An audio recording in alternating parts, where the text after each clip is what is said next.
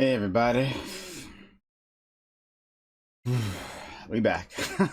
I didn't mean that to sound so exasperated, but I don't know, whatever. Captain A. Jones, yes, you indeed first. Thanks for being here, really appreciate it. Bong Anguano, 420. What a interesting and fun name. Thank you for being here. Fab White Boy, Republicans Hate Democracy, and other objectives. First, another objective facts. Yes, thank you so much, Fab. Friday Living, yo, what up? You might have been first here, Friday Living, but you weren't first to type. I got no proof. Got no proof. Pixar didn't happen. What else we got? War Talk. Hey, War Talk. Thank you for coming around. Pizza of the Republic. I see what you did there. I see what you did there. Haha, nice reference. Do they even have Tombstone Pizza anymore? I'm sure those things still around. Warrior Slayer. There's nothing more palatable after the hippy dippy roundtable than some real debate. Blood sports of Prime Kai. Oh, that's cool of you. Screenies are ready to happen. Ah, you beat me to it, Captain A. Jones. Waiting for the Prime Smash. I know about that. So is the public. Hashtag Vader did nothing wrong. Goddamn right. The Galactic Republic shut down the Senate. Execute Order 66. Okay, I'm among friends here. Clearly, I'm among friends. Friday. Okay. Run Jedi scum. For myself and a friend. Insert kindergarten cop joke. You mean the one kindergarten cop joke that everyone knows? That one, the one. Thank you, Sam the Human, for being here. Hopefully my internet doesn't go out tonight. That'd be nice. But thanks for stopping by. I really do appreciate it. Crowlazor,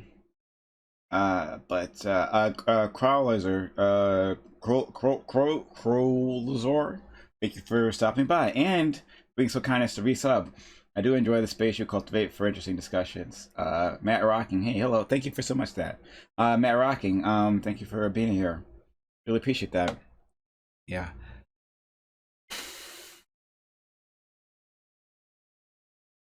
So we're gonna begin our open walk-on panel. Exclamation point open the chat. Lets you know how to join. It's an open walk-on panel with honest members like you. Yes, you participate. Join the Discord server and go to the robot waiting room so that you can be let in, and there's a Discord link for your convenience. Yes, we'll be talking about Republicans being crazy again. There's nothing more palatable after. Did you just repeat this? Did you just repeat this? Why you why did you just repeat that? I saw it the first time. Worry Slayer. I already said it. Did you not hear me? Okay. But anyway, thank you for being here. Thanks for your enthusiasm. Pronunciation guide. Kroll. Rhyme. Crowl. Crowzor. Crowzor. Okay, Crowzor. I'm gonna fuck it up next time, I'm sorry. But Crowzor. I'll try to my best though. How long until the panel starts? The panel starts right now. Sorry, I was waiting for the keyboard. Oh, okay, yeah. I was like, oh, what a clever comment. And then like, oh, it's that same clever comment again. Hooray. Alright, yeah, I got something to talk about. That would be the thing about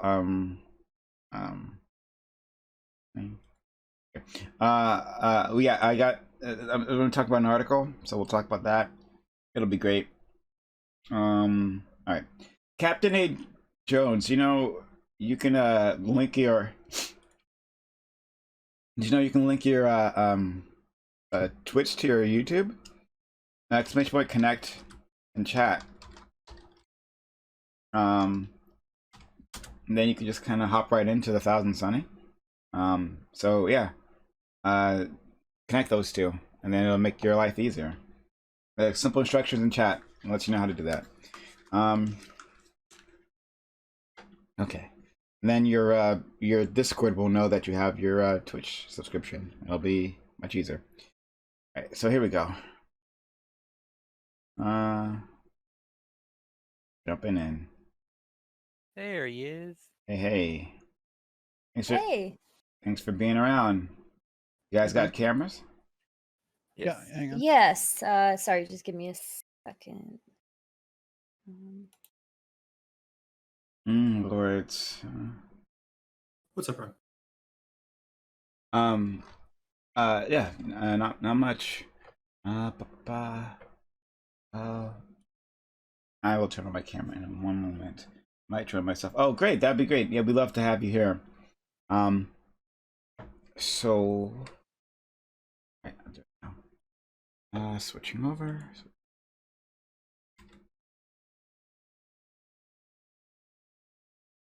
Hey. Okay. So, yeah, how are you all doing? Good. How are you? All right. Thanks for being here, Clearest. Thank you for being here, Fab. Thank you for being here, Irom, and of course, thank you for being here, Stardust. Hey, Stardust, do you like lay out those lights on your bed every time you stream?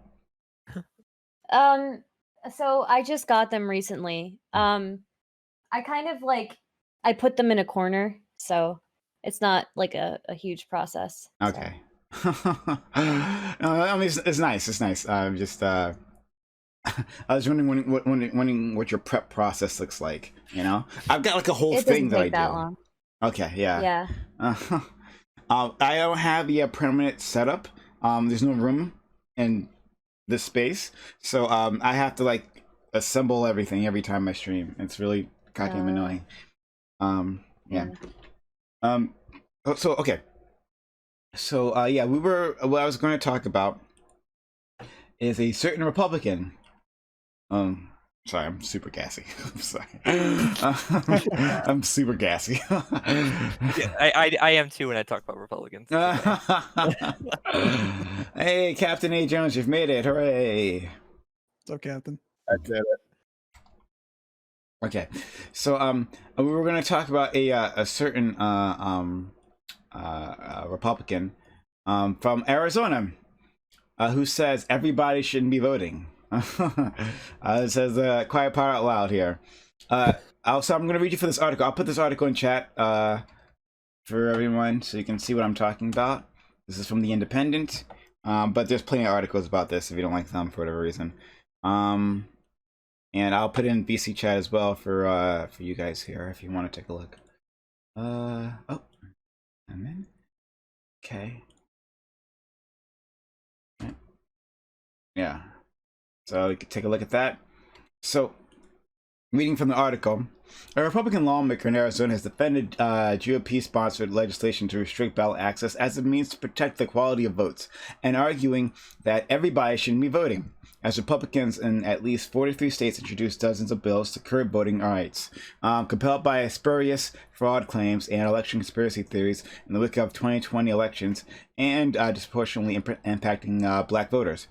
Arizona State Republican Arizona State Representative John Kavanaugh, who chairs the state legislature's Government and Elections Committee, told CNN that Democrats are willing to risk fraud by expanding voter access, and that Republicans are more concerned about fraud, so we don't mind putting security measures in that won't let everybody vote. But everybody shouldn't be voting. Mr. Kavanaugh was referencing a measure that could purge thousands of people from a list of voters who automatically receive popular mail-in ballots during elections. Arizona lawmakers are considering roughly 24 other bills. The absentee voter list was created with bipartisan support in 2007 and enrolls more than 3 million voters and have cast roughly 80% of the state's votes in recent elections. Mr. Kavanaugh also suggested that Democrats' voter registration and ballot collection drives can greatly influence the outcome of an election by targeting uninformed voters. Not everybody wants to vote, and if somebody is uninterested in voting, that probably means that they're totally uninformed on the issues, he told CNN. Quantity is important, but we have to look at the quality of votes as well. In a statement to The Independent, Mr. Kavanaugh said, "I believe that everyone legally qualified to vote should vote. However, I recognize that some people are not interested in public policy and do not follow the issues, so they are, by choice, uninterested and uninformed. I believe they should be left alone until they decide what they want that they want to vote." Sorry, this article is a lot longer. Oh, no, it's almost done. It's longer than I thought it was. One second. His comments follow remarks from an Arizona Republican Party attorney at the U.S. Supreme Court, where the GOP is challenging a critical element of the Voting Rights Act. "Allowing more people to vote puts us at a competitive disadvantage relative to Democrats," he said. Yes, that's the important part. We're going to talk about that line soon. Meanwhile, Republicans in at least 43 state houses have introduced more than 250 bills restricting voting rights, limiting ballot access, or adding barriers to voting. From adding restrictive voter ID laws to preventing voters from requesting mail-in ballots after a spike in absentee voting during the coronavirus pandemic. On the 5th of March, the Republicans of the House of Representatives, passed a sweeping voting rights and government ethics bill that would constitute the single largest piece of election protection legislation since the passage of the landmark Voting Rights Act, if adopted into law. Almost done. If passed into law, the measure would serve as an antidote to the wave of restrictive voting legislation up for debate in state legislators across the U.S. Legislation would enshrine some voting access efforts in place in several states, including automatic voter registration, same-day registration, restore voting rights to formerly incarcerated people, and seek to eliminate bipartisan gerrymandering. H.R. 1, or the For the People Act, faces a steep climb in the Senate. It's not going to pass, where it will need at least 10 Republicans to join all 50 Democrats to meet 60 votes for its passage. So, I'm going to derail for a hot second. That's the end of the article. The end of me trying to speak, which is not a good thing. That line at the end annoys me when it talks about how it needs 60 votes to pass, because let's always not forget, that's not actually how the Senate works. That's not actually how it works, right? Like, you just need a majority. You just need like a simple majority to pass a bill. That's all you ever need. However, Mitch McConnell made it so that it's just like was it du jour? Like, it's to use the filibuster. It's just what you do on every bill. Everything, every measure has to get 60 vote majority, because it's just going to decide the filibuster. Every single bill. And we've just kind of accepted, oh, it takes 60 votes to pass something. That's not the case. That's not how it works. And it pisses me off when we don't mention that. Just this is what's happening. And also, of course, we have certain Democrats, fucking Joe Manchin, who don't want to get rid of the filibuster even when they have the opportunity to do so. So I just want to put that out there. It really fucking annoys me. But before I jump too deep in this, I want to let you hear what you all have to say, what your initial thoughts are. Vivian Wolf, thank you for being here. I love you, buddy. It's all right. Hi. Nice to see you. Okay, I guess that was really awkward for you. All right, moving on. What do you all think about hearing this representative talking about limiting voting and protecting the polls from uninformed voters? I think it's just to try to play where the Republicans think they care about election fraud just from this last election. They're just trying to play into that some more. What's controversial about this exactly? This seems very... What's controversial? Serious? Yeah. So buddy. Oh, here we go. when he says uninformed voters perhaps shouldn't be voting, that seems like perfectly reasonable. Sure. That's kind of the point of voting in a representative democracy, though. Like, the voter itself is not supposed to necessarily be super informed. They're supposed to elect informed people, or people that have access to people who can inform them. Who's determining who's informed? What's an or not? informed? Well, yeah, what's an informed voter? What is it? So- what is that? regardless of I do want to comment, regardless of whether they're informed or not, right? You are taking away somebody's agency to participate in the democratic process. And Well, no, he says anyone who would like to vote should, but why would we encourage uninformed voters to vote? We're That's not even they're making controversial. it they are making it harder. Again, Uninformed who's voters and no uninformed? information voters are they're a fucking myth, right? Like, you exist in a representative democracy, therefore you vote for the person who you trust the most to represent your will in the legislature. right? And that's a decision basically anybody can fucking make, and they make it based on a whole bunch of different fucking reasons that can be very personal, very much just like, I identify with this guy, I like the look of him, I like the cut of his jib, the way he speaks, blah blah blah, I'm gonna trust him, right? Like the idea that like a low info or uninformed voter is something that you can even fucking measure, I think is ridiculous. Yeah, I'm not even sure what that even means. And no one's not going to know all the representatives. Like there's like school board seat A, B, C, D. You're not going to know all those people running for those spots. You don't just vote for representatives, though. You vote for ordinances and tax levies and like public projects and all kinds of stuff. It's not just. Of course. So what does it mean to be an uninformed voter? What does it know, like an uninformed voter? Then I mean, someone who walks into the voting booth and says, "I don't know who any of these people are." As it is, very few people vote in these municipal elections anyway, so it might be a moot And if you point. if you don't know what those measures do, you can always not vote for that.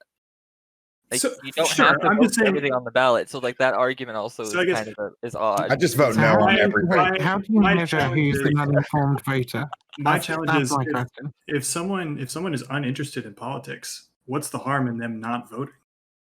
Who decides who decides the level of interest gets them the ability to vote? Wait, I'm sorry. Could you Because repeat when you go on the booth, like a lot of the time they explain what you're voting on, especially the bills, not the people, but they're going to say like we're voting on this tax, so this could be done, so you know what you're voting for in the booth itself.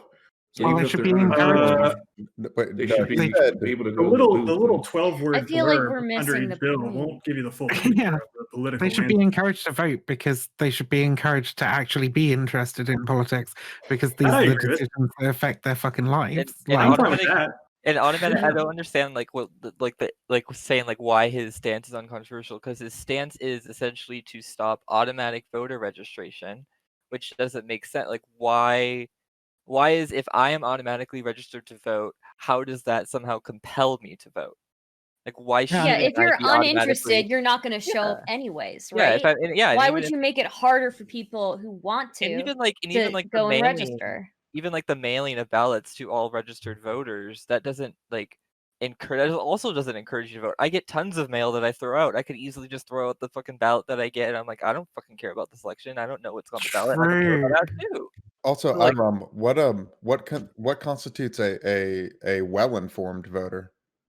The one who votes, I the was one who just votes gonna say, Republican. someone The one who votes Republican. posted That's that in the chat, one like, I saw that low too. I info was going voter with you on assumes that. there are high info voters. Like, Viv, why? I was trying to steal that and take credit for it. So it's just a hypothetical. I mean, you can fill in your own definition, but if we think that democracy would run better if people knew less about the political landscape, I think that's a total. That's not what's being said at all, though. That's not what's being said. Yeah. Like we're not advocating for compulsory voting. We're not Oh, advocating. I for could do that. Right. Yeah, there's a lot of like in this compulsory argument of like that. calling this Arizona Republican stance bad. We're not being like, oh, he's bad because he's not supporting compulsory voting. Yeah, He's just unfortunately. literally not supporting automatic voter registration. I wish he was. Right. I think the real problem for me is it raises a whole load of alarm bells. Just the language being used, right? Like the low information voters, we shouldn't encourage them to vote. This is I don't know. It's one of those like spooky, slippery slopes to like. It's not even that. No, you're giving It's a dog you're whistle. giving It's too a much dog. credit. Yeah, it's a high. It's a very loud dog it's a big whistle. dog- it's a Might dog- as well have okay, said fine, urban voter. sure. Dog whistle I mean, for essentially, voting it's right. like they just want to. Yeah, they just want to stop poor people, people they view as uneducated, from voting. Yeah, and we literally used to do that. Literally used to do that. We Yeah, used to you have literally used to tests. do it, and it was fucking Tests. terrible because you had a stupid fucking competency test that was like incredibly racist in its enforcement, especially, right? I So think like we're- just I because think- you used to do it, doesn't And mean it's actually good. extremely What? difficult. If you ever actually looked at those literacy tests, they were actually ridiculously difficult. There was like college graduates who can't answer that question, to answer those tests. I Well, think it's I not did even one that in a they're class difficult, once. it's that they had a load of questions that were ambiguously worded so that they could basically just go, yes, I see You, sir, seem to be a darker shade than the usual. The answer you have given is obviously false. You guys think that our democracy would be in better shape if the electorate was more informed, more interested, and more intelligent? Yes. Yeah, but we're not. But we're not saying that. We're not. That's not like the argument that's being made, though. More education. Like every single time that there's an election that comes up, I don't just go, who's the Democrat in my district? Or, I mean, maybe that's how some people would prefer that I vote, but I go and there's resources out there where you can go and you can find out what ballot initiatives mean. Who's getting appointed as judges and things like that. There's all sorts of tools that you can use that are at your disposal to increase your own education about the politicians and people that are up for election. You don't have to say, oh, people are uninformed, therefore we just don't care about their vote. That in itself is a beautiful reason why I love to beat people over the head who say that there's no fucking difference between Democrats and Republicans. It is the dumbest fucking thing to say that people should be disenfranchised for being low income. So have all the education you like. Hold on. Iram, go ahead, please. So I agree. So let's say we want to get people invested, interested in politics. That's great. But that seems to be separate from what he's saying is if someone is uninterested, why should they be encouraged to vote? So I'm going to say that if somebody is uninterested in voting, they just won't show up at the voting poll, right? But if somebody is interested in voting, they want to take part in democracy, then creating all these barriers for them to vote is more likely to cause them a problem than it will for the opposite. Basically, if somebody doesn't want to be involved, right? We're just pretty much discouraging people to vote if we put barriers in front of them. Also, I think that one line says it all too, where it talks about how we are at a disadvantage if more people vote. Like, no fucking shit. Like, of course you're at a disadvantage if more people vote, because most people don't agree with these fucking Republican issues that they bring up. It's ridiculous. Really, what's going to happen when they go in there? They're going to look at the letter by the name. They'll vote that way. If they don't know who they're voting for, that's what a lot of people do too. Hello? We can hear you very well. Friday Living. I know you're you were very quiet. Friday Living. Try that again. Oh, sorry. Can you hear me now? Yeah, go ahead. Try it again. Oh, I said that some people just vote with the letter by their name. If it's either R or a D, because that's who they go up with or who they identify with. So that's another thing if they're not informed about the person, sometimes they vote that way too. Do you guys I think mean, that is a risk for sure, but I would rather have more people partaking in the vote, right? And them seeing that R, seeing that D, and looking up that candidate later, maybe, and doing research on that person, right? At least it encourages them to be active. Do you guys think that undocumented immigrants should be allowed to vote? Yes. No, I don't.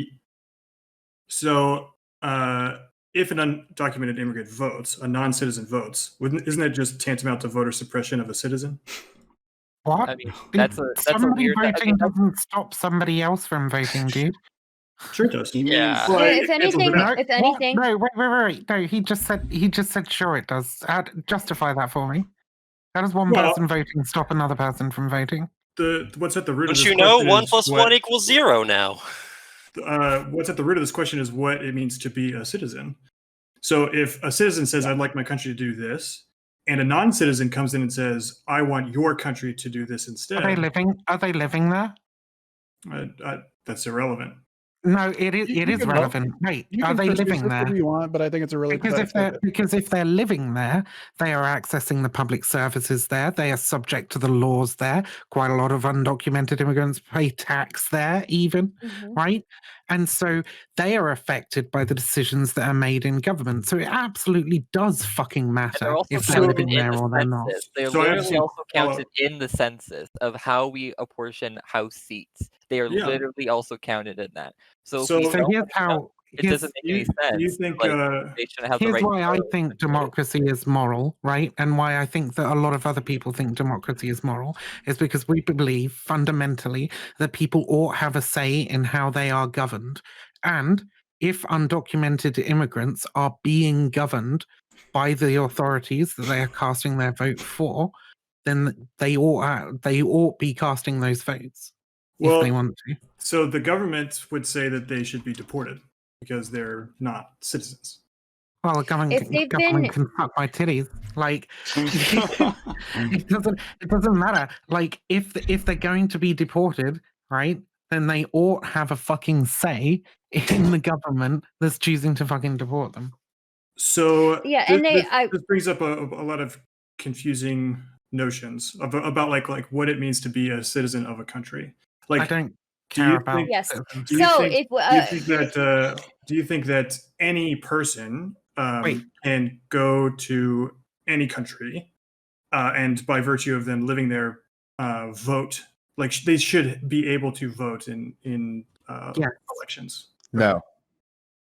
I would like to ask a few questions if there's some space for it. Who do you think that who do you think the average immigrant is, like undocumented immigrant in America is? Do you think that they are somebody who contributes to society or somebody who does not contribute to society?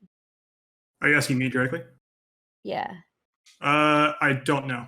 I don't really need to have the answer to that question to think the way I'm thinking about citizenship, though. Okay, so let's say that let's say hypothetically that 50% of the undocumented immigrants are contributing to the country, where like whether that's labor, whether that's like intellectually, things like that, right? Okay. And the other 50 are not? Do you think okay, here's the thing. Do you think that 50%, because they are contributing, do you think at least that 50% deserves to have a say in the country? I don't think so, no.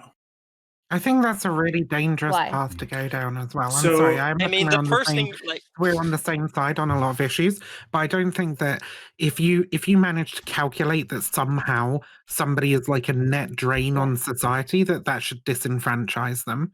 So not necessarily. I guess I'm not advocating for people to have their rights taken away, right? But I think like in the vast majority, when it comes to immigrants, the percentage of them that are contributing to hey, Prime, can you hear me? If it costs $100 to keep them all there, like they should still get the vote. Yeah, no, that's what I'm saying. I'm saying that even like, let's say, I think the vast majority of them do contribute to the economy and do contribute to the country, right? So I am okay, because we even have people who are citizens who don't contribute to our country, right?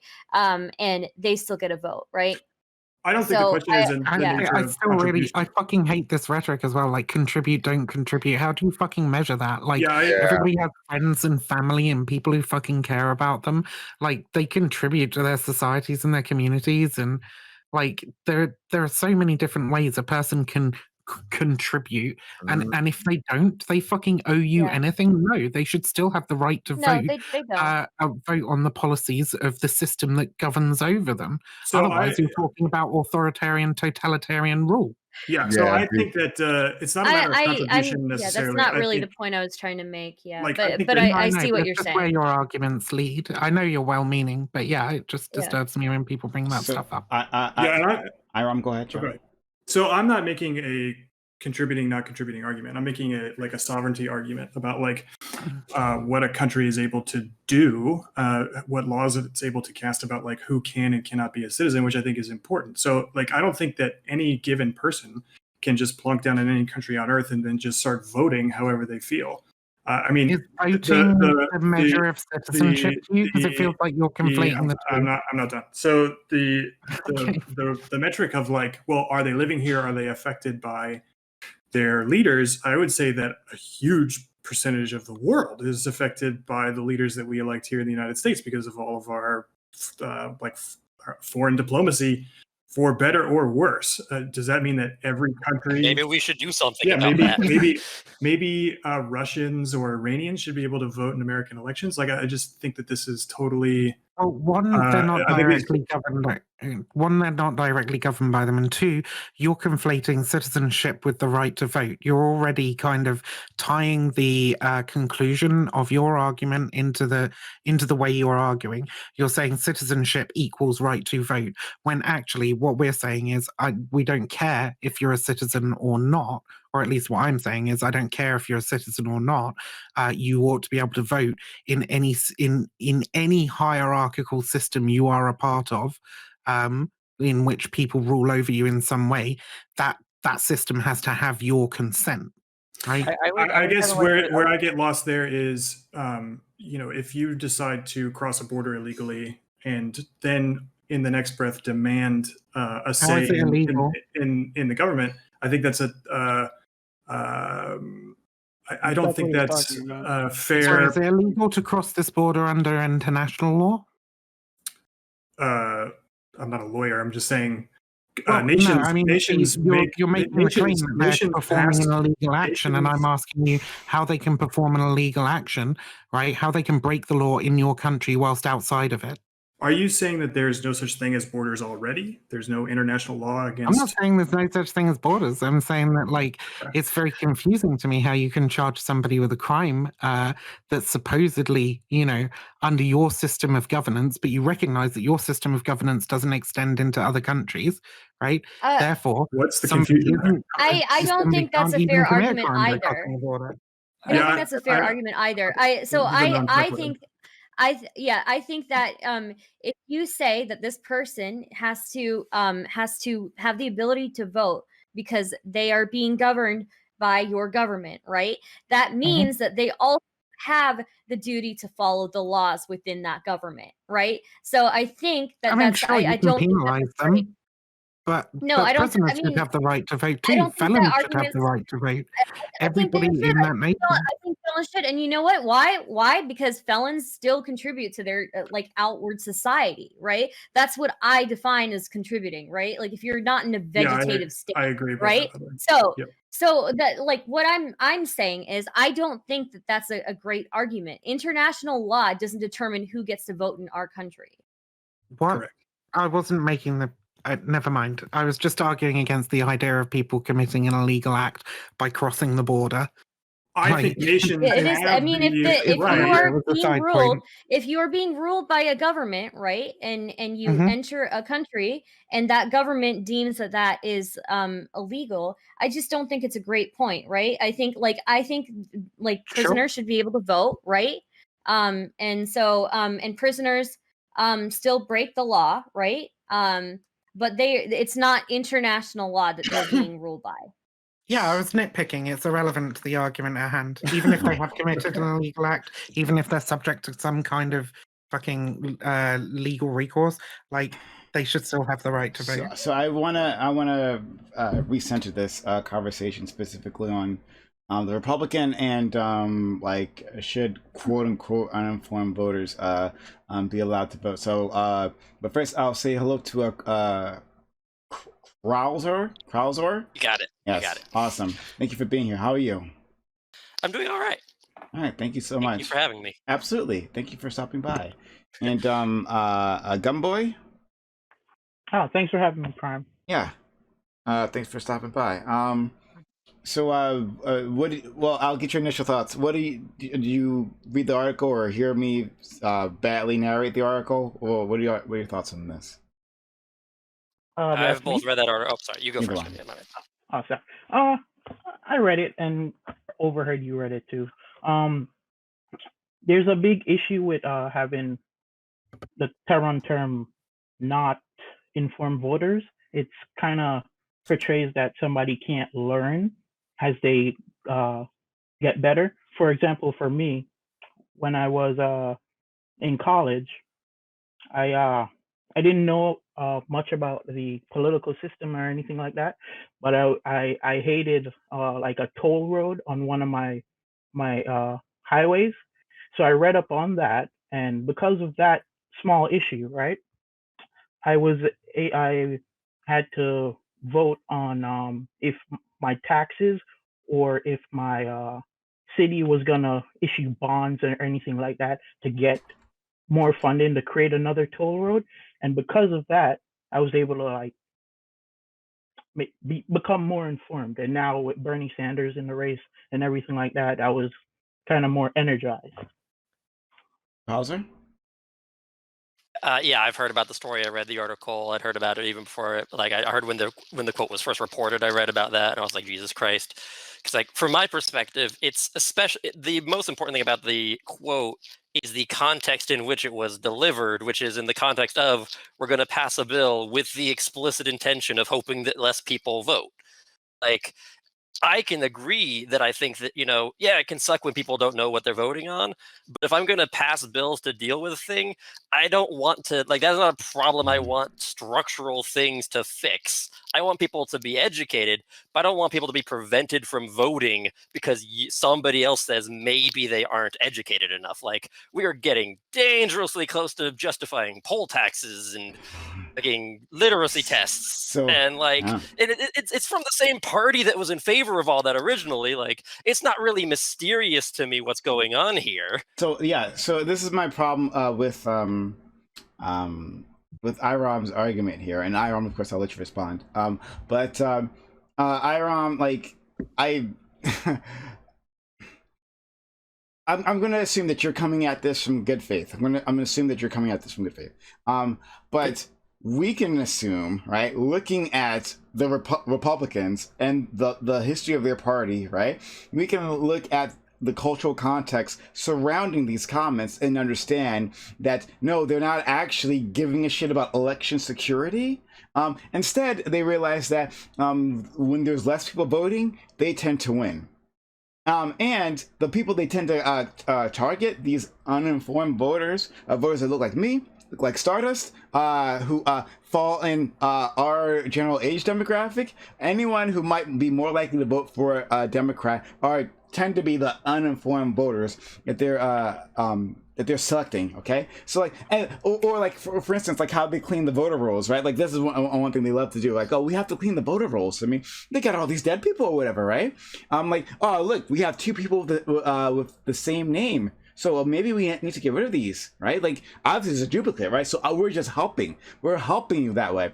Except for the fact that African Americans tend to have a lot of duplicate last names. So they're more likely to be doubles of African Americans than there are to be doubles of white Americans. And so when you use that method, just coincidentally, you happen to get rid of active black voters. This is the thing. We understand this from this party. We also can understand, and I'll just finish with this. And we can also understand that the actual acts of voter voter fraud, right? Which is what this argument usually falls around on, is nearly non-existent. Nearly non-existent. So it's a problem that would disenfranchise hundreds of thousands, possibly millions, for the hundreds, maybe, per election. Usually not even that. Usually not even that much. But go ahead. So I appreciate the good faith, and I see what you're saying about it's hard to take, probably these lifelong politicians in good faith. So I'll take the point there. Is there any like voter? So like if you're talking about purging the voter rolls, I could see that being fine if you also have same-day voter registration. So if someone shows up to vote and they have all their creds, then they can vote. So why not? So is there any voter security measures that you could see as not cynical, not bad faith? Like, yeah, we're increasing the integrity of our elections, and we are making sure that everyone who wants to vote can vote, no problem. I would say I wouldn't even require IDs. Like, not unless you can guarantee that everyone has an ID, right? That'd be one thing, to make sure everyone has an ID. But I'm fine with that. Okay, fair enough. So yeah, if we could actually make that happen, because how it's usually implemented is that the IDs are used because they understand people can't get, because you have to pay for the IDs. Well, even that, but even getting the IDs, right? There are places in, like, I remember I want to say it was Mississippi, or was it Georgia? One of those, right? In which there are like rural areas that each town doesn't have their own DMV. So like there's like one DMV like for like an area, right? And that DMV is open like once every week, right? Oh, and they'll cut the hours, right? So like there'll be maybe more DMVs, so maybe slash their hours, or just like illuminate them all together, right? So they'll be making it harder to get those ideas. So if everyone has some sort of voter registration idea, I wouldn't be like opposed to it. Like, okay, sure, fine, whatever. But we can't guarantee that. At least as not long as yet, it was though. equitable. Yeah. As long as if we could assume that it would be totally equitable and it wouldn't equate to a poll tax. The problem is you can't make that assumption. One thing I would like to add though is like possibly we could use what we do for Bitcoin and stuff and use blockchains and shit for voting. Oh God. I see. So I'm more geared towards like how elections can be gamed and fucked with, and I'm not saying that happened. I'm not saying that it happened on a wide scale in the last election, blah blah blah. But I think that like if there is voter fraud, what that is voter suppression. So to the extent that there is voter fraud, say it happens, that is just as bad as shutting the DMVs down, making sure that voters past a certain shade of brown can't vote, blah, blah, blah, blah, blah. Like I see it as like the same portion of the Venn diagram as like suppression. And so my alarm bells go off when measures about like one of those is happening and one of them isn't. When good faith proposals are made to secure election integrity, I think that's good for the same reasons. Like I would be allergic or like I would be suspicious of efforts to like, oh, you got to pay for this voter ID and we're going to purge the voter rolls and blah, blah, blah. Like all the cynical shit I sort of put in the same category, and all the security shit I put in the same category as like beneficial, or like I'm more amenable to like those sorts of measures. That's just me. So Iram, would you say that it's good faith if they're saying, and I quote, allowing more people to vote puts us at a competitive disadvantage relative to Democrats? Do you think that that's good faith? I think it's probably true. Is it good faith? So you didn't answer the question. Do you think it's good faith? What would be a bad faith interpretation there? Because I'm missing it. The bad faith interpretation would be we're losing, so we're going to pull out all the stops. It doesn't matter what happens. The bad faith interpretation would be that yeah, we're losing and we want to attempt to suppress voters in order to win the election, because we know that if more people turn out to vote, that we're going to lose.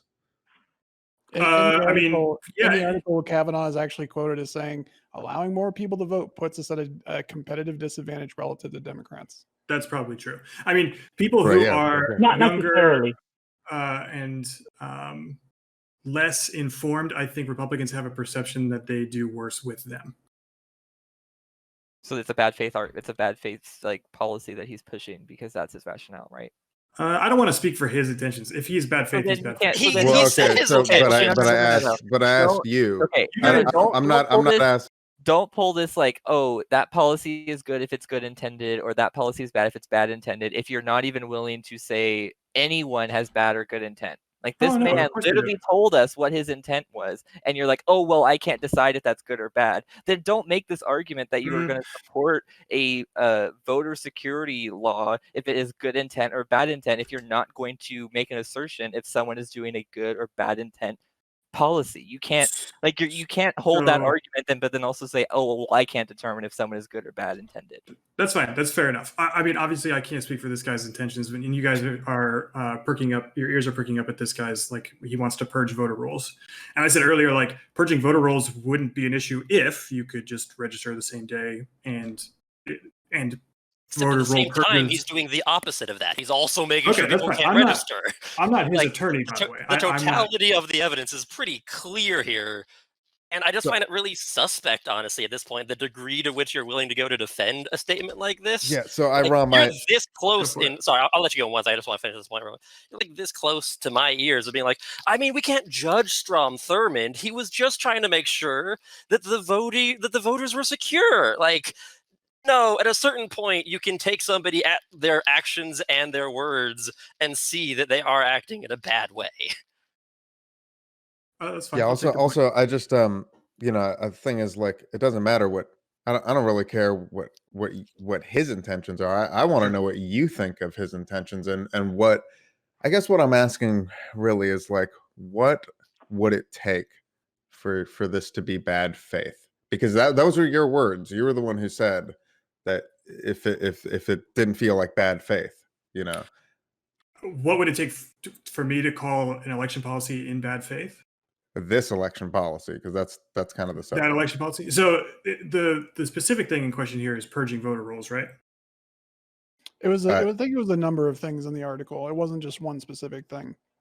In terms of just like political rhetoric, like we shouldn't be encouraging like people who aren't interested in politics to vote. I kind of agree. I don't think that people who do not take an interest in politics should be voting. I think that, but like our democracy would probably be better off if the people who were voting did so under their own volition and did so because they had an investment in what they think they're participating in and have like done the research and are well informed. Like it seems like the health of our democracy would improve if people had more of the right information and were more invested. You just said under their own volition. Volition is the faculty or power of using one's will. You're literally saying that they don't have, we're taking away their willpower? Like that doesn't make, I'm sorry, but that just doesn't make any sense. I did not. You said volition.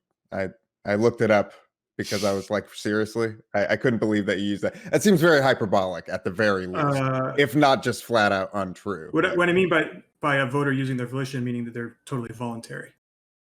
So how are we taking away their will? I'm very confused. I'm not arguing. I think a wire got crossed there because I'm not arguing in favor of anything. I think you're disputing. I'm asking. Well, I'm just asking you to clarify what you. No, someone just got very loud for a second. He's moving furniture. Yeah, moving furniture. So you guys all hear dog whistles. I hear like a pretty innocuous comment to the extent that there's cynical voting policy going on. I would just take it at a case by case, and I've said before like how I sort of classify that personally. Innocuous. Wow. I could be wrong. Before by trying to say that they care about people showing up with IDs to go vote. I think you go ahead, bro. No, but finish your point, please. Like I said, I like categorize election integrity in like the same umbrella as like election security. So like if there is voter fraud, that's just as bad as voter suppression. They equate to the same thing to me. I just want to take a quick moment to welcome the new people. Thank you, Biggs, for coming back. I haven't seen you in quite a while. Thank you for being here. Thank you for having me, man. I appreciate it. I was actually in bed and was in the chat, and I figured I should, if I'm going to be making points in chat, I should get on here and really represent and not just be a keyboard warrior. So hello, everyone. Good to see you all. Hope you're having a great evening, great weekend. So I'm excited to hear everybody's opinions. Thank you for having me. Absolutely. And Ninetails, thank you for joining us as well. Hello. Thank you for having me as well. Everyone who's in chat, if you don't want to come on the panel, you should subscribe to Prime. Oh, that'd be great. Even better. In fact, all of you can leave if you just send money. That's good. We can end stream. Mission accomplished. But okay. So Iron, go ahead, Captain. I was just gonna kind of just question Iram again, not to dogpile you, Bring it on, man. It's fine.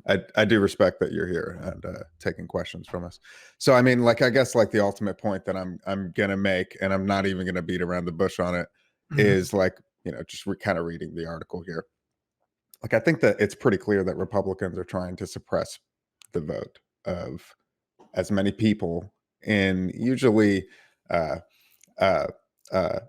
like rural or urban environment. They're just trying to suppress votes all over the place. I mean, like the article states, in at least 43 state houses have introduced more than 250 bills restricting voting rights. And so like that feels like, I mean, to use your words, that feels incredibly bad faith. That sounds like a rhetorical wedge. Like when it is rhetorical. If there was like an increased like security measure on elections, say that it is in total good faith, I have no doubt it would be described as voter suppression. That's just how rhetoric works. So if you bring up a specific, I'm happy to talk about a specific and why I might think that it's cynical or a good idea. But to hear like, there's a headline and they're passing all this voter suppression stuff, I don't buy that stuff. Do you believe that voter fraud happens on a widespread basis enough to maybe affect elections? It's hard for me to tell. I have never seen any evidence of like enough fraud to have overturned an election. Mm-hmm. However, I do think that there is fraud. I mean, objectively there is fraud. It's just it's a question of the extent to which it's happening. You can't. So, okay, I don't like this like argument of like, I can't know. Like we do know. Like we do know the extent of election fraud. So like it's very little. It's a non-issue. So I have a question for you. It's actually why it's just really quickly. It's why I thumbs down Friday Living's let's use the blockchain for voting stuff, because pointless. There's no point. That is a big expensive waste of time. Voter fraud does not happen in the United States. You can turn your vote into a fucking currency. No, Jesus Christ. Yeah, your vote just goes up to the moon. Yeah, each is $1 million now. Jesus. Ridiculous. So I want to ask you all a question. So when you have, I personally think the bigger issue isn't necessarily at this point fraud or anything like that. I think we saw in both 2016 from the Democrat side and then now in 2020 from the Republican side that there is a complete lack of faith in the election system. That's depending true. on who wins and who loses. So I think that this is the bigger issue that we need to really focus on, because obviously, whether there's fraud or not, which I don't think there was enough, like you said, there's no evidence, concrete evidence to show. Obviously, there's evidence that there is fraud, but to what extent and if it's enough, it's highly unlikely. But I think we've lost all confidence in the system. But how do you think we've lost that confidence, though? I also want to ask. Is it not just literally political rhetoric? It's literally not like this election and an entire campaign of that this entire election was stolen. That is why we have election integrity. It's not election distrust in our election systems. It's not because our election systems are not safe. They are 1,000% safe. They are the safest on the planet, and we don't have fraud. That's the point. No. But like, why? What I'm saying is those two arguments of like we need election security, or like the idea that we need more, and that we have election like distrust. Like to attach those two, it doesn't make sense to me when the distrust has nothing to do with security. So what I'm going to tell you is that it because it's so far removed, like you voting and what you can see as an individual voter is so far removed from what's actually happening around the country, and the deep partisan like the rhetoric is part of it, but just like it's almost like a sports team, say, and you have, at least with the sports team, you can see when the other team beats you, like you can see it's obvious this is what's happening. But as far as a voter goes, like I have no idea what's really happening throughout the country. I don't know. So it's hard to have that feeling concretely in your heart and in your soul that, I can trust this, when you can't actually see it besides what other people are telling you. And again, I do think that there needs to be we need to focus on that part of it and finding ways that we can make it so. Do you think a degree of transparency in the voting process might help? I do. Awesome. I don't know you can go online and fucking check it out then. It's incredibly transparent. One of the most transparent election processes in the world. Live streams of them counting. I don't understand unless you want us to have a live Twitch stream of every polling booth in America. I don't understand how we're going to make it more transparent enough for you to trust. I put in the chat earlier, there's a bunch of things that we can get with both sides having things that they want. Like I'm more right. We're just talking about election integrity right now. Right, but what I'm saying is, like, I think there are things we can do like that, like having you're already recorded everywhere you go, basically. So what's wrong with saying having a recording in the voting? Not like necessarily when you're actually doing the vote to see what you're voting. We should still have secret ballot, but I think all that should be monitored, recorded, so that way if there is ever an issue, it's like, we go right here. Huh? Yeah, it is. It's just who gets to see this data, because we know that everybody should be able. If we give mega chunks, here's the problem. Let me answer this. I gotta point out that if we give these people too much access, they're just gonna start examining footage of people putting boxes under tables and being like, oh, hey, this is voter fraud. So we need some sort of standard for what this information is going to be used for. Also, just to chime in right here, there's actually a really good reason that we hide, that we're in a booth when we vote, and we are able to hide our votes. It's so that people can't coerce us or intimidate us into voting, because that was a huge problem back in the 1800s. If you've seen the movie Gangs of New York, I love that scene. Yes, exactly. You know what I'm talking about. It would be a problem as well. I mean, it's not like they don't try and do that in other underhanded ways. Exactly. It was very intimidating when I went to vote in person, and it was at a church, and there was a Jesus painting right above my polling little booth. That was really weird. Just putting it out there. That was just really weird. Can I also note that it is completely inaccurate to compare the 2016 election and the 2020 election, because comparing like the skepticism level of both of elections is not a fair comparison. You're saying that because Democrats were skeptical about Russian influence, which they weren't allowed to really investigate, it basically means the same thing as we're allowed to investigate for over 2 years of an impeachment trial. Like, that doesn't make any sense. Wait, were they skeptical of Russian influence on the actual the voting machines or the voting voter integrity or whatever? Because most of what I heard back around 2016 was Russian troll farms and shit manipulating social media in order to. More concern about that. There was more concern about interference in terms of trying to influence voters and trying to infiltrate basically media and basically convince people to vote a certain way. It's propaganda, right? There's two very, very separate issues, right? When you're talking about the integrity of when this chap anyway who's just come in talks about the integrity of the election and says, oh, I don't know what happens to my vote once it goes into the box, right? I don't know what happens around the country. He's not talking about fucking Facebook campaigns by Russian troll farms. He's talking about literal institutional fraud that he thinks might possibly be going on. I have to say, because of what's happened around this election with Trump and fucking Rudy Giuliani and Sidney Powell and so on, right? There has been a tremendous amount of scrutiny. There are multiple court cases ongoing, and Sidney Powell is expecting to get some kind of fucking answer in November, maybe on the last one that she has going. But they've all been fucking thrown out because there is no evidence of voter tampering, voter fraud, and any of this stuff that you're worried about.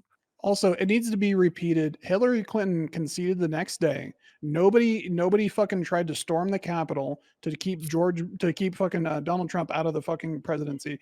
It is completely different to compare these two. That's not true, though. There were riots in D.C. at the inauguration. Nobody tried to storm the Capitol. Maybe there were protests. I don't think there were riots. There were not riots. There was a protest. There were not riots. There were riots, smashing windows, storefronts, throwing.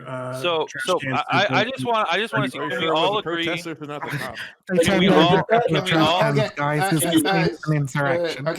You're confusing people. Smashing a window. Too much. Hold on a second. First of all, I like it when Mixed Vivian Wolf says the word chap. I like it a lot, actually. And also, Biggs, you want to say something? Give it a try. Yeah, I just want to say, can we at least all agree that as much transparency and being able, just the fact that if there was something like this in place for 2020, that you guys could just throw it in Trump's face, be like, we have all the proof that we know without 100% shadow of a doubt that all your 750 million people that voted for you can look at that themselves and say, yeah, we didn't win, it was legitimate. I mean, the point is you can't. I'm not worried about showing QAnoners evidence. Conspiracy theory mongers. They don't care about evidence. Sorry. We have that as much as we can have it. I don't know what you are talking about of what we need to show them to prove that it was so not there is because every single thing that they claimed was rigged, whether it be like the whole thing in Arizona with like the boxes under tables. That was literally like an out of context clip that when shown in Georgia, I think. Georgia, Arizona. I mean, it happened all over the place. Like, who cares? Whatever. Just like all of that, like all of those instances that they claimed were fraudulent, all of the things that they claimed were fraudulent, that was unequivocally proven and shown with evidence that it wasn't. And so I don't understand of what you were talking about of, well, why can't they just show them something that 1,000% proves it? It's because the people that are claiming that these are fraudulent elections are people who are disconnected from reality. So if I literally showed them my ballot where I put in Biden, they would literally tell me to my face, no, that's a fucking vote for Trump. Like they are completely disconnected from reality. So you can't make this argument that these people who don't believe in reality, that you are going to show them anything that is going to convince them. Yeah, unfortunately, I don't think there's ages now, and the question was asked a little while ago. What do you propose could be done in order to make things more transparent? What would you like to see done? Some actual material changes that you think would make this process more trustworthy to you? Are you asking me? Are you asking? Yeah, who are you asking? Oh, yeah. I would assume that that question is going to Biggs, who's claiming that there should be something that we should be able to show them. Yeah. Okay. So in chat earlier, before I hopped on here, I think we have there's many things we can do. I think it's great to have the all the way back to automatic instatement with issued IDs for voter registration. I think that's great. I think having an extended voting period is great. I think making a national holiday for the election day is amazing. I think everybody should vote. But I do think that it should all be paper ballots. So that way there's a paper trail. I have a degree in accounting. Auditing, the key to auditing is paper trails and evidence to look back on at a later date. That is though. We do. Not everything. No. Because every person who casts a ballot has a paper. Every person who has casted a ballot, there is a paper ballot of that vote. So every vote can that is 100% not true. But anyways, so it needs to be as much as we can possibly get in person. Obviously, I think there needs to be concessions made for mail-in voting. But my thing is, as an auditor, the more points of failure you have in a system, the more likelihood of that failure. So I want to make it as failure-proof as possible. I do think that live streaming is actually a great idea. I also think that both the voting and the counting, I don't want to say that you are going to get your vote shown. I just think there needs to be some kind of overview of like, maybe the general area of where the voting is taking place, but not so you actually see people's votes. Obviously, secret ballot is very important to me, and I think important to everybody. So going back to go ahead. So going back to someone brought up blockchain, and I really hate blockchain solutions. But if there was a way to double check so what we're talking about is you like cannot do digital. It does not work. It is too. No. I agree. Yeah, I agree. Okay. So I agree that we need a paper trail. That a lot of security experts think that we should have a paper, even if you vote electronically, it should have a paper backup. I also have an IT background. Okay. So if you mentioned that there's not a paper ballot in some places, where exactly is that? So before you guys get too deep into this, I do want to get Nine Tails a shot, but Iron, finish your point, and then I'll go to Nine Tails. So the problem we're trying to solve right here is like how an individual voter can be assured that their vote got to the right place, and that there was people charged with securing an election have a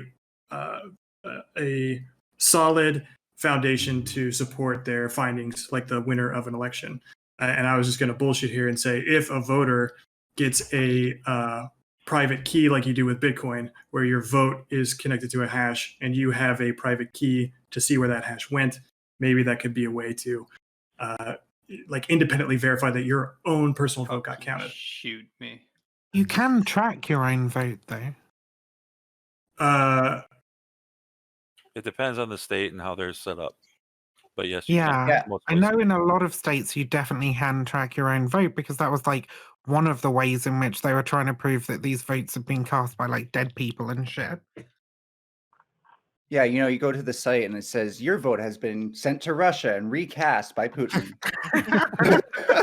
God, I fucking wish. But yeah, I wanted to address the idea of what Big said about like, well, we should be providing evidence that there is no voter fraud. Like that's getting us to prove a negative. At every single step, it should have been the people making accusations of voter fraud who had the concrete evidence. They didn't. That doesn't mean that the other side is now the burden's on them to prove the opposite. I do agree in general that transparency is better, but I think we do have to take a look at what's just happened at the most recent elections and realize that without like the proper safety measures in place, and I'm sure like with accounting, you know that like you can't just like put everybody's numbers out there and expect that to be okay too. You will be opening a Pandora's box for conspiracy theorists. I think that's the biggest problem here. I feel like if we give any kind of concessions towards these people, like if they've already demonstrated like their complete willingness to completely ignore all parts of like reality, they're completely willing to just completely subvert the process. I think that like giving them any kind of credence or giving them any kind of giving credulence to their argument by entertaining it and dignifying it with a genuine response and an effort for something that's not actually happening sounds a little bit absurd to me. I think that that's a bad move, number one. And then number two, I think, you guys were talking earlier. I just wanted to, there was just something that people said. I didn't know anything about this, but I really feel like journalistic integrity is like hyper important. And you guys were quoting Kavanaugh as saying allowing more people to vote would would put Republicans at a disadvantage to Democrats. Kevin, he didn't say that. That wasn't what the quote was. I saw that. So there was selective quotation there, and they added allowing more people to vote, and then quotation would put us at a disadvantage, whatever. What that was actually an answer was specifically out of district voting was. I had to look up the actual article. I mean, a different article that actually talked about what they were saying. I'm not trying to justify what they're doing. I understand their intention. I just think that if we're going to be entertaining things, we probably should make sure that it's actually accurate. And in this specific case, that wasn't. That's a good call, and I think that gets at a deeper issue, which Biggs brought up, which is a total breakdown in trust. And I don't think it's possible to run any kind of election anyway if you don't trust your neighbor. I think democracy really depends on social trust. And like to your statement a little bit earlier, like we shouldn't be giving these guys an inch because anything that we give them is just going to be used against us. That, and let's say you're right, that is so poisonous to the function of a democracy that that's not what this is me talking now. What I'm saying is your earlier point of, oh, okay, well maybe sorry, I misheard, but my point remains that if you can't trust even a journalist to quote a politician accurately, or you're afraid that any security measure might just be used against you, that it's a total breakdown of trust, and I see it as a harbinger of bad things. Hold on 1 second. Ninetales, did you go? I'll make sure you weren't skipped. Yes, I did. Thank you. Okay, go ahead. So I just wanted to circle back. There's actually 8 states that have actual completely computerized without any paper audit trail at all, and another 13 that have digital with paper trail as well. So there is states that actually have, and it is also based on counties and stuff like that. So there are actual, which is ridiculous to me, being both in previously in IT and now in accounting, that there's 8 states that have all completely digital with 0 paper backup trail. That is absurd to me. That alone, to me, I mean, obviously it doesn't prove fraud or anything, but just from a integrity and a competence level, that is awful to me. So actually, a lot of people now are just using QuickBooks, because I'm in the IT field myself, and a lot of those people are just using digital QuickBooks and stuff like that. Yeah, I actually think paper trail for voting is not a bad idea. I'd be in favor of it. And one thing I know too, a lot of the other side, a lot of other countries use exclusively paper ballots. So I think that, like, I believe Canada might, I think a lot of the European countries do as well. So it's not like a uncommon practice for industrialized nations to do paper voting, even though it seems archaic with the technology we have. Let's go to Dr. K and then Nine Tails. Yeah, it's all good. Yeah, so I'm pretty on board with that for a all or majority paper voting. Just as sure as we can make sure that no actions are taking place that purposefully disenfranchise people. Fanatic, we can hear an echo from you. Thanks. Yeah. So, for example, I forget which state it is, but I think it might be Vermont or even my own state. I forget which one, but essentially they have automatic registration. So the moment you are 18 and you have your ID, you're automatically registered to vote, right? Or no, you're registered through your social security card, right? The moment you turn 18. That's a good first step. And then on top of that, like, mailing out mail ballots to everyone, irregardless of whether they want a mail ballot or not, just in case as a backup measure, is also a good method to ensure that we have as much enfranchisement as possible. Because the biggest thing that actually fucks with election results is not voter fraud, but rather voter suppression, which you can see at a industrial scale across the United States, from gerrymandered districts to methods of ensuring, there's as few polling places as possible. In fact, Georgia did a really interesting one recently to strengthen its voter suppression because Georgia turned out very blue in the presidential races here, right? That upset the Republicans who hold on to Georgia a lot. So now they are making it illegal to hand out pizza or water even in voting lines, on top of multi-hour-long voting lines in Georgia, closing polling places, taking legislative measures against things like souls to the polls and things like that, get out the vote measures, to ensure that they can suppress the vote against them as much as possible.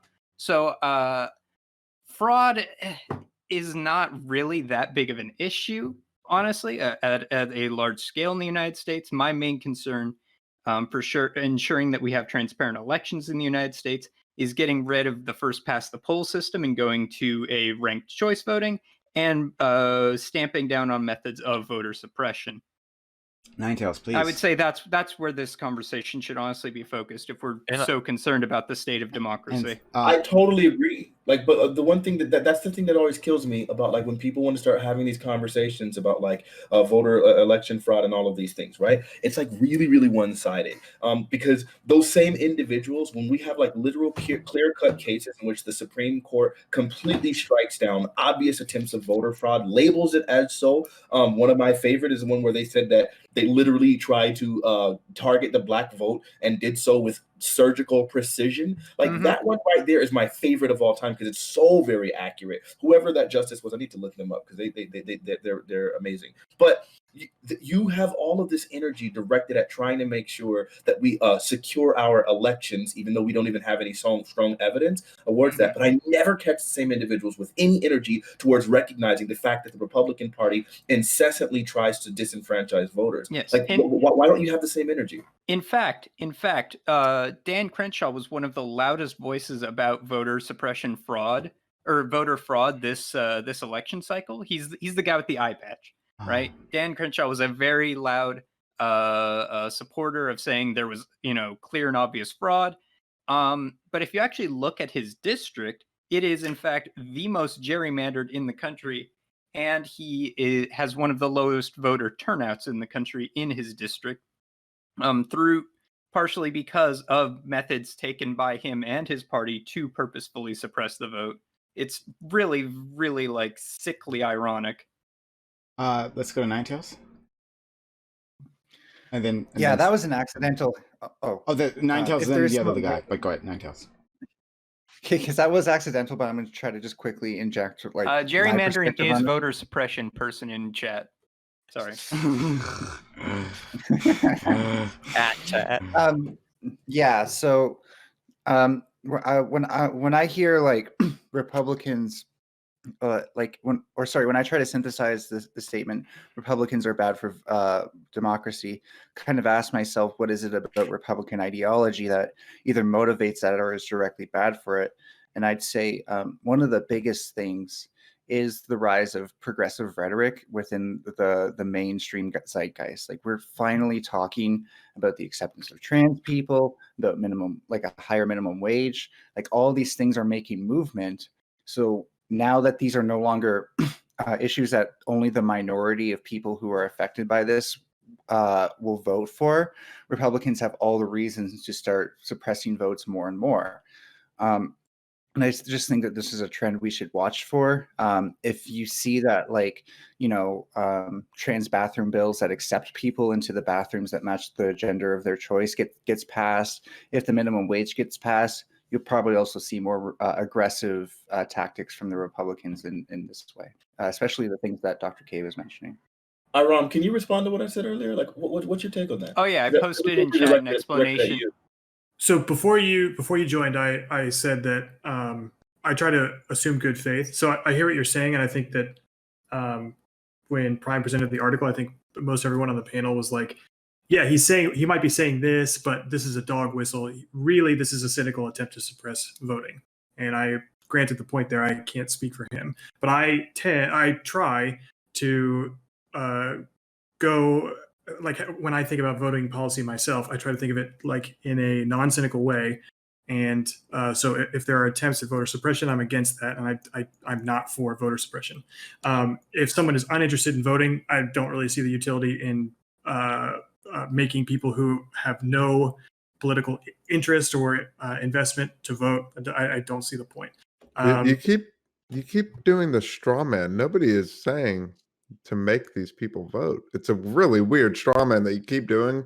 We keep pointing out, and then you keep doing it again. Hold on. Did you not advocate for compulsory voting earlier in the stream? We explicitly said that we were. I'm talking directly to Jones. Oh yeah, I did, but we're not talking about that. Nobody's been talking about that ever since, and we didn't even go into that. Yeah. Okay. I mean, I guess we can if you want to. I'm being accused of making a straw man, but I'm just bringing up something that was brought up on the panel earlier. Okay, fair enough. Listen, all I'm saying is, I hear what you're saying about having a suspicious view of any kind of attempt to, quote, secure elections when really you're just hearing voter suppression. Okay, so I'm happy to.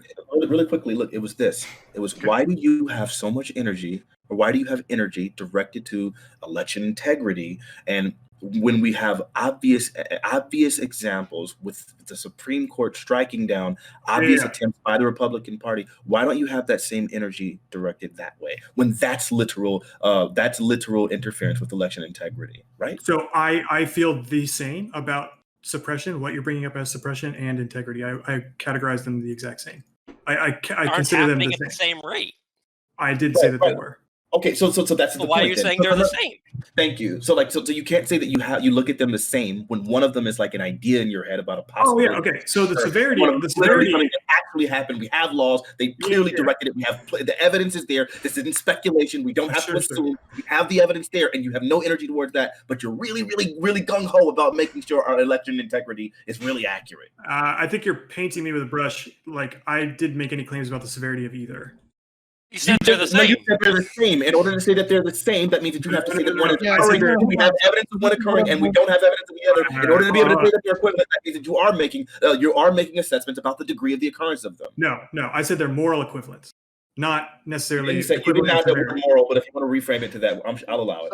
So if they're moral equivalents, and you can quantify that one is happening more at a much higher rate than the other, of course, then what is the worst moral infraction? It's clearly voter suppression, right?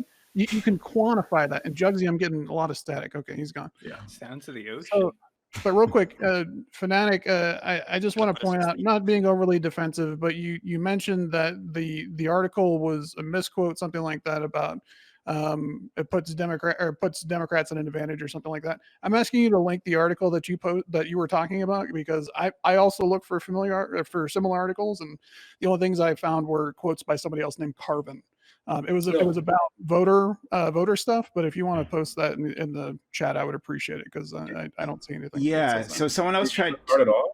Yeah. So someone else in the chat was talking about this, how that specific quote was said by someone else, another lawyer within a case, and they tried to post a link, but like something weird happened and the link didn't post. I don't know. But yeah, if you could post that, if you find that article, if you could post it maybe in VC chat or something, then we'll have to take a look at it. Yeah, so Fanatic was kind of making my point for me, but that's the main thrust of what I was trying to get at anyway. But yeah, if you can post that, I would appreciate it. Anyway, go on to the next person, Brian. Thanks.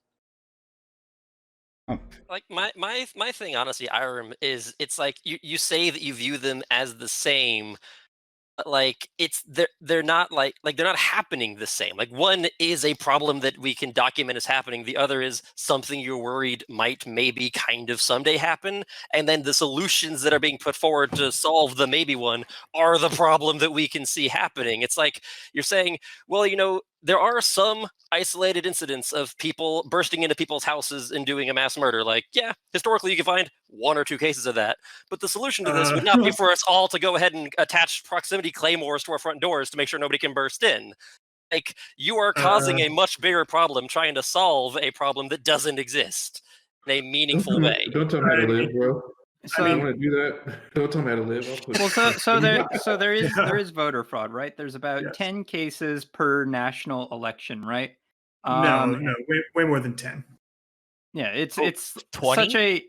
it's like a microscopic percentage. Like and when you think about it, it makes perfect sense. The penalty for it is so fucking severe, and what you get out of it is so fucking minor that it really does not make sense to do it like fucking ever.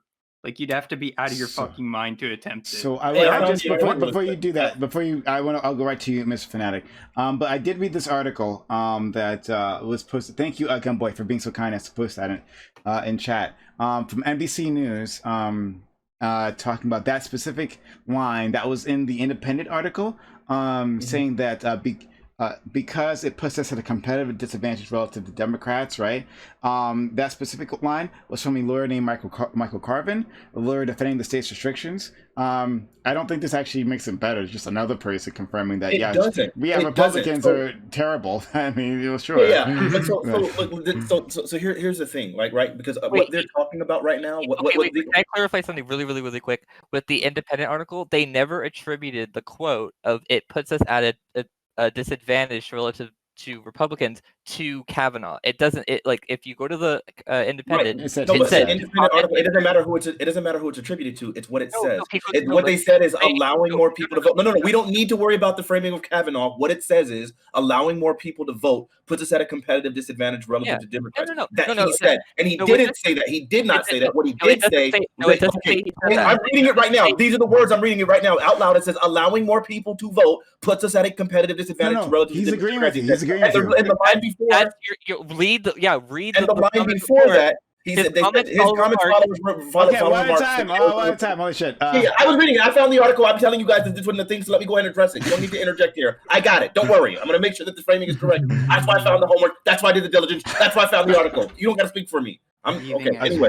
Anyway, so look, what it was is it's not, again, it's not about it being better. It's not in a better light. What they're actually talking about in this specific instance, which the second article, which I just linked, actually provides, was the fact that they were talking about out of district voting, which was a problem. And I understand why we need out of district voting, because we recognize that there's plenty of situations where they close down polling stations, or they make the polling stations extremely limited within Black neighborhoods or within minority neighborhoods or people of color. And so then what minorities started learning to do was to go and travel to other places in order to vote. It's a problem. We shouldn't have to worry about standing in line for 6 hours just to cast a ballot. That we see that happening all over the freaking country. That is intentional. So what people started doing was going out of district to vote. So that way they didn't have to wait 6 hours, because you would go to other places where there was literally no line, and then you'd be waiting in your own district with 6 hours. So what Arizona did, once they recognized people were doing that to get around their attempt at voter suppression by limiting the amount of polls, which was increasing the length of the lines. Then they made it. They started. They made legislation that made it illegal for people to leave their district, and that was voter suppression. And so then that was the case that was being held by the Supreme Court. So then that's why Amy Coney Barrett, she asked, "What's the interest of the Arizona RNC here in keeping, say, the out of precinct ballot disqualification rules on the books?"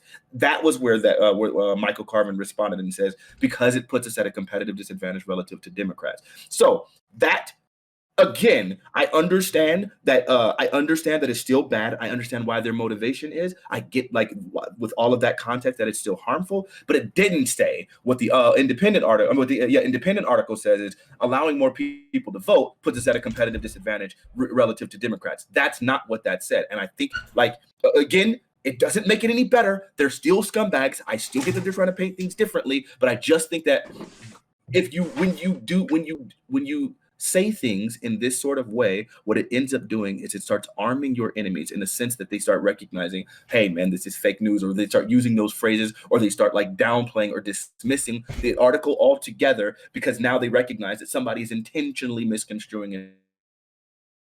Can I ask something? If I may respond really quick, the issue that I was pointing out was that people, I believe either in chat or just on this panel itself, were trying to say that the independent article was attributing that comment from the attorney in the Supreme Court to Kavanaugh, which was incorrect. That no, the independent clearly stated that that comment was made by the attorney in the Supreme Court case. That was the only issue of why we were like, wait, who said what? It wasn't the issue of like if it was a bad comment. It was the issue of people trying to say that the independent was saying that Kavanaugh said those words, and the independent article did not say that.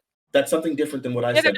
I introduced but I'm pointing out the reason of what I said, and you were trying to be like. Well, yeah. Well, if someone's asking me a question and we're responding to a specific thing, and Prime Case asked me to find an article, and then I find that article, and then you want to immediately jump on board to start talking about something else. Yes, he asked me to find the article because people this is your ally. No, he asked me to find it. I know he's my ally. He asked me to find the article, and I made the claim that this thing was not true, and they couldn't find anything. Why he asked the question? We got it. Everyone, we got it. Great. Gumboy, you wanted to ask a question. Gumboy, go ahead. Embarrassment. Do you guys believe that statement is true, though? The statement that allowing more people to vote instead of Yeah, without a doubt. Yeah, of course it's true. Yeah, it's true. Are you guys sure about that? Yeah, more people are Democrats than Republicans. More people have sense than not, I guess. But sorry, go ahead. Yeah, but if we look at the trends that have been going on so far, like there are more people voting, right? But more, let's say, Hispanic people are voting for Republicans. More Black people are also either dropping out or voting for Republicans in other districts also. So, what do you guys think? What do we think of what? That sounds like. Go ahead, please. You're saying that it does put us at a disadvantage if more people. It is statistically provable that when voter turnout is high, Democrats tend to win at a much higher rate. Yes, that is provably true. Fact, yes. Okay, all right. And so, Republicans have these massive think tanks, right? They're not idiots. They do their research. They realize they win when voter turnout is low. So they are incentivized to ensure that voter turnout is low. The trends that have been going on. That's what I'm talking about. None of those trends are indicative of what you think it is. That like they're gonna trend that now there's gonna be more Republicans than Democrats. Like it's not. That's not the act. That's not the trend. I'm saying more people. Let's take for example in Florida, Marco Rubio is a Republican, but he's also a Hispanic Republican, and his values. Okay. Well, let him finish, please. Yes, fascism in America is becoming international. Let him finish, please. Gumboy. So he's not as extreme as you would say like a Trump, but his values maybe align with some of what the Hispanic population also align with, such as religion, family values, and things like that. Some of the things, but they also wait. Let him finish. But they also are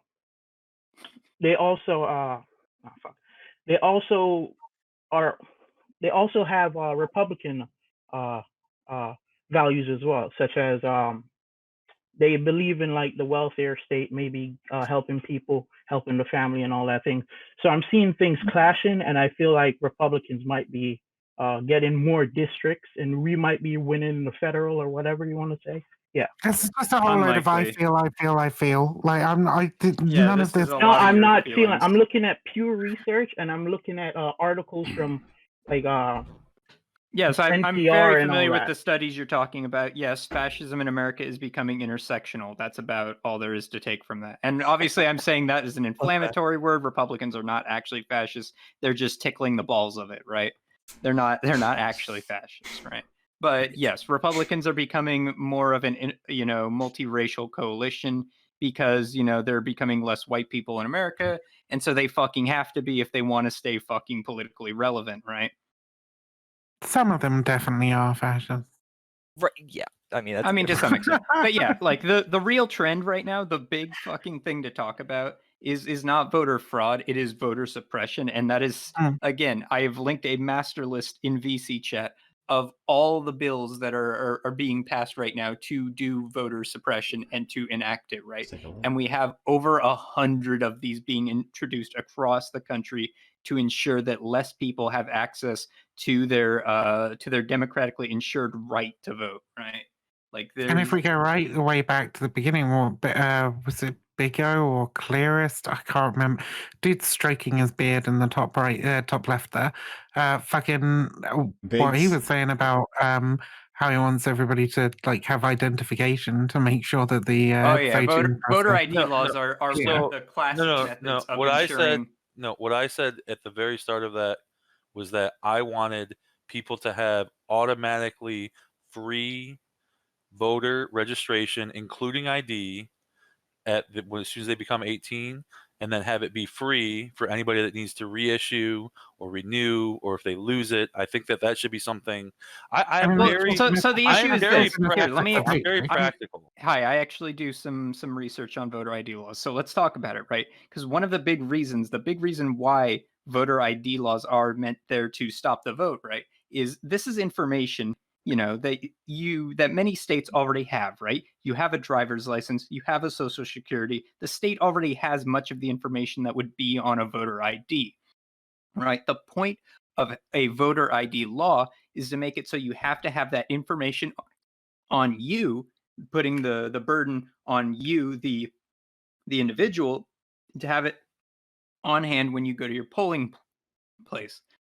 I always do this. I always drink and eat dry shit before I come on here. You need to stop doing that.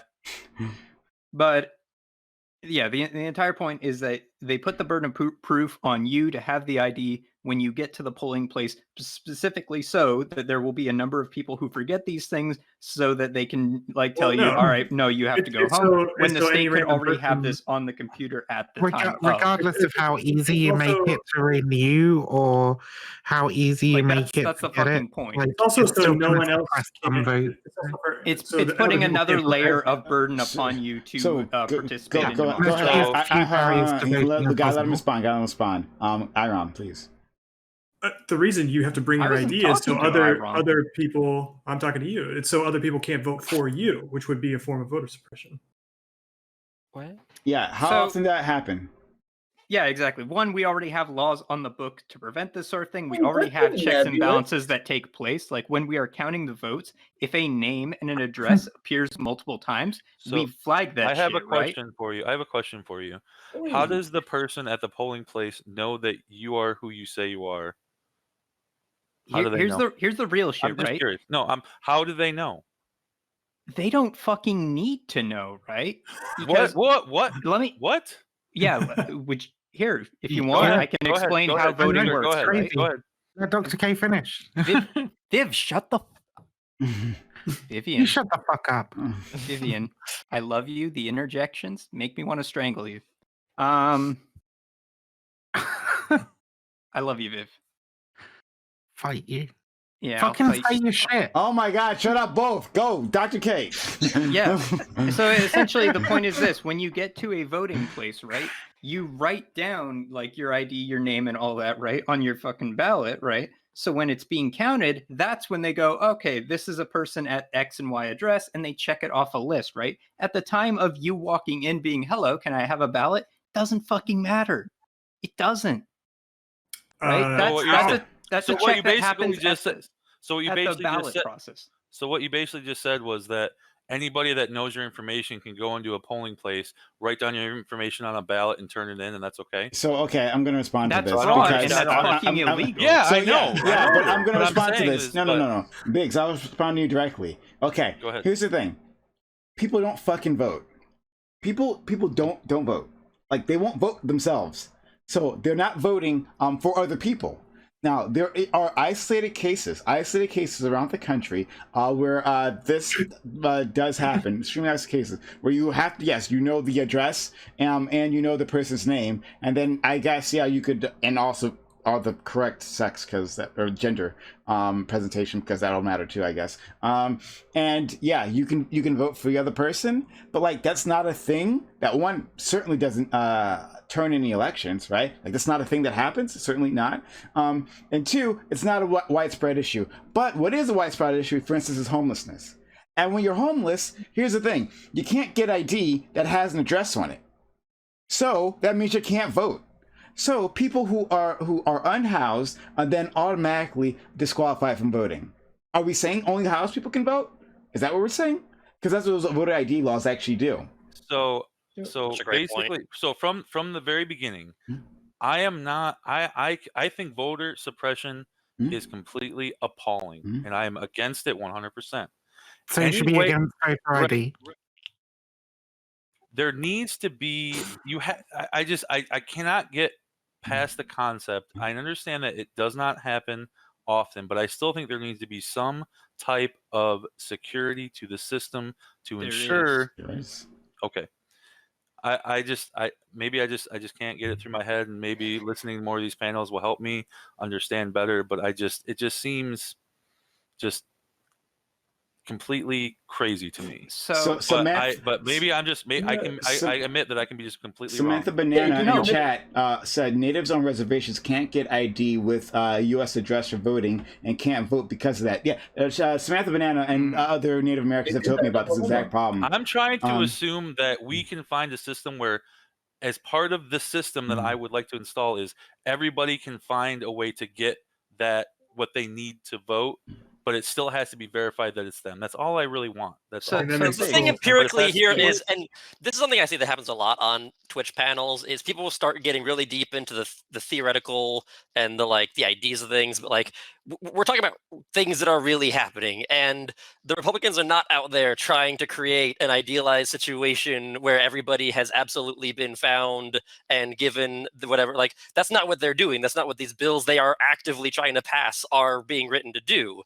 Like, you can talk to me all about how if we were only ideal. Yeah. I completely agree, and that's appalling, like I said before. And it's like there is one thing is a theoretical problem, another thing is an active problem, and I really think that we can address the active problem before we go down the road of what might be the theoretical problem. That was the question I asked earlier, and I feel like you keep knocking at this door of look, I get it, because it does make it's like from an uninformed perspective, I can totally understand the idea of well, you need ID for so many things, like to buy alcohol and stuff. Why wouldn't you be able to use it for vote? Like, I get that, right? The problem is when you start when you start looking at application and you start looking at the historical examples of this idea, every single time they've ever tried to do that, it's really been with a very obvious implied intent to vote voter suppression. When they start literally targeting specific forms of ID, the ones that more often are used by African Americans, and then they never ever isolate it, just add on, let's make it so that you have to have an ID in order to vote. They do it with a slew of other things. We're gonna make you have an ID to vote, and we're gonna make sure you can't vote out of precinct, and we're gonna make sure you can't do early ballots,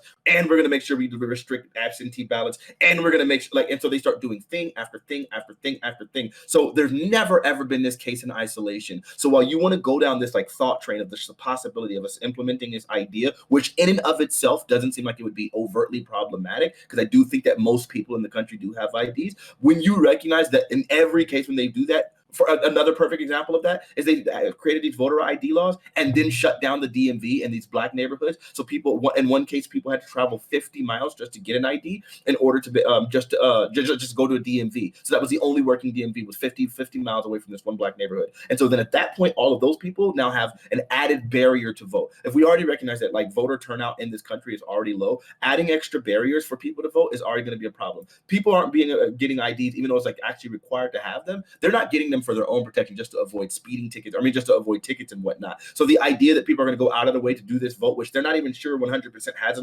massive effect, which is why our turnout is so low, sounds absolutely ridiculous. So while you think your question is innocent, it's not, because it has all of this other baggage with it. So you can't just keep walking down this same path of, look, it's really simple, guys. Like, I don't know, maybe I'm lost, but why can't we do this? That's the full explanation. We can't do this because it's never ever isolated, and every other time it's ever been every other time that it's ever been talked about being implemented, it had all this other collective baggage with it. And one final thing, it sounds, again, in and of itself, it doesn't sound that problematic, but it also carries with it the baggage that you're assuming in some sort of way, shape, or form that there is like some sort of election fraud, such that we need to do that. Typically, when you create laws and measures, it's in order to implore people to do specific things with a specific purpose. So this law would need to have the idea in mind that, hey, our goal here is to make sure that we're like securing our election, or making sure the integrity is upheld, or any of those kind of things. But if that's not a problem, then you're creating an extra barrier with literally nothing.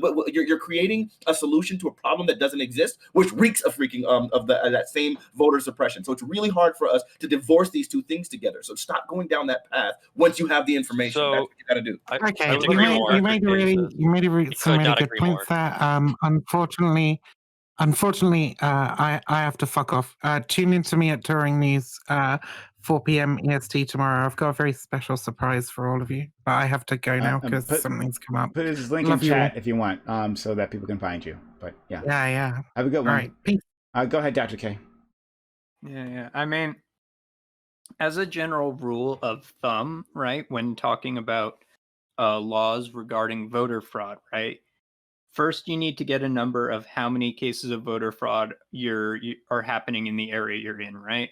Let's say 50, right? And we're being super fucking generous with 50, right? If your law that you are proposing disenfranchises and suppresses more votes than fraud it would stop, it is innately not a helpful law because it is making democracy objectively worse, right? Does that seem pretty fair to you, Biggs? I think you guys are kind of misunderstanding my premise of the whole picture. I'm just asking if that seems fair. He's not going to answer the question. I think that if you provide people with something that they need, that they can have, I think it's perfectly reasonable. But I would like to hear what you have to say the rest of the way. All right. He asked you a question, you didn't answer it. What was the question? Yeah, Sorry, no, just repeat it. I will answer. Oh, yes. Yeah, if a law, suppresses more votes than fraud it stops, does that not seem like it just makes democracy objectively worse? That is exactly. That is basically. I'm not talking to you. That's basically most fraud laws in a nutshell. I'm just letting you know, right? So, and I keep a tight fucking watch on these things. That's basically all of them.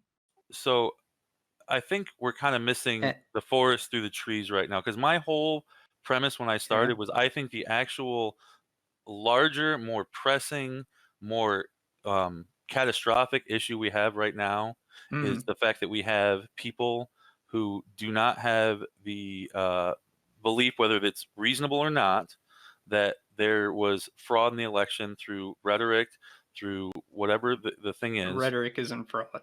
No. I'm saying no. It's being boosted by the rhetoric of Trump and stuff like that. So basically, that this issue is literally is causing catastrophic things to happen in this country, as far as like the rise of white nationalism and the rise of awful. It's awful. Yeah. So I think that is a more catastrophic issue, and obviously I think election and voter suppression is very, very important as well. But I think that we're on the verge of something really awful happening, and I think that having confidence in government, I think that like the fact that we've lost such confidence in government, social trust, yes, I think that's an all-time low. And go ahead. Yeah, if you're interested in this, the political scientist Robert Putnam talks about it a lot. I completely agree. Social trust in the United States is at an all-time low, and that needs to be cultivated, right?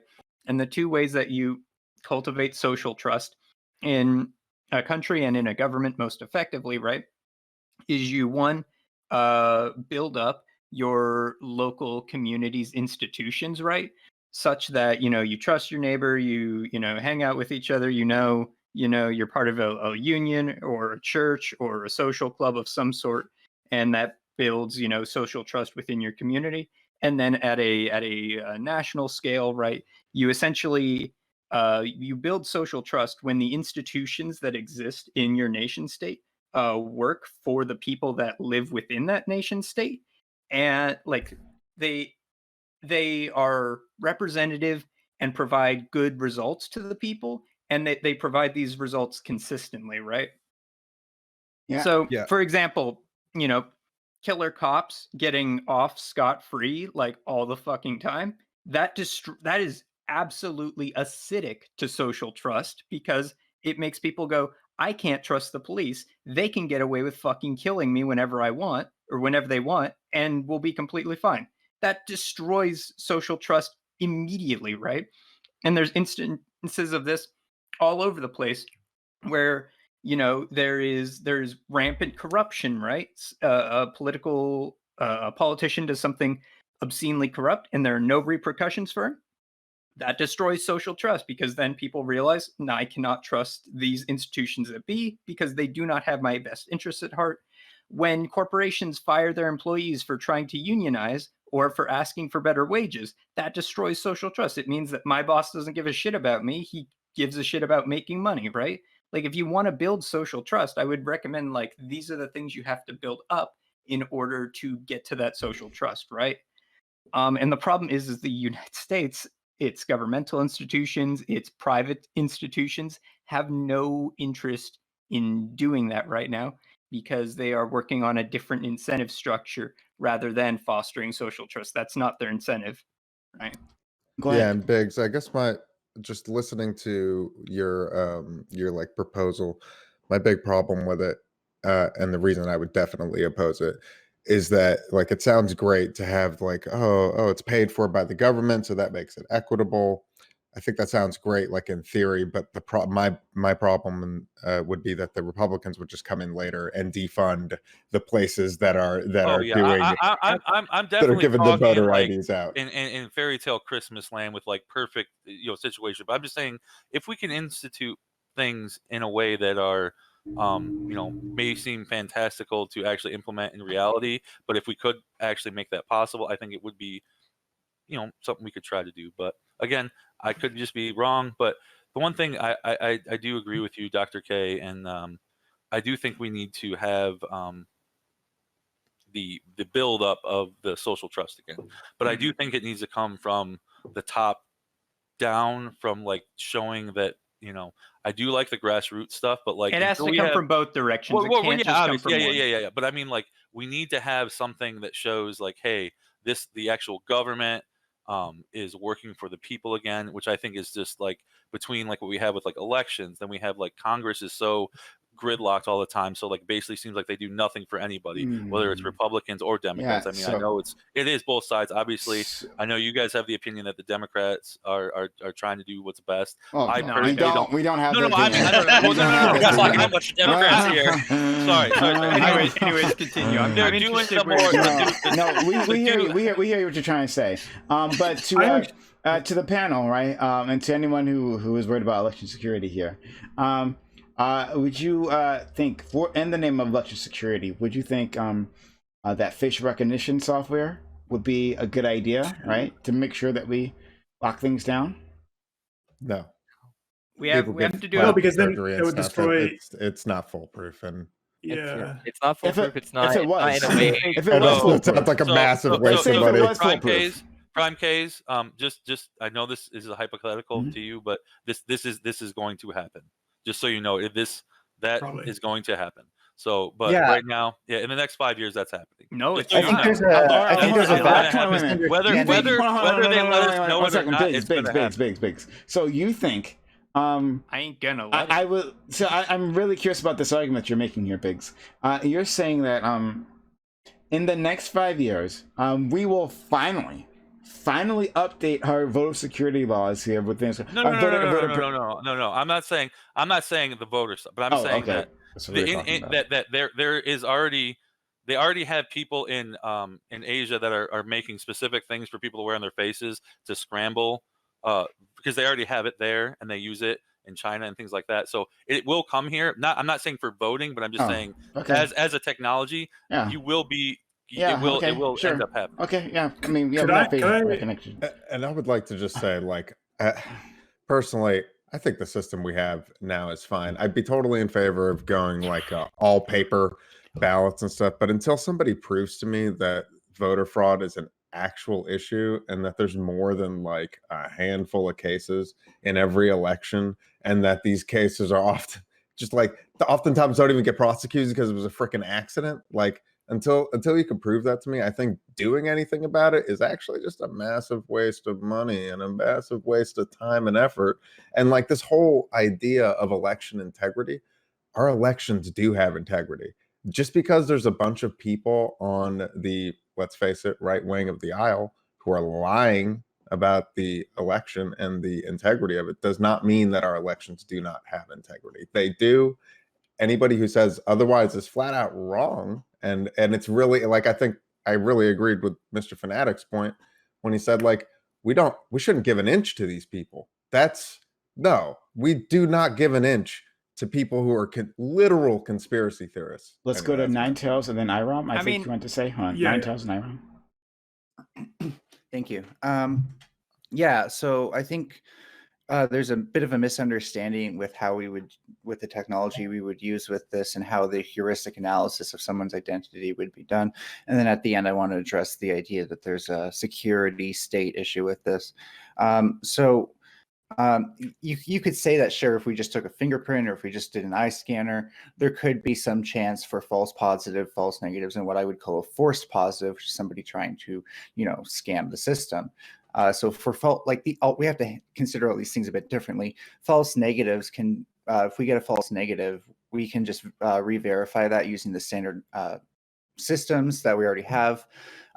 False positive is probably not very likely, and since we have somebody saying this is who I am and this is who I think I am, it's very unlikely the system is going to say, like, no, I think that this is somebody else. Instead, it'll probably just give us a true false result. So I don't think false positives are going to come into play too much.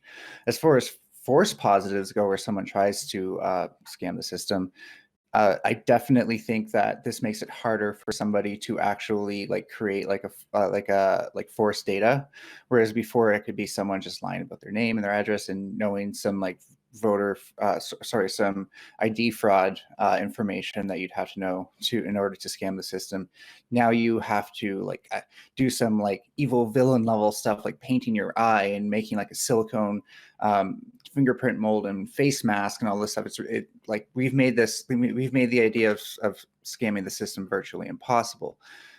There is I think the cost is an issue. I think the idea of actually getting this data from everybody equally is an issue as well.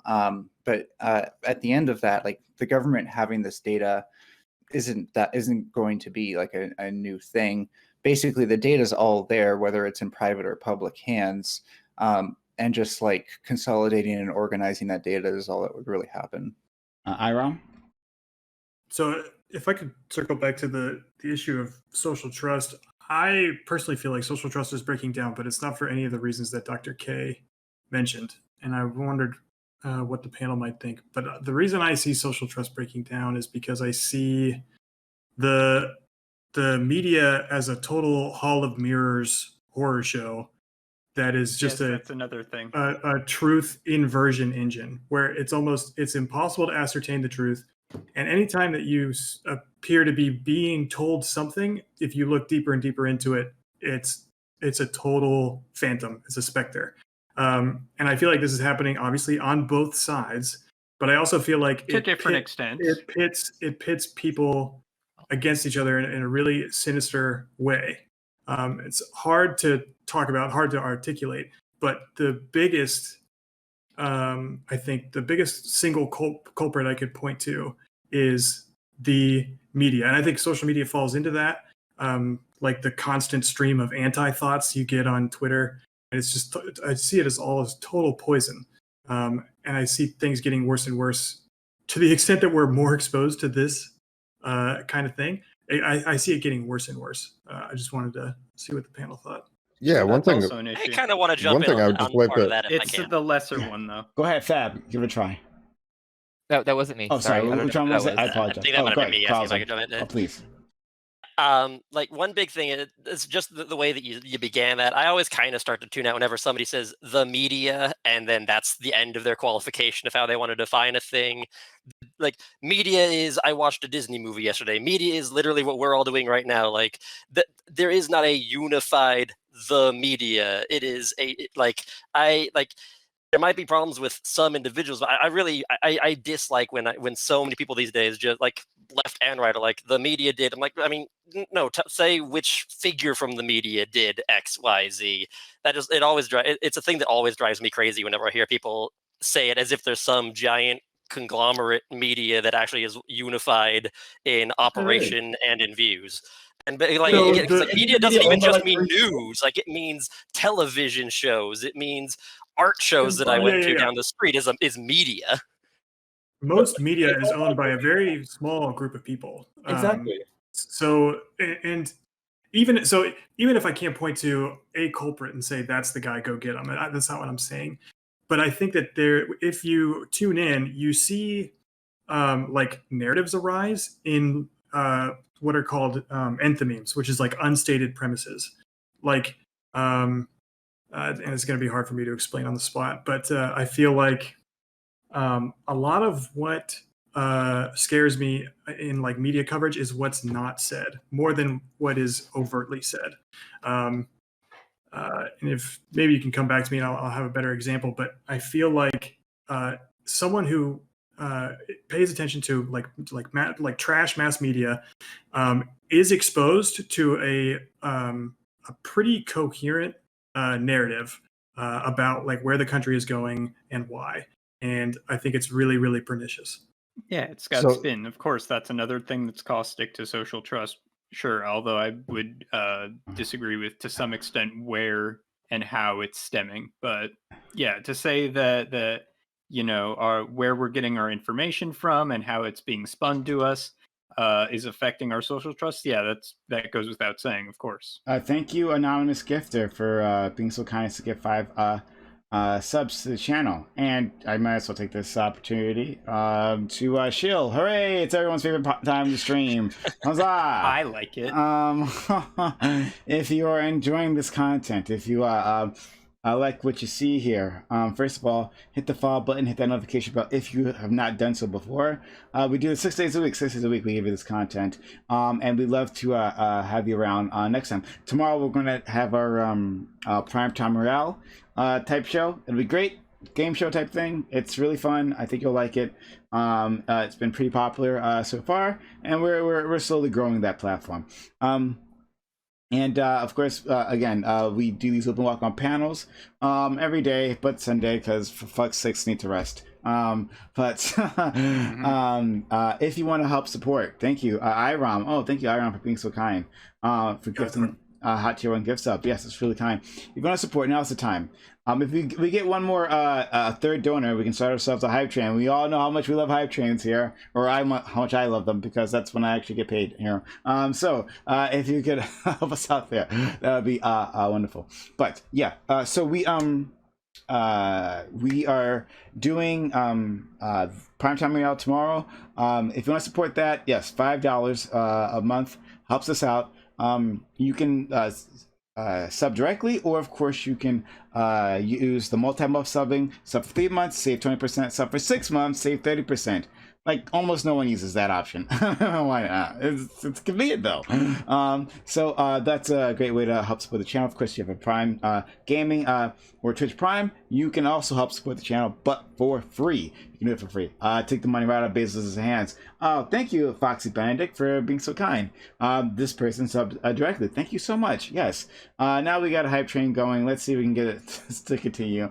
See how far we can go with this. But yes, you can also give bits. You can donate subs. You can use the PayPal button below. We have a PayPal button. If you're on desktop, scroll down below, hit that PayPal button. We love when people use that PayPal button. No one ever uses it though, but we do love it when people do use it. Also, exclamation point donate in chat. It's another way you can help to support the channel. When you do donate, of course, you get our fancy pants emotes. Emotes right there. If I can spell it right. Not M-toes, but emotes. There we go. Emotes right there. For you in chat, we got our illustrious emotes. I don't know what that other emote is about, so not part of this channel. Certainly not. So, yes, you get our illustrious emotes, and of course you get added previewing. I forgot to run ads today, but I will run ads right after this. Thank you so much again for the support that we've seen so far. Exclamation point YouTube. Thank you, Captain A. Jones, for that. Because we have a YouTube channel, you can all subscribe there. That's for free. That part's for free. But right now, I want you to spend money. So yes, we have a YouTube channel where we're uploading our links, our VODs. If you missed yesterday's panel, you missed out. Like, it was actually really good. Our All Black Everything panel, extremely spicy. Fanatic was there. Fanatic knows exactly why. And then our after panel, our open panel, was amazing. It was a transcendent, and it was very contentious. Holy shit. If you missed it, you've definitely, I'm sorry for you, buddy. However, you can make it up to yourself. You can make it up to yourself by going to our YouTube channel, subscribing there, and watching that panel afterwards. It was really good. But yeah, so we are at a level 2 hype train with less than 3 minutes left on the clock. Can we get that up? Can we put that to a level 3 hype train? Can we make it? Remember, of course, you get illustrious emotes afterwards. Oh, thank you, Potato Man, for being so kind as to raid us. Thank you, Potato Man, for the raid. Hooray! Hi. Hello, your individual viewers. Thank you, Uncle Joe, for giving 100 bits. We are at 77% of a level 2 hype train. Can we make it? And of course, Uncle Joe there is going to get some fancy smancy hype train emotes that are exclusive, that you can't get otherwise. So if you want those emotes, help us out. Like Mickey Ray 88, who also helped us out. Now we're at 80% hype train. Can we get it up there? Can we get to a level 3 hype train? It's all up to you. If we have any heroes out there in chat that can help us out, now's the time. Now's the time to jump in. Let's make that happen. Make the dream happen. It doesn't happen without individuals, kind individuals just like you. We have, and if you can only gift like 1 or 2, that's great. I think some people get intimidated by some of the larger donors that come here in chat. Please don't be intimidated by them. Seriously, all the support that you give matters. All of it adds up because it takes a lot of effort. For that YouTube channel, hey, I pay someone for that, and not just a little bit of money. It costs money to be an editor. So if you want to see this content expand, see us expand on different platforms, you got to help us out. Thank you, Low to End, for subscribing at tier 1 and renewing your sub. Yay, hooray! So we're almost there. We have less than 90 seconds left on the clock. 93% done. Can we get a hero to fill out that last 7%? The last 7%. Help us out there. On Monday, of course, we'll have our Reverie panel, which will be great. Hopefully we get some interesting guests. And it's really always really fun because we rip each other's faces off. Thank you, Minathi, for being so kind as to gift the Hot Tier 1 gift sub to our good friend Dr. K. Is she still there? For me? Yeah, for you. Yes, just you. Awesome. Hooray. And Minathi is being so kind as to continue afford a gift sub that they got from the monster, the legend Leah, who always been so helpful to his channel. Yes, but Dr. K is now a proud sub once again. Thank you so much for being so kind. You're doing God's work. Excuse me? No, it's not. Okay, sure. All right, we have 4 minutes left on this level 3 hype chain for only 4%. Only 4%. That's a lonely 4%. Prime, you don't want to be a dirty communist, do you? And even if you do, sub to Prime, because like I'm a dirty communist and I fucking sub to Prime because like Prime's fucking boss. Like he gives us all a platform to have these discussions. He has all women's panels, the all black everything panel. Shout out to the Amazon Lily panel, by the way, the all women's panel Tuesdays. They are based as fuck. Not as a lot as blood sports, but highly educational if you want to learn some shit. Dude Prime has given us a community. He doesn't turn people away unless they're blatant assholes or just really, really racist. Wait, and even if they're really racist, like Doobie, he's still here. And like, excellent. But like, he gives us all a platform to talk, discuss. We all come from different backgrounds, from different races, different cultures, held different countries, and he still puts us on here, gives us a platform so that we can talk about shit. I'm taking the reins because he has to do this every night, so I'll hype him up because I love Prime to death. I love Prime to death. But like, man, we get to do this almost every night, and it's so cool the amount of new people we get to meet, have discussions with, we disagree or not. Like Stardust, who's recently come by, love the shit out of her. She's hella cool. Nine Tails, always cool. Fanatic. Dr. K's here. Dr. K's here too. Yo, if you don't sub to Prime, I don't know what you're doing with your life. I'm gonna give you a. Seriously? If you don't sub to him right now, I'm gonna come to your house and give your dog a swirly. Oh, if you don't sub right now, I'll start reading. You don't want that. Again. If you look, chat, look at me in the eye, okay? Look at me in the eye and tell me that you don't want to sub to Prime right now. I mean, does it make any sense? You have a Prime thing and you're not using it on Prime? It makes sense to me. Why wouldn't you do it? Just do it. Chat. Let me tell you a little story why I should give this man money, right? So I used to be a beggar on the streets of London, right? I got kicked in the teeth every day. A man shot me in the head at the end of every night, right? It was miserable and awful time. And a man comes forward in a cloak, in a hood. He's beautiful, gleaming, charisma of 19 plus, right? And he walks up to me and he hands me a crisp dollar bill and he says, "Make something for yourself, kid." And guess what? I'm the owner of Left Twix now, me. And who gave me my first dollar that started me on this glorious road? Prime K's. Sub to this man. My author, my legend, my hero in my direst of times. Please, I love this man. Give it to him. Prime K. Prime saved me from being trampled to death by elephants when I was in the jungles of Siberia. Mm-hmm. I was in a crack house before this, and Prime, he said, "You know what? Stop hanging out in the crack house. Why don't you come get on the internet and join our panel?" And I was like, "Hell yeah, dude!" And I joined it, and now I can say that I'm off crack. Listen, I was a porn addict. I was very much addicted to, white wives getting destroyed by black bulls while husband watched. And Primecast came, and he showed me that there was so much more to life than watching these wives getting destroyed by these black bulls. And he helped me see the better light, and I appreciate him for that. And if you recognize that you have some of these problems too, hanging around in these spaces will help you get rid of your porn addiction too. Now I'm part of NoFap. Thanks, Prime. Whoa, Mr. Fanatic, how dare you put out those lies? I saw your comments on my last OnlyFriends video earlier today. OnlyFriends. I'm probably coming from the worst in all of you. I hate to hear that you've been through all of that, but I was on 4chan every day. I didn't even know how to socialize. And then Prime showed me that there's such a thing as real world politics. None of these memes, none of these like green text bullshit. Like, and then after a while, I was like, hey, this panel is open. This means I can walk into it. Prime has opened up a new world of possibilities for me.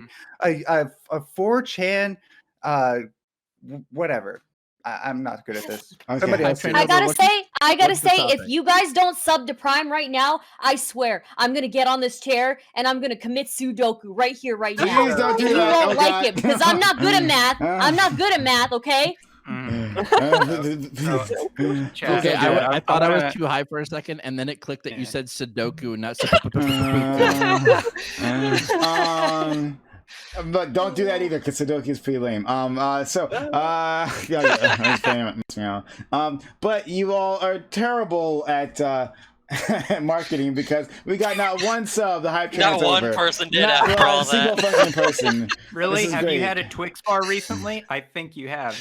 That's how marketing Yeah, works. this Prime, is- don't you dare tell me that I'm bad at making you money when multiple nights I have made you like $50-$60 from people just paying to mute me. Well, what I've made had you you complete done level for me recently? valid. I've already spent that money in Vegas. I week, need got more. people to hit level Okay. 5. Have I done to you recently? I'm your 5th subscriber on your Patreon, sir. Okay, I have given you 1,000 bits the other day right before subscribing to your Patreon, sir. And last week I read Das Kapital until people got the level 5 hype train completed. This is my panel now. I have in fact sacrificed one baby to Satan for Prime. Chat, I want you to open up your web browser, right? And this is why you need to sub to this man right now. Look it up. Type in Lyndon B. Johnson, right? The Great Society. Look at him signing that thing. Look at it real good. How much it improved the American lives. Look who's standing next to him in that picture. That's right, Prime Case. Real shit. 100%. Prime, sub to him right now. Hero of our country. A true hero. Thank you. Prime Kais was the guy on that one flight on 9/11 where he tried to stop the hijackers. He was the guy. Took a bullet for me once. You he can't still make that died. joke when I'm here. He still died. He still died. But like, I mean, he tried. There was Good there was a 90mm tank shell coming right for my face, and Prime took the bullet for me and saved my life. Wow. This has been an amazing You know, in the crack house, all of them were in the crack house.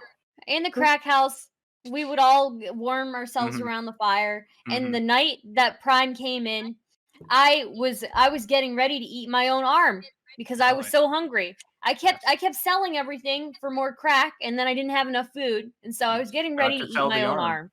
Oh, eat the arm, not sell. Dr. K, I hate to break it to you, Dr. K, but that Prime the Prime that for knows you, about the I was end the one of that fired it. You. I would have eaten my own arm. Thanks to Prime, I have an arm. I have an arm.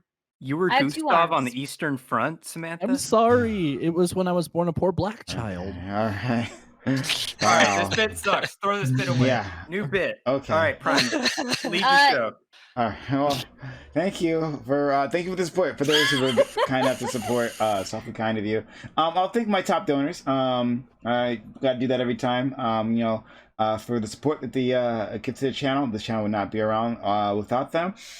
First and foremost, of course, we have the absolute monster. Her name is Leah. Leah at 275 subs, but she's given 1,100 subs altogether to the channel. Again, we thank Leah for her kind support. Tuco22 for gifting 25 subs. Tom Foley for 25 subs.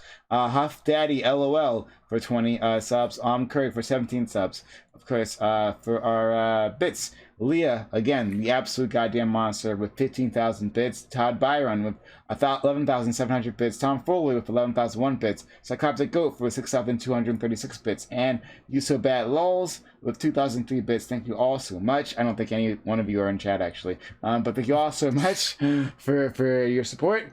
In spirit, I really do appreciate every single one of you, because we wouldn't be having this without those people continually supporting the channel, and the people who just like resub. Everyone who just like resubs, it like means a lot. It definitely does add up when you just simply resub. So thank you all for the support. Thank you, Samantha Banana, for the 1,500 bits. Also anus, great, thank you.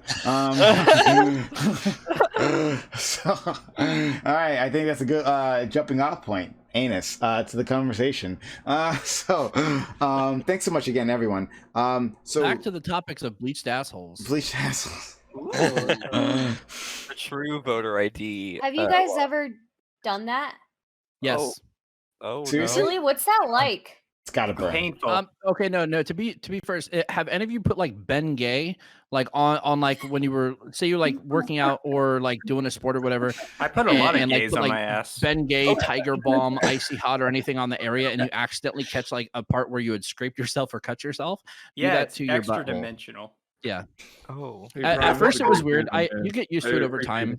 I will take is that what bleaching your asshole's like? Is that what you're exactly like? Yeah. that? So however, I would take bleaching my asshole every day, twice a day, 3 times a day, even over having a laser done to my face ever again. Fair enough. A laser done to your face. hair I'm removal? trans. We do that. It's kind of a thing. Yeah. Laser hair removal. Oh, Yeah. okay. I know I need that too because I have a mustache. I'm brown. We're very hairy. It's a me, Stardust. Pretty much, yeah. Pretty much. I don't know. I for couldn't tell that one, you had I a for one mustache. I like my just made a lady bad joke. I'm stubble. sorry. My lady stubble makes me look tough and scary, and I like that. So does my lighting.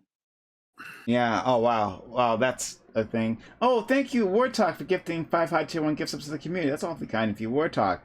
I've been a consistent donator here to the channel. Thank you so much. It's really kind of you. You're really fucking late, but no, it's cool. Thanks for the money. I'll take it anytime. I'll take it anytime I can get it. But thank you, War Talk, honestly, for being so kind to the channel. Type train starting when? An hour. It takes an hour to reload. Yeah, I was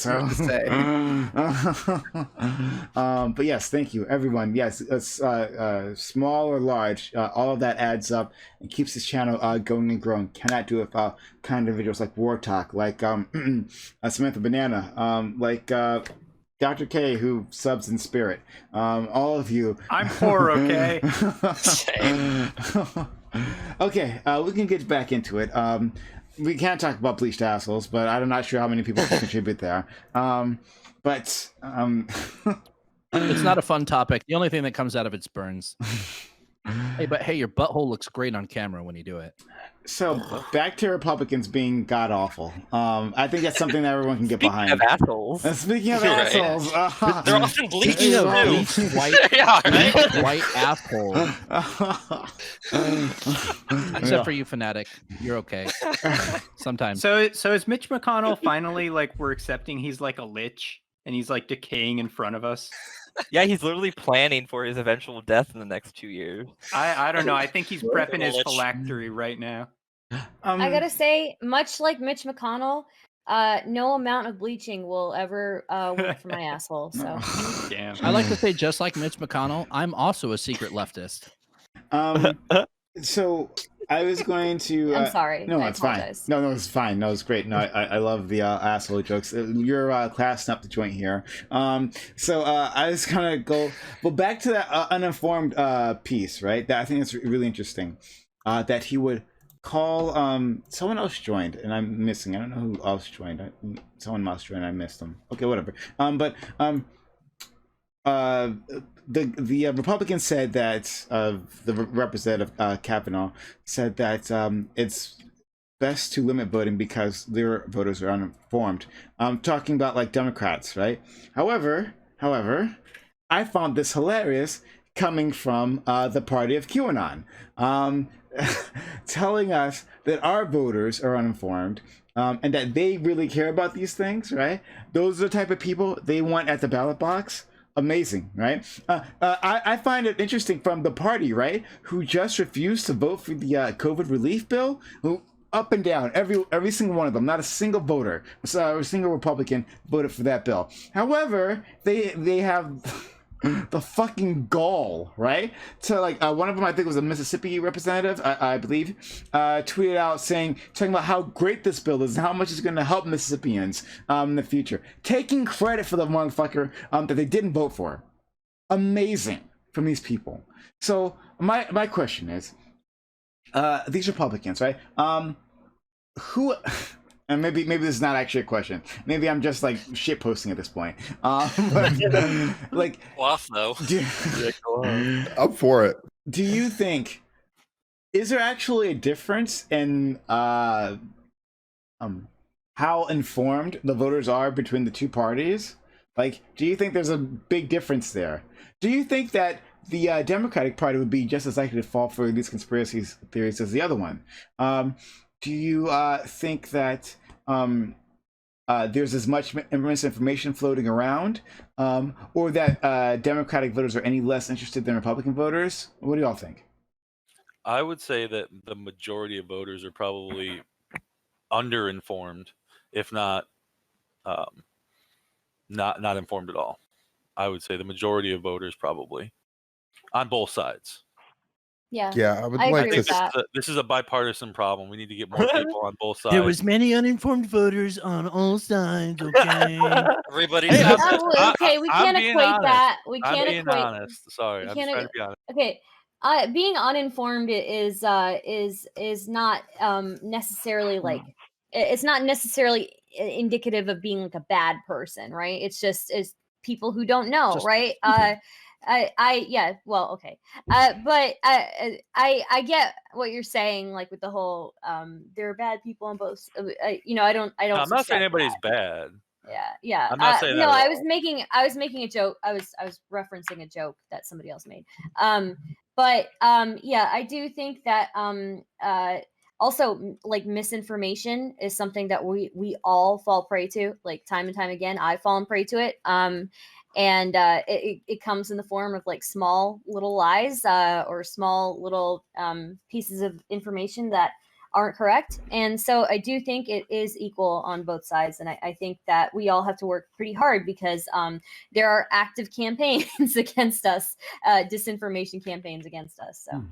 Yeah, and to the extent that it's equal on both sides, I actually want to just push back against the notion of such a thing as an uninformed voter.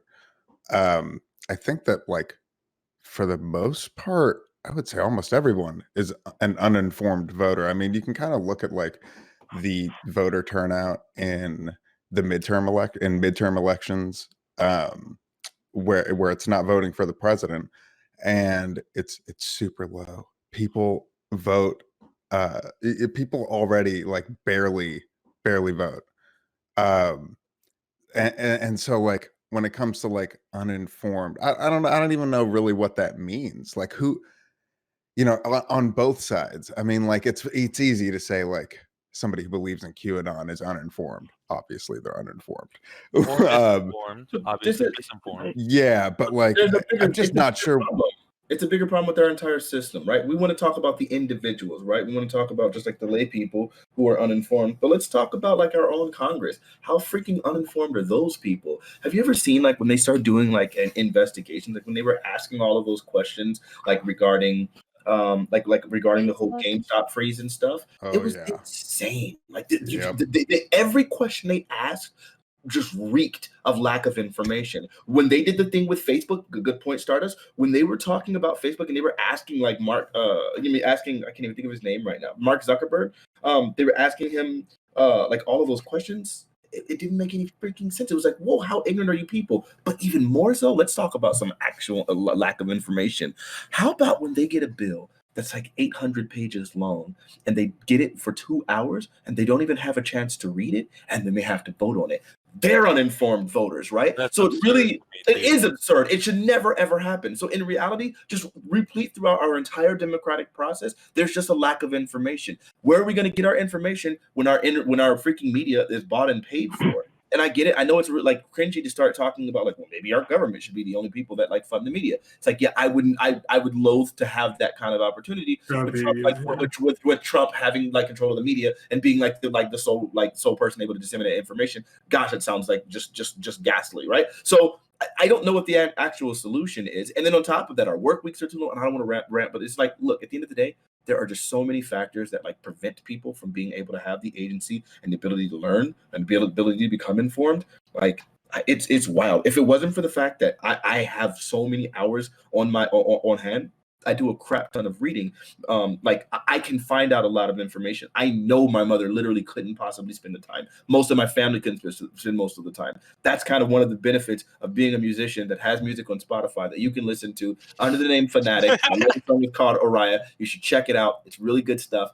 Give me some feedback. All right, that's that. Nine Tails, and then Stardust, and then Sam. Thank you. Yeah.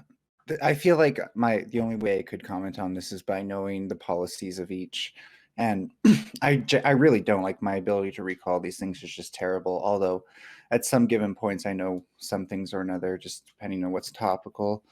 In general, though, I do see a trend, and that is that the Republican stances are both being like scientifically ruled obsolete just with the data that's coming out. And the Democratic / progressive stance is seeming to become more and more relevant to the socioeconomics of current culture. So, and like the North American sphere, just to be clear. So I think I think that there is I think that there is a reliance for the left-leaning side on data and on intelligence, where there isn't on the right side. So the smarter someone becomes, the more likely they're just going to start leaning left, or even just becoming more center from the right. And so based on that, I do think, like, based on just like my very general and underwhelming analysis of it all, I do think you are going to see more intelligent voters on the left, and people who are basing a lot of what a lot of their worldviews on what they don't know on the right. Okay. Okay, so have a good night, everyone. Oh, have a good one. Oh, have a good one. Let's go to Stardust, Sam, Friday.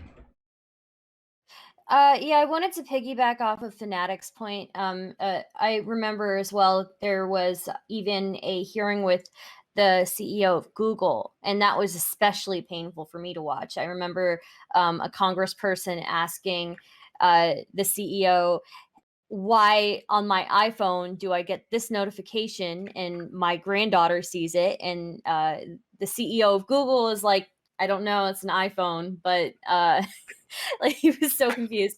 But it's That like was so it's good. that level. It's like it was so painful.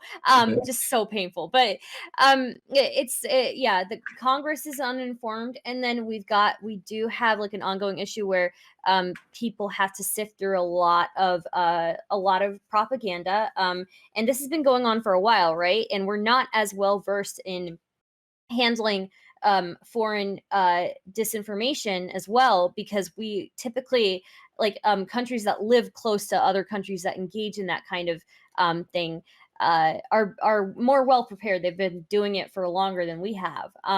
For us, it's kind of like a thing that we paid attention to back in the Cold War, and then we kind of dropped it for a while, and now it's resurfaced as a pretty big issue. If there's this really good book about it called Active Measures, and you guys can like look it up. It talks about like disinformation campaigns, ones that have occurred in the past, and ones that kind of muddied things up even for like people within the US, and how it even affected like our police force at one point, because somebody wrongly prosecuted a whole bunch of people, or wrongly tried to.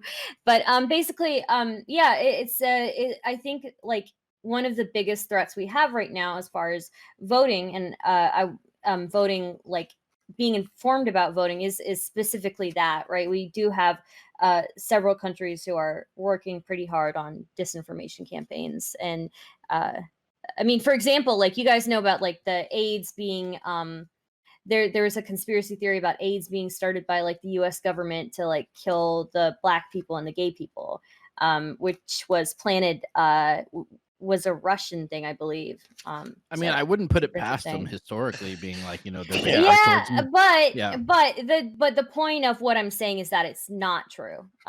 It's been looked at by people who are experts in disinformation, and they've traced the origins of it. Right. They did an internal investigation and found nothing wrong.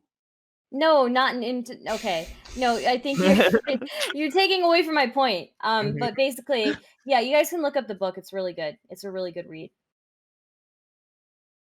That's all I have to say. That's cool. Sam?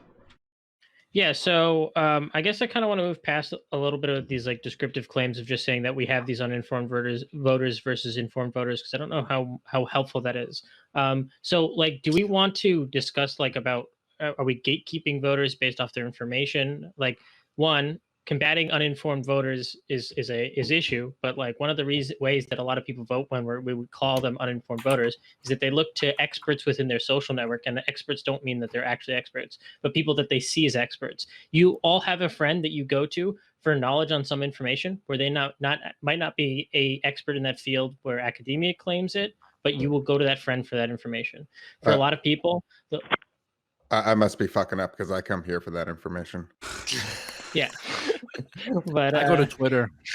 But yeah, I mean, like you do that, right? And that's how those uninformed voters vote. So in some way, it's kind of like a redigested version of some other person's interpretation of maybe the same media you're reading.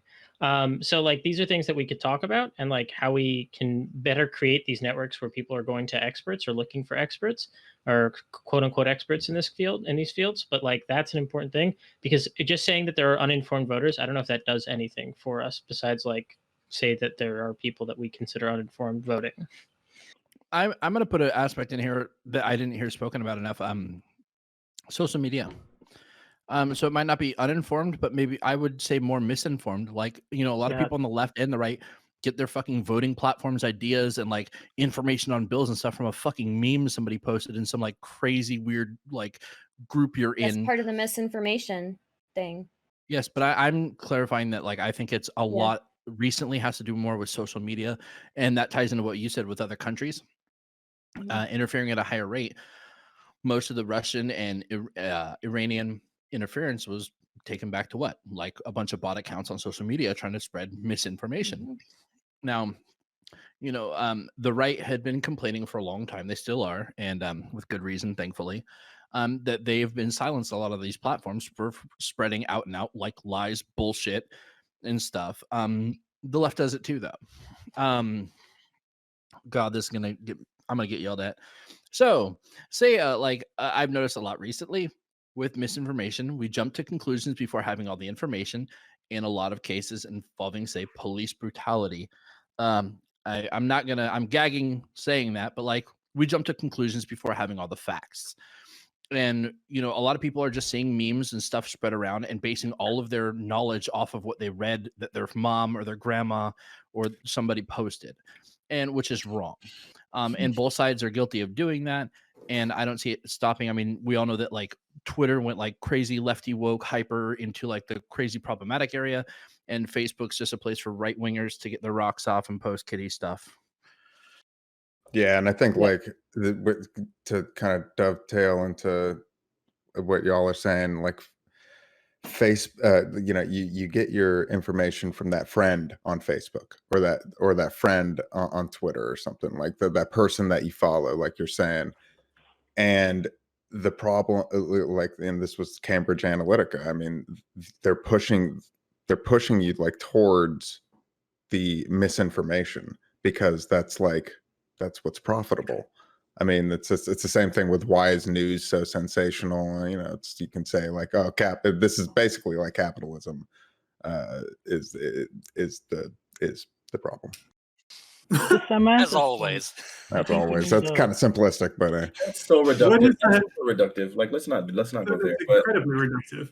Like, I mean, I'm a capitalist, but I think that it's important to because you're capitalist doesn't mean that your take isn't reductive. But yeah, I think this whole idea, like, I think getting into the prescriptive is like a whole nother thing, because it's like, I mean, there's like a billion different solutions in tackling information, like, right, like we probably need to like improve our education system. Like there's a bunch of things that we need to do in order to like help people become more informed. Like the critical thinking aspect, like in school, needs to be done more. But then I don't know, we all just got to Common Core, which of course like completely destroyed our education system. But now we have like college readiness being like at absolute worst in the last like in the I think we've had our first regression in like 10 or 20 years for college preparedness, even though that was like literally the entire intention of Common Core. Like math and science literacy is really bad, so that's going to be a big problem. But yeah, I think social media is an absolutely atrocious thing with the way that it really does steer people into given areas. I can't believe that we still like they've completely got away with that, like completely unethical thing where they like experimented with people psychologically and like inundated them with like all sorts of like negative posting and created depression within those people. Like it was absolutely insane. We don't know if any of those people died based off of their experiment, because depression is absolutely ridiculous. I mean, for anybody who hasn't experienced it, trust me, it's garbage. It's the worst. So like, yeah, I don't know. I think social media is a lot to blame for it, but then also I think cancel culture is also to blame for it. There's too many times where instead of us actually being willing to engage people in conversations, we actually take things outside of the quote unquote Overton window, and then we just like laugh people down into like, you know, ridiculousness. And then at that point, just simply having your opinion gets you canceled. So then a lot of people are just like, I'm just not even going to talk about it, or I'll only talk about it within my circle. I believe this, and I'm not going to talk about it with individuals who could actually point me to information about it to the contrary, because if I do that, then that means I'll be canceled, and people will start talking about me like I'm some sort of whatever label you tend to use during that time. So I think that's part of the problem too, why there's such misinformation, because all that does is seed ground for people to sit there and decide, I'm not going to share anything. I'm just going to maintain it. And then they dig their heels in and become completely intractable. And I think that's another issue there. So getting into the prescription is a whole other thing. But yeah, we're just Mr. Fanatic, you're so right. Like, just the biggest problem that I have, especially like as an educator, is we punish people for being wrong. We punish people for being incorrect instead of just focusing on let's correct them, let's re-educate them. And that like really the fear of being wrong, like, I mean, I've experienced this just joining the Twitch community and stuff. Like, the fear of being wrong really is strong, like in this world. I mean, it's strong in almost most leftist circles, because being wrong or being incorrect or having the wrong information is seen as the same thing as being a bad person, or like it's like aligned with the morality, whereas sometimes you just have the wrong idea. Like, sometimes someone's against BLM not because they're racist, but because they have the wrong information, and they just need the right information. And yeah, I really 100% agree with the shit that you just said. So to Samantha's and Eris's point, I think we need to differentiate between uninformed and misinformed information. Because uninformed, for example, with the Congress issue, that's more like a educational base, where it's too much old people. I don't want to be ageist or anything, but it's too much old people in old power. Ass motherfuckers. Just say it. Old ass. Yeah, old ass motherfuckers in power. Boomer ass pieces of shit. Yeah, and the people that they tend to hire are like interns that are like they don't have the experience in the private sector or whatever you want to call it about Google or anything like that. We can fix that with like a hiring issue, right? Hire the people with the education. But for misinformation, that's kind of a bigger problem to fix. So Fanatic, well, technically, if you're misinformed, you're actually uninformed on the issue properly. Fanatic and Aries, if I can just interject, I dropped 3 links in the Discord chat about misinformation and like recent events. So if anybody's interested in that. Boy, you can respond, then we go to Iram. Yeah, I agree with you, Samantha, somewhat. But let's take, for example, the Republicans on abortion. They might be misinforming that the Democrats want to kill all the babies right when they're born and everything. But that, I would think, is more of a misinformation thing than an uninformed thing, because they tend to be single issue voters. So they kind of already know. If you want to bring up abortion, I can pull up sheets about the history of Planned Parenthood and who they originally targeted. Yeah, I know. I'm also Black, but okay. Yeah, so, yeah. But what they're doing is confusing that belief. So that was a bad example to use. Okay. So, Fanatic and Aries, I really appreciate what you said. Actually, the reason I started reaching out to like panels and like different discords like these is because I felt that there was this pressure that disagreement was tantamount to like some kind of immorality, and like the biggest societal taboo I see now is being viewed as a racist, and or any other kind of ist, because the difference of opinion is tantamount to a moral failure. And I think, at least for me, the reason I started reaching out and trying to have conversations, one, I was skeptical about the power of conversation, so I'm still testing that out. So it's encouraging to hear you say that we need more conversation. Conversation is more of what we need. And 2, I wanted to fight against what I saw was a injustice, not like as a martyr just of myself, but like I wanted to engage in conversation where I was likely to be labeled these things, because I sort of wanted to face it. You could probably tell I'm bent more conservative than most of the panel members here, but it was just encouraging to hear that from both of you. So yeah, I mean, I really admire your courage for that shit, right? I mean, even I'm afraid to speak But I know when I first joined like the Twitch community, I was terrified to speak about some of my real views on things. And even though I want to hear the counter views, because like if I have the wrong view, I want to be corrected. It's not fun having the wrong idea. So like that's why I'm really grateful that like Prime's created an environment where yeah, he still does responsible platforming, but at the same time, it's not just like a pure echo chamber, right? And he encourages like different people to have different opinions and all that. Like, I mean, I got to defend monarchy the other night, and that was a blast. And I definitely wasn't comfortable being open about that initially, but like it's funny because there was someone, I think Dr. K was on here and said like Eris, like I hate your views, like and that makes me not like you. And I was just thinking like, is it possible that maybe if you don't like me because I'm monarchist, is it possible that maybe I'm just wrong about being constitutional monarchist? Like maybe I just have the wrong information. Does it mean that I'm a bad person? Does it mean that I don't deserve to be like respected or educated? Fuck you, Samantha. Like maybe I'm just. I told Dr. K. I was like, maybe I'm just stupid. Have you ever thought that maybe I just have a dumb opinion? Because and it reminds me of a lot of the reasons why people have voted for Trump or vote for things that are antithesis to their own interests and stuff. Like sometimes people are just incorrect. And you can have the right values and the right sentiment and the right intention. But if the only information that you're receiving, if you're being told, for example, regularly by the media that say Black men are not being hounded by the police, right? You're going to be like, well, I don't understand this Black Lives Matter thing, right? Because that's the information that you're receiving. Even if you 100% are against racism and you're not a racist yourself. So I think we need to separate, like, we need to allow people to be wrong. And that doesn't mean that, that doesn't mean that you don't criticize those ideas or you just allow them to flourish like completely with propaganda. But we need to really separate those different types of people from people. Like sometimes people are just stupid or incorrect. Like we can all be like that.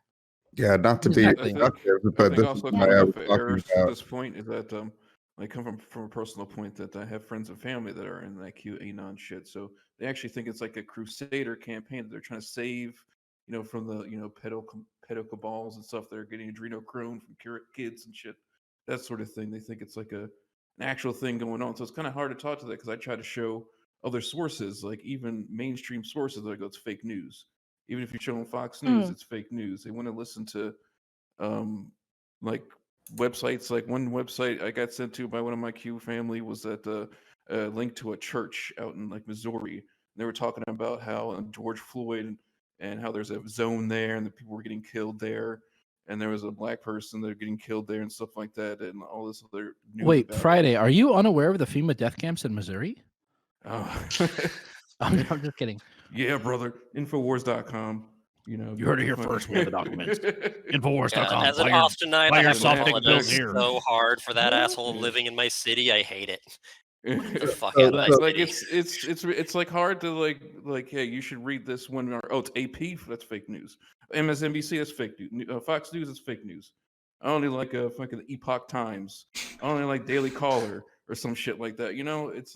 I only like my sources from BitChute. However, if we start doing we live in an era that's just so like no one trusts the media, no one trusts information. Like it's so hard to just know. Like you can have with people always ask me like, how am I friends with people who voted for Trump or anything? Like, don't you want to be friends with people that have the same values as you? I'm like, yeah, I am friends with people who have the same values as me. The problem is we all have different information. So like we all believe different stuff and it leads to us having, coming to different conclusions about stuff. With the misinformation, I think the divisiveness between... Hold on one second. He believes that George Floyd is not dead. He believes that it was an actor and that he's a Freemason and the cops were Freemasons. And so it was all planned. How do you talk to somebody like that? Wait, is this Doobie or is this with a hammer? No. This is like my family member. That's a bit of an extreme situation. A small hammer. This is back to the misinformation thing, right? Like people are polarized, right? It's a combination of things. People are polarized more than ever, right? And people have gotten used to going into their echo chambers, right? And then we, as a nation, are not very well versed in dealing with misinformation. It's like a whole combination of things. It kind of like comes together, and it becomes like this big mess, this big monster we have to deal with, right? May I respond to Finette? Okay, I'm just trying to get in real quick. So he said I was reductive earlier, but I want to push back on that. I don't think I'm being reductive when I'm accusing social media sites, namely Facebook, of being. I don't know. I don't know what percentage I would rate them, but I would say they are one of the biggest problems in terms of this misinformation. Like y'all are talking about echo chambers. Where are these? There's 2.7 billion people on Facebook. Facebook is the dominant news source for most people in many countries. Facebook is the only way that people are able to get onto the internet, and so Facebook, that's how they get their information, and so that's why I brought it up, and so I don't think it's reductive. Wait, hold on. No. See, you waited too long, and I don't even know what the hell you're talking about. I actually said myself that I think Facebook was absolutely to blame for part of people having their echo chambers and being misinformed or uninformed. So yeah, I didn't say that you simply making that portion of whatever you said would be wrong, because I furthered that point and like substantiated or bolstered that. So I don't know what you're talking about. But it was something else that you were doing that was reductive. Okay, you're both being pretty reductive, and I don't appreciate it. Yeah. So I'd like to chime in here. So I think that obviously there's a lot of misinformation going around and all over the place, social media, mainstream media, whatever you want to call it, wherever people get their information from. But I think a lot of it too is people aren't willing and don't have the willingness or the time to put into looking into things like politics, like voting and things like that. So, and they only have the chance to read these like little quips or these headlines. So at what threshold do we have to put it on people to actually seek the information? Because the information is out there. It's just there's so much crap to sift through. I mean, I don't know about you guys, but you Google something in like a specific field like IT or accounting on the internet and try to find like a specific article about whatever you're looking for, a problem you're having. There's a lot of crap you have to sift through to find the actual good, true information. And I think that people people don't have the time or the energy to like invest in things that, like, if I've got 3 kids, so I'm running around with them all the time. It's late tonight, so I can get on the computer or whatever. But like, the people don't have that, just either whether they're not wanting to or just don't feel it's as important. So like, how can we lead these people to the correct information? Like, I don't think we can like just completely disappear all the bad information. So how can we? I think it's worse. Send all of your friends links to 4chan.org/poll. I think it's I think it's worse. No, they go to Acun for Q. There's actually now they go to Acun.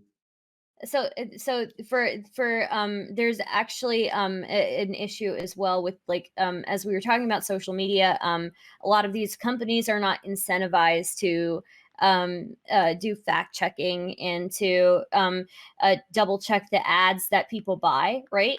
So that really contributes to it a lot. I think it's a bigger problem than even that. I think that even when everyone has the correct information, the factual information, you still see things spin out into all these crazy narratives that are impossible to rein in or control. Well, that's the thing. That's the thing. When they make conspiracy theories, they make sure, like when they're trying to come up with conspiracy theories, they try to make sure that there is some part of it that could be like plausible, right? No. And then I'm not even talking about a conspiracy theory. I'm talking about like just like we could all see the same event. Like we could all see the video, a video of the same event on the news. It's witness biases in law. Yeah, everyone brings their own biases to it, but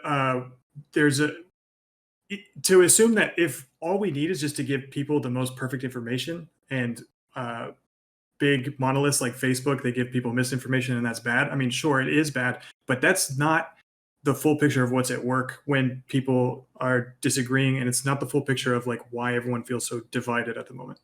Well, all these also like really extreme clickbaity, really like crazy rhetoric articles didn't really start popping up in mainstream until like the left and right shift got to the point where it's like so hateful and vitriolic where they're not even willing to have a conversation across the aisle. No, like, it happened after Occupy. So if you look at like how many times the word racism was used in the New York Times, it perfectly coincides with the destruction of the Occupy movement. So, like it's so clear. I mean, it's just one example. Wait, hold on. Are you trying to tell me that racism was just brought up to try to split up the Occupy movement? I think it was, yeah. So you're going to come in here, talk about the spreading of misinformation and conspiracy theories, and try to prove that point by dropping a conspiracy theory? I'm not dropping a conspiracy theory. You didn't even say we have the documents. I am ashamed. I'm proud of you for coming up here and speak your opinion. I love it, but you have to say we have the documents. Iram, hold on. Wait a minute. Like, I just gotta ask real quick. Like, do you not recognize it? Like, racism and things like that have been like people have been complaining about like racist things, like in this country, like just over the last 30 years, like really, really heavily. Even like long before there was any Occupy movement. Like, there was like the LA riots in 1992. Like, what about those? Did you feel like that was made in order to like get rid of some sort of movement? No. I mean, that was triggered by the LA riots were triggered by Rodney King, right? Yeah. Well, I'm talking about something different. I'm talking about a separate movement being divided. I think being uprooted, I would say. I'm not saying that racial issues don't exist. I'm not saying that. That's not the position that I'm putting forward. Okay. But what I am saying is that I think that like you would never see MasterCard with big banners that say Occupy Wall Street, but you would see them with Black Lives Matter banners. It's convenient for big corporations to get behind these quote social movements because it absolves them of any wrongdoing, when the movement that was pointed directly at them had to be broken up. And how did we ensure that everything stayed fractured? Is you pit people against each other. Hold on. You're saying because it became about race. I disagree wholly with all of the things that you're positing here. None of this, what you're saying, is making sense at all. This is spurious at best. Let me break it down really quickly, okay? Like, there's obviously an incentive why someone would probably put Black Lives Matter before they would put Occupy Wall Street when you're talking about a bank. Why would a bank put Black Lives Matter like as opposed to Occupy Wall Street? Well, they didn't. It's not like they did it right away. They didn't start doing all this Black Lives Matter and doing all this posturing nonsense until like Black Lives Matter became such a recognizable force, and we started seeing actual businesses receiving actual harm. Not talking about rioting, talking about like an actual activism where people started deciding like we're not going to support these people because they did these racist things or whatever, and sales started dropping and people started actually getting destroyed. Like businesses started seeing actual monetary harm, and they started recognizing that not aligning with these things would create certain issues. We saw the same thing happen in Starbucks recently, where Starbucks originally was like, nope, you can't wear Black Lives Matter pendants, you can't do any of these things because it's really, really divisive.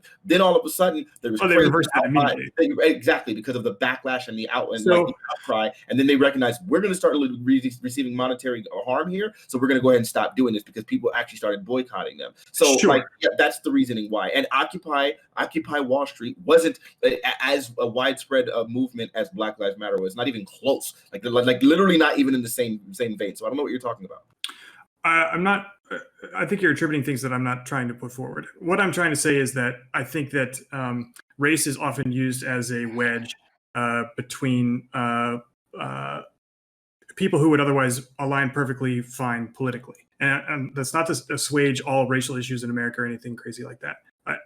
I think that to your point about, the companies were facing a more severe backlash for not supporting Black Lives Matter than they would be if they had remained silent. I think that's not true. I think a lot of the corporate support for Black Lives Matter is I see it as cynical, and I see it as a kind of moral posturing that is marketable. The moral posturing itself is the marketing that they're selling to customers. So it's like, Starbucks. I love that they stand with Black lives. They support Black Lives Matter. That's so great. As opposed to, I'm not going to support this business because I don't see any Black Lives Matter stickers. So I think it's more. I think it's and like even with like do you remember those commercials from Gillette where it was like just a bunch of weird messages about like masculinity and stuff, and it was all jumbled up. I think it was more I about remember this. being seen as the good guys, and that's what we're marketing to you. So you're saying it's virtue signaling, which I see as cynical. So yeah, Are you talking about like woke capitalism? Is that what? Yeah, Yeah. definitely. Okay, Yeah. Woke so capitalism. I think I understand what Iram is saying. And is it Iram or is it Aram? Iram's fine. Okay, great. I'm making sure I wasn't fucking up this entire goddamn time. But Iram. Okay, so you're saying race can be used as a wedge issue between people who otherwise might agree. You can see that within the labor movement, right? You can see that how in unions, how unions would reject African Americans because, like, rather than simply solidifying or having solidarity with workers who are also facing the same struggles, right? It was instead of painted as like, well, these people are going to take something of yours, right? 100%. Exactly, yeah. And we see that with a ton of other issues where in the end, race is the dividing line that where people might otherwise be able to reach out. So I agree with you there. You're talking about how companies have, I guess, yes, you could say a cynical use of these movements, which I think the movements themselves are certainly real, but like yes, putting up like a black square for BLM, you know, like, oh wow, amazing, right? I see that stuff. What you were just describing right there, the same thing like what a lot of corporations and companies did with the whole pride bullshit. Yeah. Where they took pride and just like, here, buy a Pepsi can because it's a fucking rainbow. But there's something to be said about this. There's something to be said. So I see what you're saying. Starts, I see your hand as well. There's something to be said about this though, because yes, I absolutely agree that this is cynical, right? I absolutely agree that the point is just to just to appear as if you care when you do absolutely nothing behind the scenes, right? Like Black Lives Matter, but like if you look within their corporate structure, there are almost no black people, okay, and they're not planning on doing anything about that, right? So 100% agree. However, at the very least, there was something to say about like corporations feeling like this is a worthwhile thing to signal, right? So not that. So again, you're right that like I think there's virtual signaling and it's a little like pink washing in terms of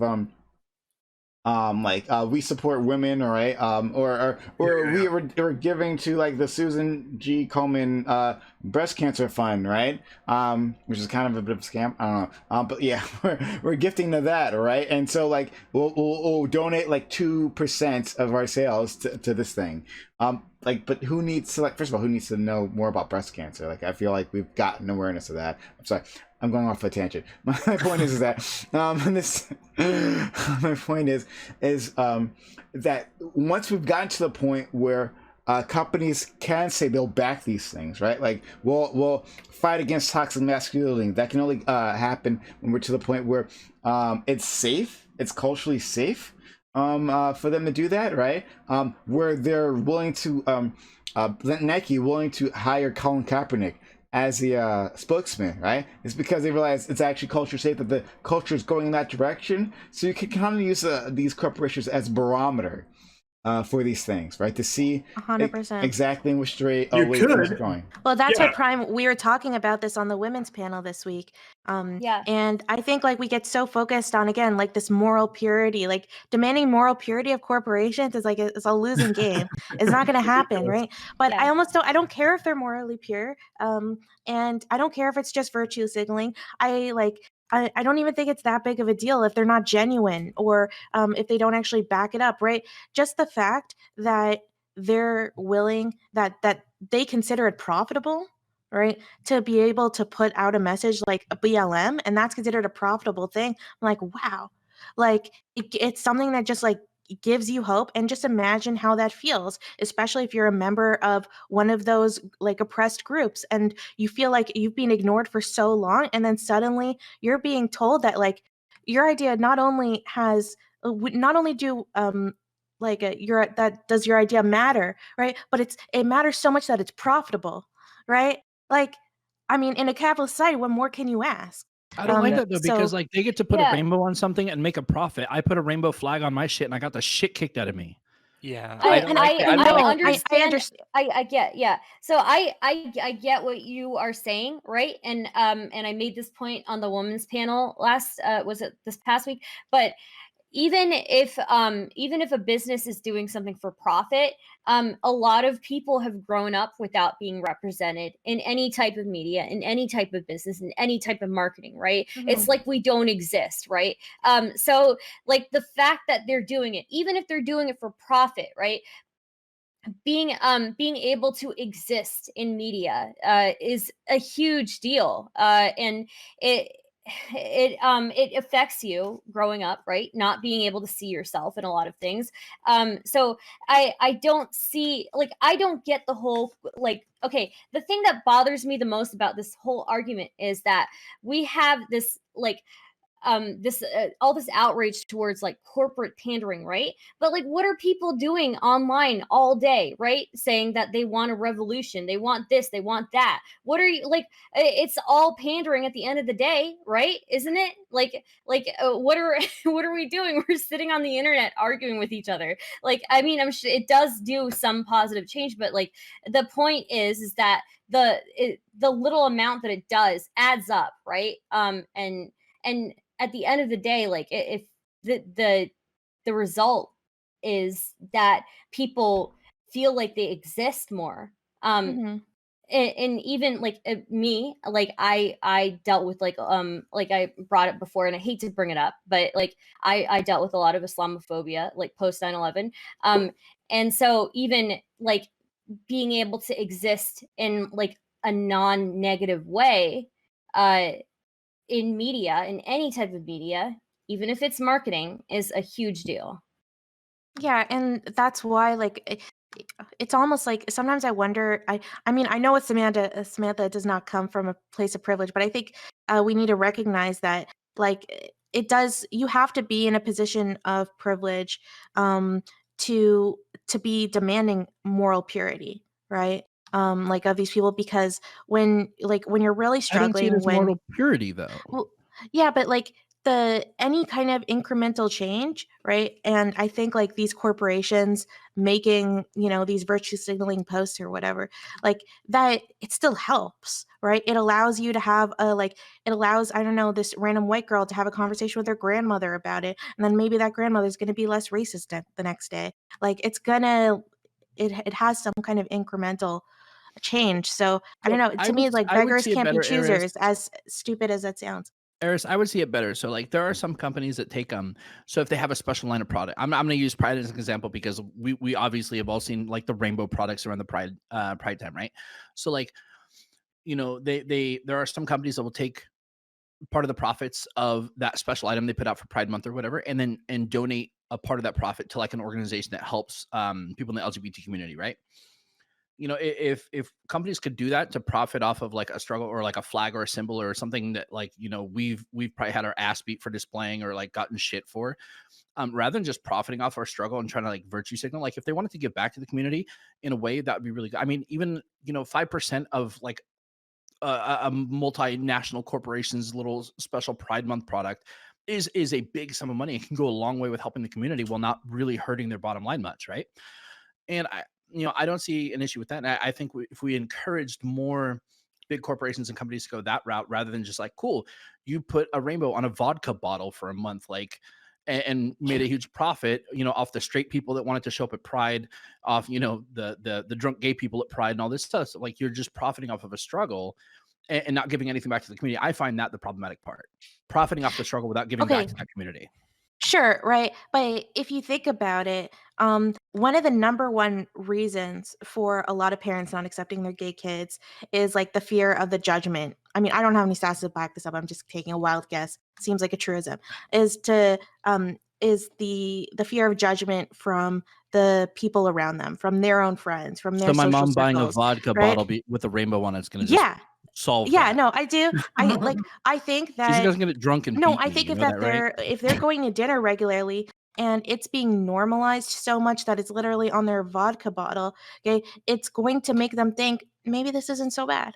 Like, I think, you know, maybe I'm not going or to they're gonna face go like, why are the intense gays shame. fucking taking over everything and ruining vodka for me? Look, Vodka's the one culture. thing that got me to like not think about you. Like it could go like so many different ways. Yeah, but I just think culture that is reactionaries something. are less of a chance of happening. But sorry, yeah. Oh, look at Well, Destiny. Hello. So piggybacking off of what Eris is saying, these things create small cultural changes, right? And the culture is not something that you can just change overnight, right? It sucks. And yes, like a lot of people are looking at these things and saying like, oh, where was this when I was getting oppressed, you know, or where was this when I was getting the shit kicked out of me? But like at the end of the day, like there's a net positive there, is there not? Go ahead, Steven. I don't think so. Yeah. Well, okay. So for everybody that says that they don't think that there's any positive here, I would hope that all of you are like adamantly against like affirmative action, because all of the exact same arguments that you would Yes. make in terms of, okay, yeah, I guess it's consistent. I mean, it seems to me that most people recognize that representation is important, even if there's no other benefit, even if it literally is just profiting off of struggles or whatever. Like I think most people will reasonably admit that, like, yeah, representation is important. Just seeing somebody that's like me, or seeing somebody that does things that I do, or seeing somebody that like shares a similar like aspect of their personality, seeing them in an area that's like a focal point of society seems to be like a positive thing.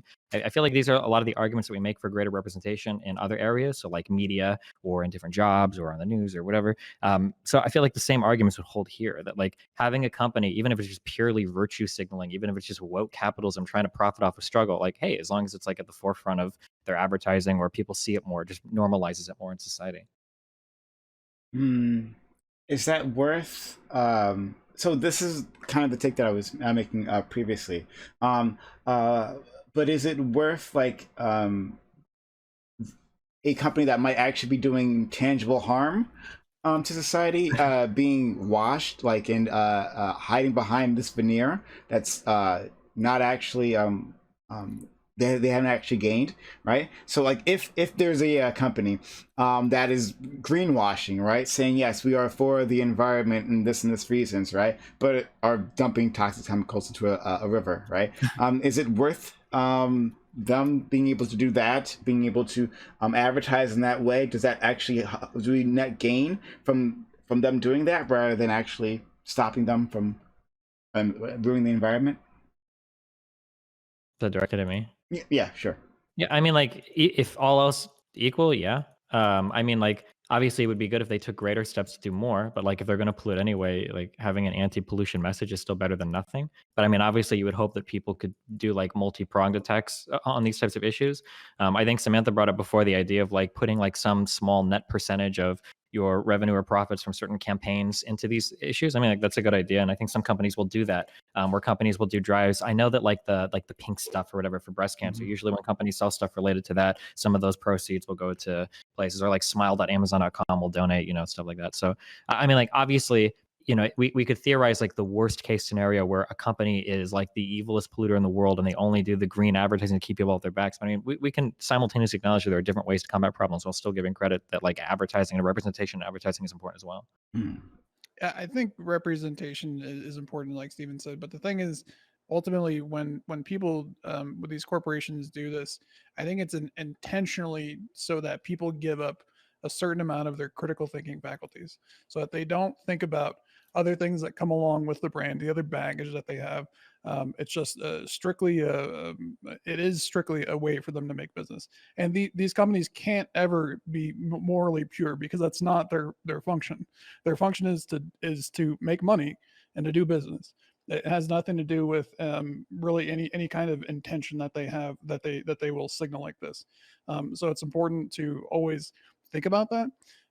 But at the same time, you know, I don't want to take away anything from somebody who gets satisfaction out of representation in media.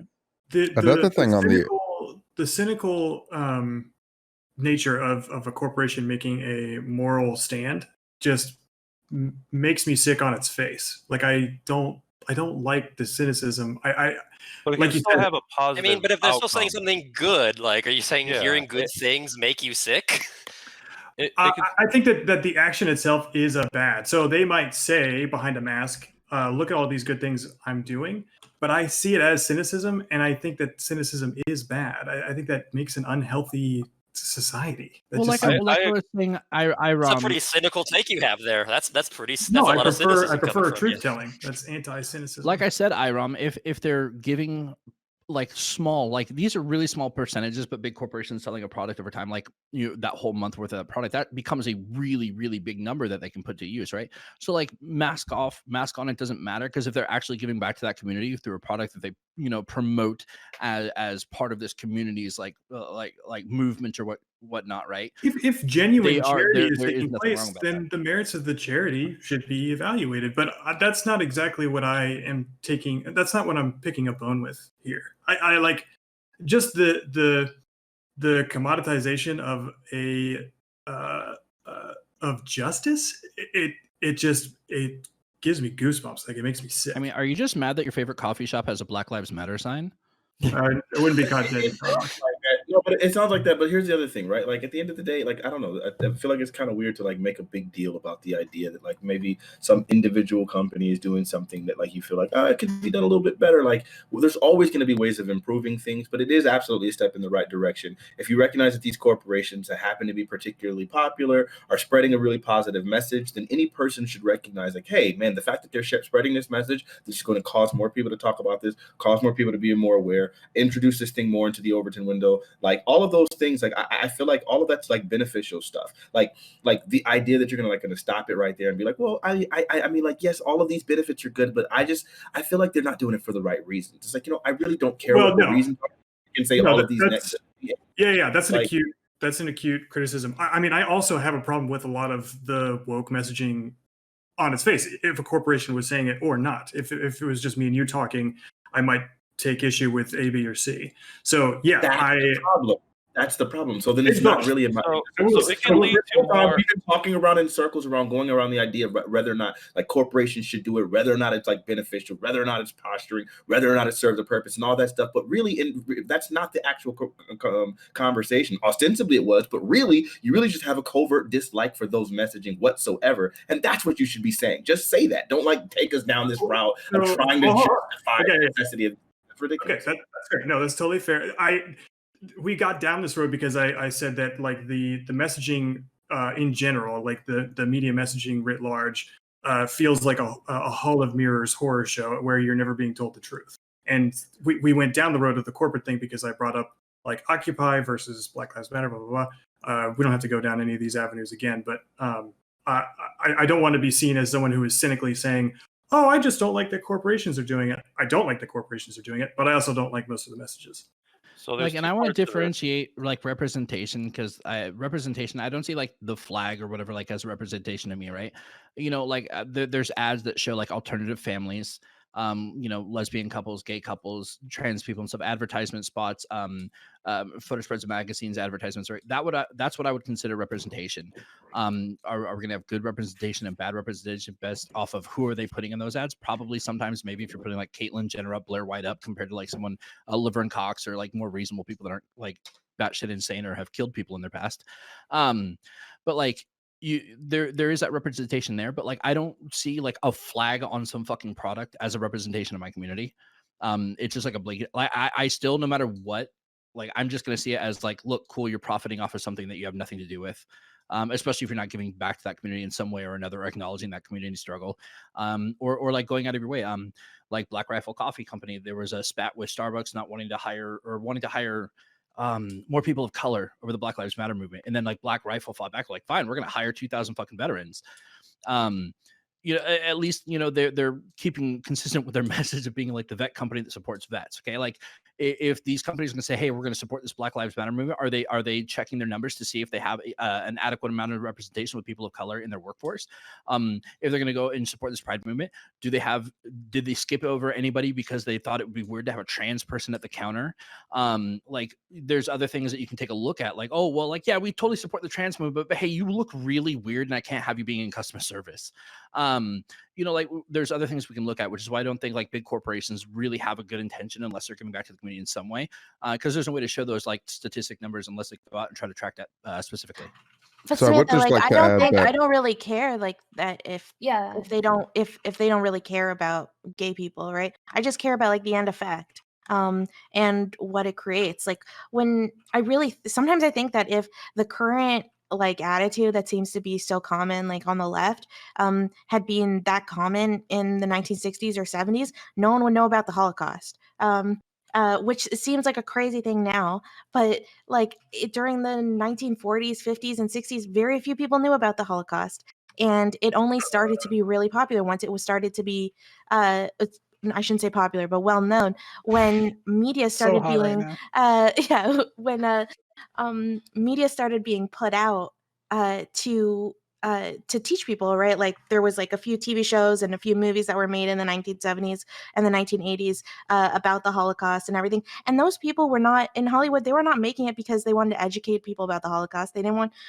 They weren't doing it because they wanted to teach people about the horrors of anti-Semitism. They did it because it was profitable, right? Because it was useful to teach a narrative of America as this great savior and to remind everyone that World War II wasn't a complex battle. It was just good versus evil, and America was the good, right? So they didn't have good reasons for doing that, but I don't care because the end effect is like all this media and all this representation of what happened to the Jews in World War II led to now it being a very common topic that people talk about, and people are now very educated.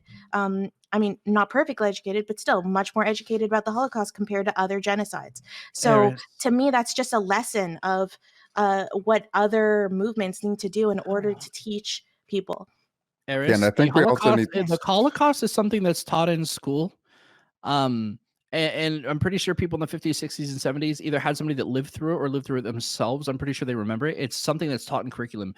The struggles of people of color in America, the struggles of the gay movement and the LGBT movement in America No, are I'm not telling you, something that is Samantha, taught in I'm schools. telling you that the Holocaust was not taught in schools. The like how much of things, even if you watch the Nuremberg What? trials in the 1940s, it was people did not know to the extent of what had happened. It was not common knowledge whatsoever, right? Like this is only something that started to become very common in like pop culture or well known amongst like, you know, your average family table in the late 1960s and the 70s So due to nobody knew media about the representation. Holocaust. You're saying that They- nothing of the Holocaust was so taught in didn't the know schools. average they didn't really the av- know the extent, the same way that people to this day don't know the extent of the genocide against the indigenous Americans. So there's a difference between knowing the Even extent post- and knowing anything at all. So hold on. Right. We'll get. So- Stop. Hold on. Stop. Hold on. We'll go to Stardust first, and then we'll go to Captain Nate Jones. He's been waiting patiently.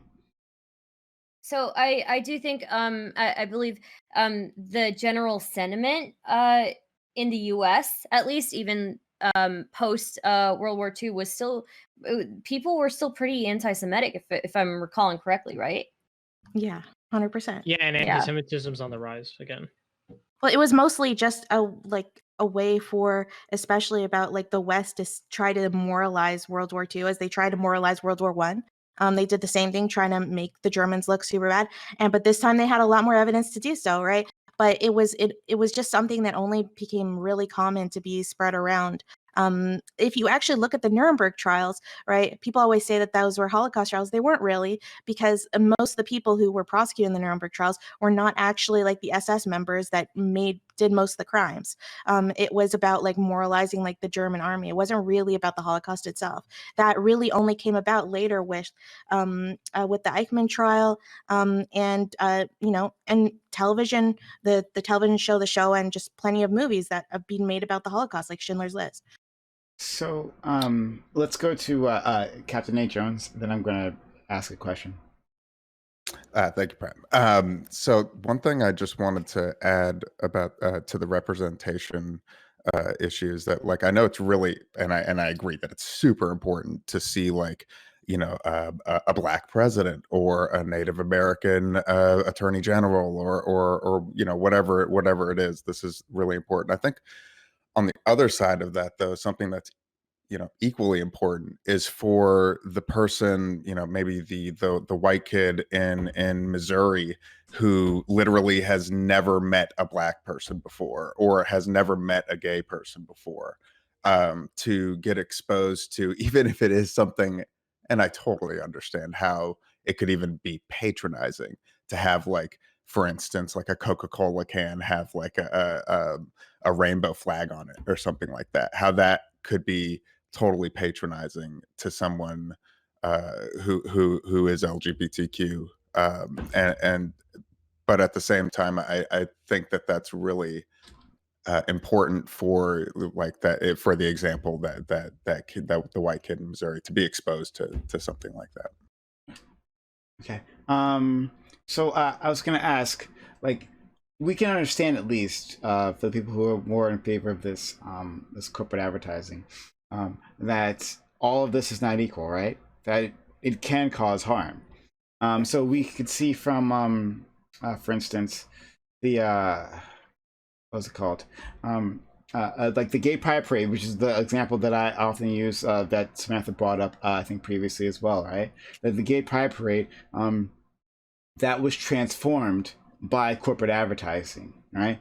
Like it used to be this more revolutionary celebration of LGBT pride, but once corporate sponsors got on board, well, you had to make sure things are corporate friendly, and the parade in which people could jump in from the side, right? Like if people were inspired to be part of this parade and wanted to be to celebrate themselves and their experiences, they could previously just join it, but now not anymore. Right now, this is being guarded by the police. The police who used to crack open the skulls of the LGBT individuals, right? Now they're guarding this parade. Now we have these floats that have to be seen, of course, because the sponsors pay for that. Like we can see that maybe this form of corporate advertising might not be quite the same as putting, like, I don't know, rainbow flags over like the office building. I mean, commodification is good at well, I'm not gonna say it's good, but I mean, it shows some broader acceptance at least, right? Yep. Like, I mean, I guess we can be annoyed in general at the concept of like commodifying things, which I think is legitimate. But I mean, better to be commodified than to be like hated and reviled, I would say, right? Like commodification to some extent shows like an integration and acceptance of a particular idea. Yeah, and that's exactly the point that I was getting at, right? Like, is that something is just better than nothing, and you can still end up with the same goal that you still want. Because I think Samantha and I agree with that, like, end goal happening. But for me, like, for example, I'm super passionate about, representation of Indigenous history, like, on screen, and I mean, I'll fucking take even Mel Gibson doing it. Like, it's just, I like, it just feels like something is better than nothing. And when you're a member of a minority, I know, like, I'm part Mongolian, and when I got to see Marco Polo, like, it was the coolest fucking thing to get to see like genuine Mongolian history, like, on screen. Come on, Even Eris, if it we was had flawed. Pocahontas. I would say that it's a lot more like nuance. It's very case by case, because like you get these representations, and like you love to see it. You want it out there. You want it in everything, and I love it. Don't get me wrong, but it really is. You need to kind of dissect everything at the end of the day. But you know what's funny that you said about Pocahontas, right? Is that when I saw Pocahontas, I knew nothing. I mean, at the time I was growing up in South Africa, so I knew nothing about the Indigenous Americas. But I just saw, like, straight black hair, really dark eyes. And I thought, wow, like, she looks like me. And she was my favorite Disney princess. And that was just so cool when all the previous ones had been blonde. So it was, of course, flawed. And to this day, it's still flawed. But I still think, like, especially for its time, it was a great thing. Well, I think when I said like good representation, bad representation, like when natives watched that movie, we saw a misrepresentation of what really happened and a glorification of a story that was in actuality in real life, a little girl being raped by a bunch of white people that came over here. So it was a gross misrepresentation, and like, cool, other people got to see natives in some weird light that they fucking wanted to, with some weird sappy ass Disney bullshit. But we saw a fucking glorification of a really bad thing in our history. I don't think that I don't know if that's a common idea. Like, I don't know if that's like the exact idea that all Indigenous people have, like, in the Americas, because I don't know. I've heard from a few different people that, like, they had the opposite experience, and I know that the people who participated in writing the story of the Holocaust and stuff were members of, like, they were the leaders of that Indigenous tribe, and they supported the movie too. So, like, I'm sure that there's tons of flaws, and I'm sure like a lot of Indigenous people have problems with it now, but. Well, I wouldn't say I wouldn't paint it with like a whole brush over the entire Indigenous community. Yeah, but I would say, like, the people that think that way, that it's a good representation, are a very, very small minority of us. I would feel confident in saying that, like, judging from like the groups that I'm in around tribal parades, tribal parties, powwows, whatnot, with multiple tribes. Like, good representation versus good overall. Those are two very different things. So someone can still be really happy seeing the movie, even if it's super flawed. I mean, well, but okay, like what I'm trying to describe, Aris, is like, how would you feel if somebody made a movie about Anne Frank in a love story with a Nazi? Like, do you see what I'm saying? Like, it's a fucking bad representation, a gross misrepresentation of what actually happened in real life. Like, what happened with Pocahontas was really fucking disgusting, vile bullshit. And like, Disney's like, hey, let's make it a fucking love story. She's a princess now, Wingapo.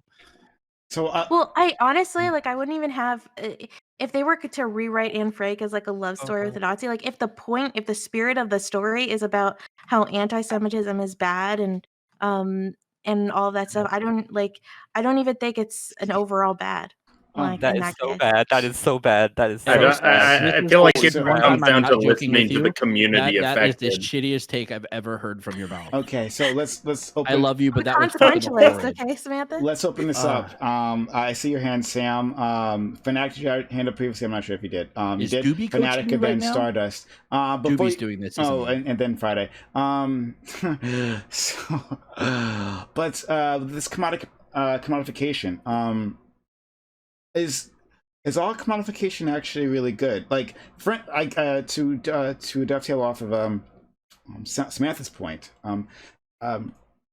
So we can see like what's been called, and I think very well so, the Santa Clausification of like MLK, right? Like, what do we sell on MLK Day? We sell mattresses on MLK Day, right? MLK was this nice guy, right, who just wanted everyone to get along, and no one at the time actually had a problem with them, right? I mean, there were some bad old guys, maybe in the South, right? Damn me, Bull Connor, right? But mostly everyone was actually cool with his message. He just helped get the ball rolling, instead of understanding him as the revolutionary character that he actually was, and that he was very much hated by the establishment because of this Santa Clausification, because of this commodification of his image, right? And of his message. People don't truly understand all the things that he stood for, right? And the struggles that was faced by people in his movement and himself, like the personal sacrifices. So again, is commodification just always okay? Always a good? Okay. I just I don't know. You have to accept it as part of like a capitalist society. We'll go to Sam. I fucking do not. We'll go to Sam. Go ahead. I think that like commodification is a sign that good things are happening. I don't know if commodification itself is a sign that good things are happening. I think commodification is a sign that we're moving towards whatever that is being, I guess, normal in culture, right? So like the commodification of the pride shows that being a part of pride is more normal, but the commodification itself may be bad. You know, we might not want that. And then another thing I wanted to talk about real quick, sorry, the reason I had my hand up. I wanted to agree with Samantha about like good representation, because like I think this happened with the Romani community. A lot of people don't understand the history of the Romani community in the United States and like what happened with them in Europe, and that leads to a lot of bad like understanding of like the plight of the Romani people. And again, with the Jewish community, this actually happened where in the Prime show Hunters, the Jewish community had a backlash against it because they showed violent images that didn't actually happen in concentration camps, and the Jewish community was worried that this could lead to like a backlash against the Jewish community. Okay, let's go with Stardust. Oh, sorry, I said Fanatic. Fanatic was next, please. Yeah, so I don't know. I feel like this conversation is kind of just getting lost in the weeds, as these things tend to do. Like, because when you ask this question, is this thing like, is it always good or always bad? Only a Sith deals in absolutes. Like, no, we're not going to say it's always bad or always good or any of those things. I think we do have to look at them in an individual case basis, right? But that looking at an individual case basis might be cool for like small little offshoot conversations, but it doesn't really do anything when we're trying to, like, as a panel, discuss the overarching theme about whether or not this thing in general is helpful or whatever. We can get lost in the weeds and keep talking about all these individual cases, and that's what we've been doing this whole time. It's like, well, right, I'm going to go ahead and agree with you, Samantha, 100%. I think like the whitewashing of like any kind of story and making it like the pussification of it and making it all like whatever, like the Pocahontas story, I think that's absolutely atrocious. I didn't watch like the OJ story for that specific reason, because I felt like, oh man, I just had this belief that they were going to like really do their best to paint this dude in a specific way that I didn't agree with. So I didn't watch that. Like I didn't when that movie was like doing really, really well with Cuba Gooding Jr. I think it was. But anyway, my point being, for yeah, if you're going to like misrepresent some, or a better example that would be like the Harriet Tubman story that they recently told, which was just absolutely egregiously awful. I don't think you should ever try your best to paint any like negative stories or anything that have been like traumatic to people or any important story that are integral to like the history of any given people and paint them in like a specific light that makes them like all pussified, if that's the word. I don't know what the word, I can't think of, my vocabulary is awful right now. But like sainted, perfect. So like a pet that you like a false model.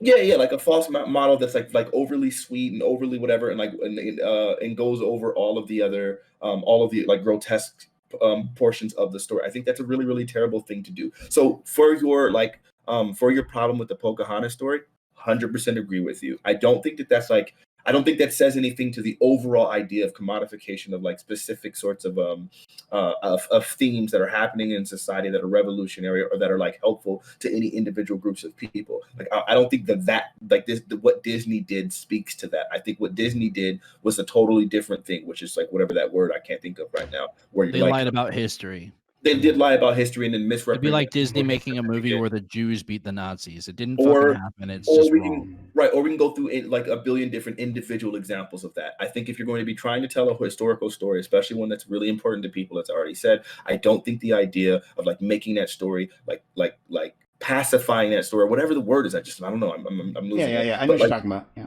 So that doing that is bad. Sanitizing. There we go. Yeah. I said whitewashing earlier, but I didn't like that phrase. But sanitizing a story in that way, I think that's awful. And that's what Disney did. That has nothing to do with just specific commodification, right? Commodification in and of itself can't always be bad. There's plenty of net benefits that we've all kind of talked about over like just throughout this panel all this time. Like I don't know. I feel like let's stop going into individual instances and just talk about the general idea. So I like this. I like what you're trying to do here. And the more I'm thinking about it, now that you got me thinking about this on a wider level, I'm actually moving against this.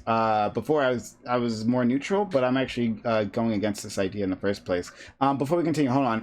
I'm gonna rotate someone out so that we can get another person in. Right? It's not an offense to you, right? We love to have you back in the future. Samantha? Okay. All right. No, I'm kidding. No. Oh, okay. All right. I'm not done yelling at people. Right, well, I have not hit my ad hom limit yet. Sure. Clarice, we'll have you back in the future, okay? Thanks for being here, buddy. All right. Yeah, and Paul, man, great. So, I think you're looking at all the examples that I can think of, right, and looking at the effect that corporations tend to have on these things, that they have the sanitizing effect. No, I think in the end, it's actually maybe doing less harm than good. I think in the end that this commodification, or however you want to call it, whatever you want to call it, right? I think this process ends up taking away, especially when these revolutionary movements, ends up taking away the message, right? That we're not actually transmitting anything, but what's corporate friendly at that moment in time. I think I'm moving against this, but I'm curious what you all have to say. I'll go to Stardust, and then Friday, you had your hand up. Well, now that the topic has shifted a little bit, I still like kind of hold the belief that the representation that you see in media is it does have an effect on people growing up. There have been studies on it, and while I do agree that whitewashing certain things is bad, I would say that growing up thinking that you're other, right, or having this like subconscious thing that you're not normal, right, is is, I would say I don't know how bad it is in comparison. I think it's hard to compare that, but yeah, it's its own thing, I guess. So yeah. Okay, Friday Living. Just from I was thinking about this. So, like with the BLM movement and stuff, like with me, like I don't really care if they're trying to like show something for Black people, because I know that if Gap shows a BLM thing or something like that, if I go into a Gap store, I'm still going to be followed like I'm stealing something. You know, I'm still going to be treated like a lesser than. I mean, it doesn't really matter. All this stuff doesn't matter. Like, this is all performative, and I think the quantification is bad of our movement. If we really care about our movement, we don't want companies in this shit because they're just trying to fucking make $1 off of it. No, that's just 100% wrong. Like, listen, I understand. Like, the second you start getting into these like absurd like purity tests about like, no, they have to be 100% in alignment with me. They really got to support and agree. I 100% agree that it's performative, but that didn't take away from the fact that it like pushes the conversation into a broader narrative, right? I can't speak to the intention of any individual talking about BLM. Then why care about grifters? You know, hold on. I'll finish.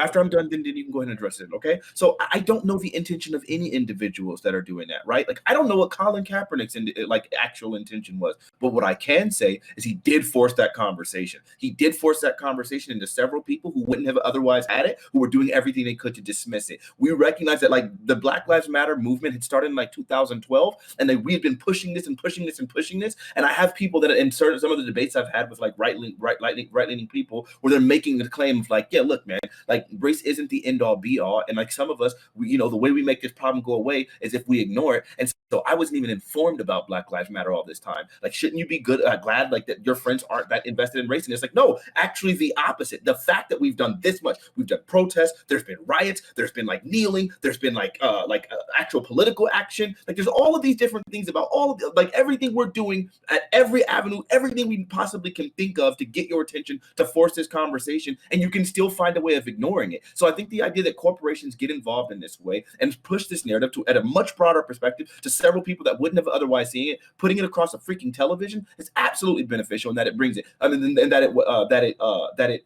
like forces the conversation. They're not saying very much. All they're doing is just putting the little banner there. So at the end of the day, it's not like it's watering down a message. It's not very much of a message at all. It's just a slogan. But that slogan normalizes that and forces it into conversation. I don't understand why that would be harmful. What's the net harm from that? Tell me that. And there are some real benefits that it laid out. I mean, the on Sephora, I don't know if anyone here loves makeup, but on their website, they, for the entire Black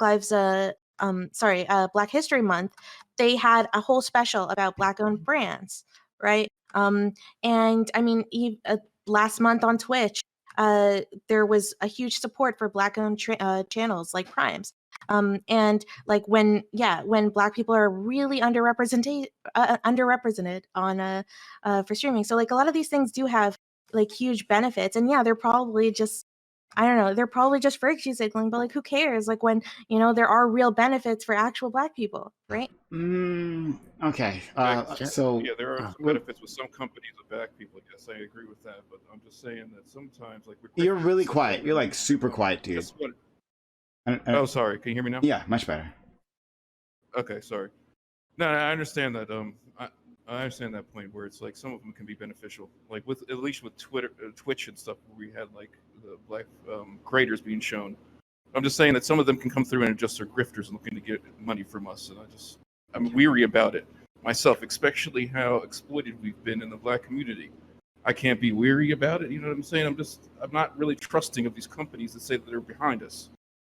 Okay, that's a different thing. Saying you're weary is totally acceptable. No one's chastising you for saying you're weary. Now you're walking it back a little bit, and I can 100% get behind it. That I totally understand. We have been exploited, God knows how many times, by both the Republican and the Democratic Party, by both companies and like other people that have like literally used our movement and then like kind of gone off into other directions to try to get benefit for themselves. These kind of things happen. I understand why you'd be hesitant. It's just the Black experience. We're weary about everything. So I totally. I'm gonna let some other people in. I'm gonna let some other people I'm gonna let I want to push back against you, Fanatic, but I got to be a responsible host and all that. But don't worry. I'll let some other people in. All right, so I'll go to Kralzor, then I'll go to Katarana, I'll go to Steven, and then Scarg. Yeah, so like some of this might come from my theater background, but I view it kind of like improv. Like I want to see this be yes and. Like, yeah, I think that like a company putting Black Lives Matter up on their pages, whatever, great. Not enough. Give me more. But like, I'm not gonna say don't do that. Like, I would view it sort of also like through like a historical lens of the Hollywood studio system was racist as fuck.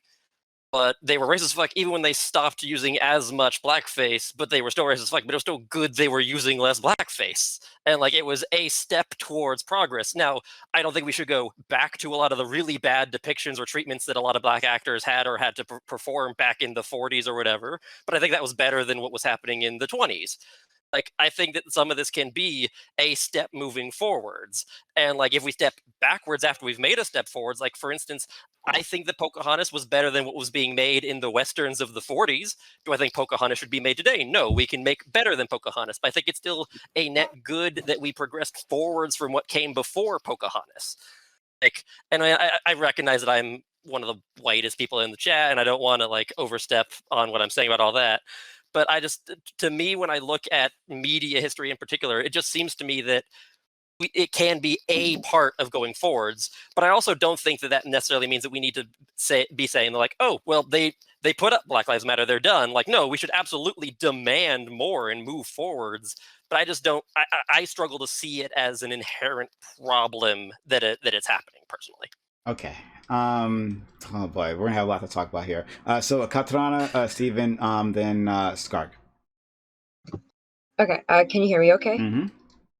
Okay. I think there's a difference between like all these different types of representation. Like there's good performative and there's negative performative, and some of these things aren't equivalent.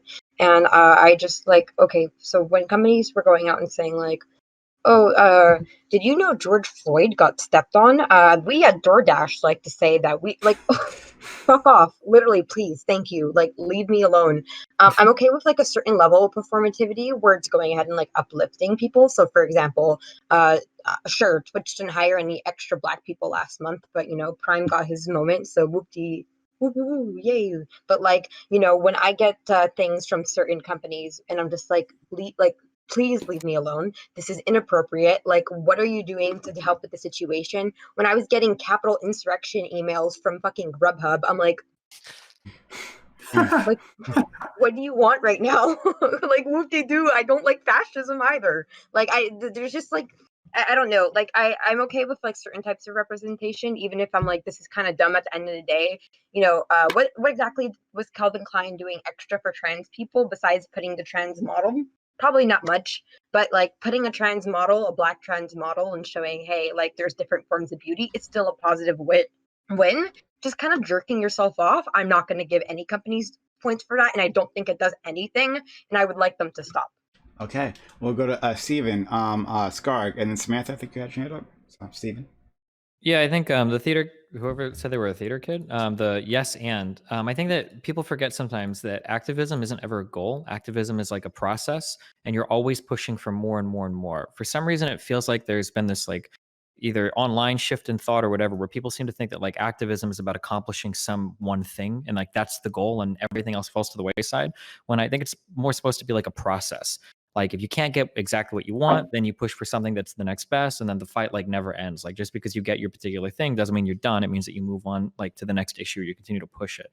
And the idea that like as long as something isn't like intrinsically bad, like we wouldn't push, for instance, for like racist representation. But if you can get a little bit, I mean, I think it's good to get a little and then to keep fighting for more and more and more. Like the conversation about getting a company to donate to gay advocacy groups is probably easier if they've had like a few campaigns with like a I don't know, some sort of gay mascot or advertising or some sort of LGBT friendly advertising. I think that the next part of that conversation becomes easier and easier. And it's all kind of a moving process. So, but Steven, and to all the others who are on this side, does it degrade the discourse right? Does it degrade the discourse to have a certain version of events, of these stories, of these movements out in the public, right? You're saying that like the common refrain is, well, it gets the conversation started, right? And then someone else, you can take it from there, like, oh, I'm curious about this, and I'll go ahead. But people just generally don't, right? People just generally don't like take that extra step to educate themselves. So is it better to have a sanitized version, a corporate-friendly version of a discourse, right? One that inherently does not challenge their power, because of course not. Is that just as good as not having that conversation in that space at all, and then activists looking for other avenues to reach those people? I mean, like, conversations are always going to be degraded. If you're waiting for like the perfect conversation moment, it's never going to happen, right? No. Oh, yeah, but I'm saying, like, for instance, do we think that Barack Obama being like black and the president was probably good for black representation in the United States? Like, yeah, I think most reasonable people would agree with that. But you also have dumb fuck conservators that say things like, well, how can there be racism? We already had a black president. Racism is solved, right? I mean, anything can be turned and used against you. You don't want to play on your opponent's field and think like, well, what's the worst thing that somebody that hates my ideology can say if we do this particular activist thing? Like, you can play that game with literally everything. So just because some people are going to use it in a bad way or misappropriate it doesn't mean you just don't fight for so it. Obama didn't racism. Okay, that was Pepsi. Destiny. So I perfectly agree with you on that point. In fact, I've made that point many times. I think I made that point to you previously on another subject that we fought against, right? Like, yeah, you're absolutely right. Don't fight on your opponent's field. Like, don't let them set the terms of the debate. I'm not doing that. I'm saying that we can still. It's possible that we're still having a net loss here, right? That like because people don't actually understand the true movement behind the LGBT struggle, right? Because like it's been sanitized, for instance, to be like a very white male gay focused movement that they don't understand. Like, for instance, the women of color, the transgender women of color, who are actually at the forefront of this all, right? That history is completely lost. And we basically have a more uninformed populace than would otherwise be if we simply didn't have that story out there in the public.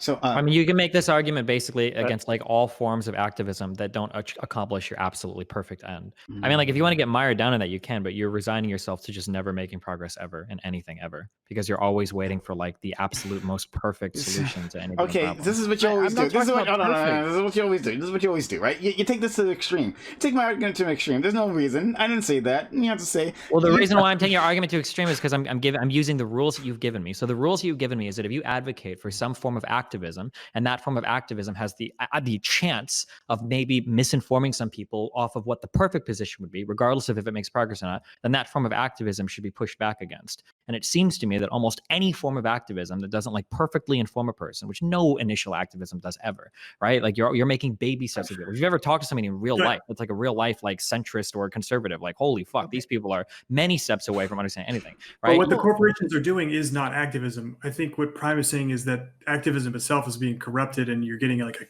a warped caricature of what your goals are in the first place. It's So, being like, signal boosted, right? Yeah, what I was thinking more along my thought process, right? What I was originally getting at with this whole, like, it's not real, like what Iram said, it's not real activism. Sorry.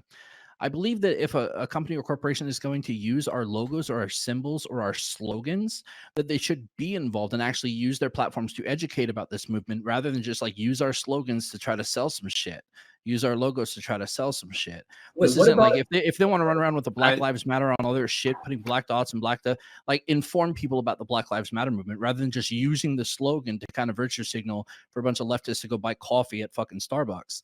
Wait, what about it is an activism? Like, if they're actually using their platform and they're trying to create some sort of social change, such as bringing conversation more into and forcing more conversations that are about specific political issues, I don't understand how that's not activism. They're not doing it to be a part of activism. They're not doing it to be a part of activism. They're not doing it to fucking get people educated on the movement or get people involved in the movement. They're getting it to get a bunch of people that are in this movement, because right now it's a growing movement and getting big and big and big. Right? A lot of people are jumping behind it, jumping on it, right? You're seeing massive amounts of numbers at these protests, massive amount of support from the movement, right?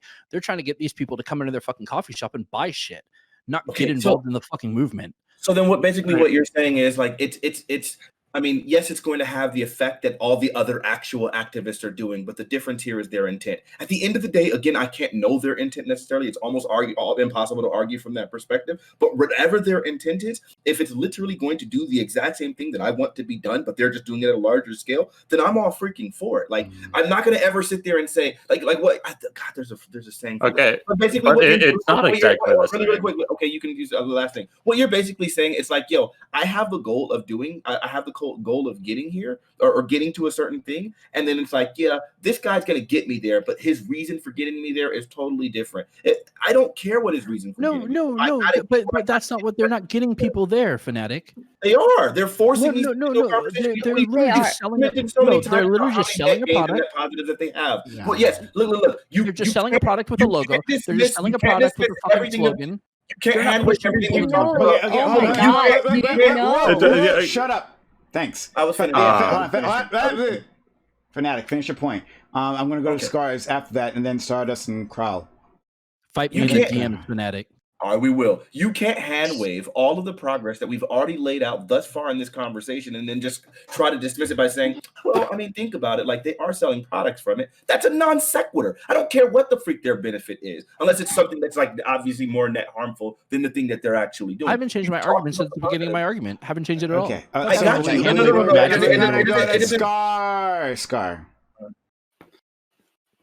Scar, dude, I'm not sure. Am I pronouncing your name wrong? Skag. White guy, white headphones.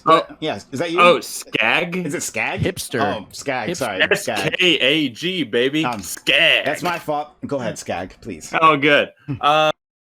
Geez, you caught me a little off guard. So I'll just roll back. I was taking a little dumb notes. I was trying to say, so, oh, fuck. Okay. Anyway, what rules are we making for this performative kind of corporate like shilling to these marginalized groups? Like, because I feel like we're kind of hand waving, going back and forth, saying like, hey, like it's a little bit bad here, a little bit bad there. Every single person who talks comes in here and says, I don't like it when they do this way, the Pocahontas way, but I do like it this other way.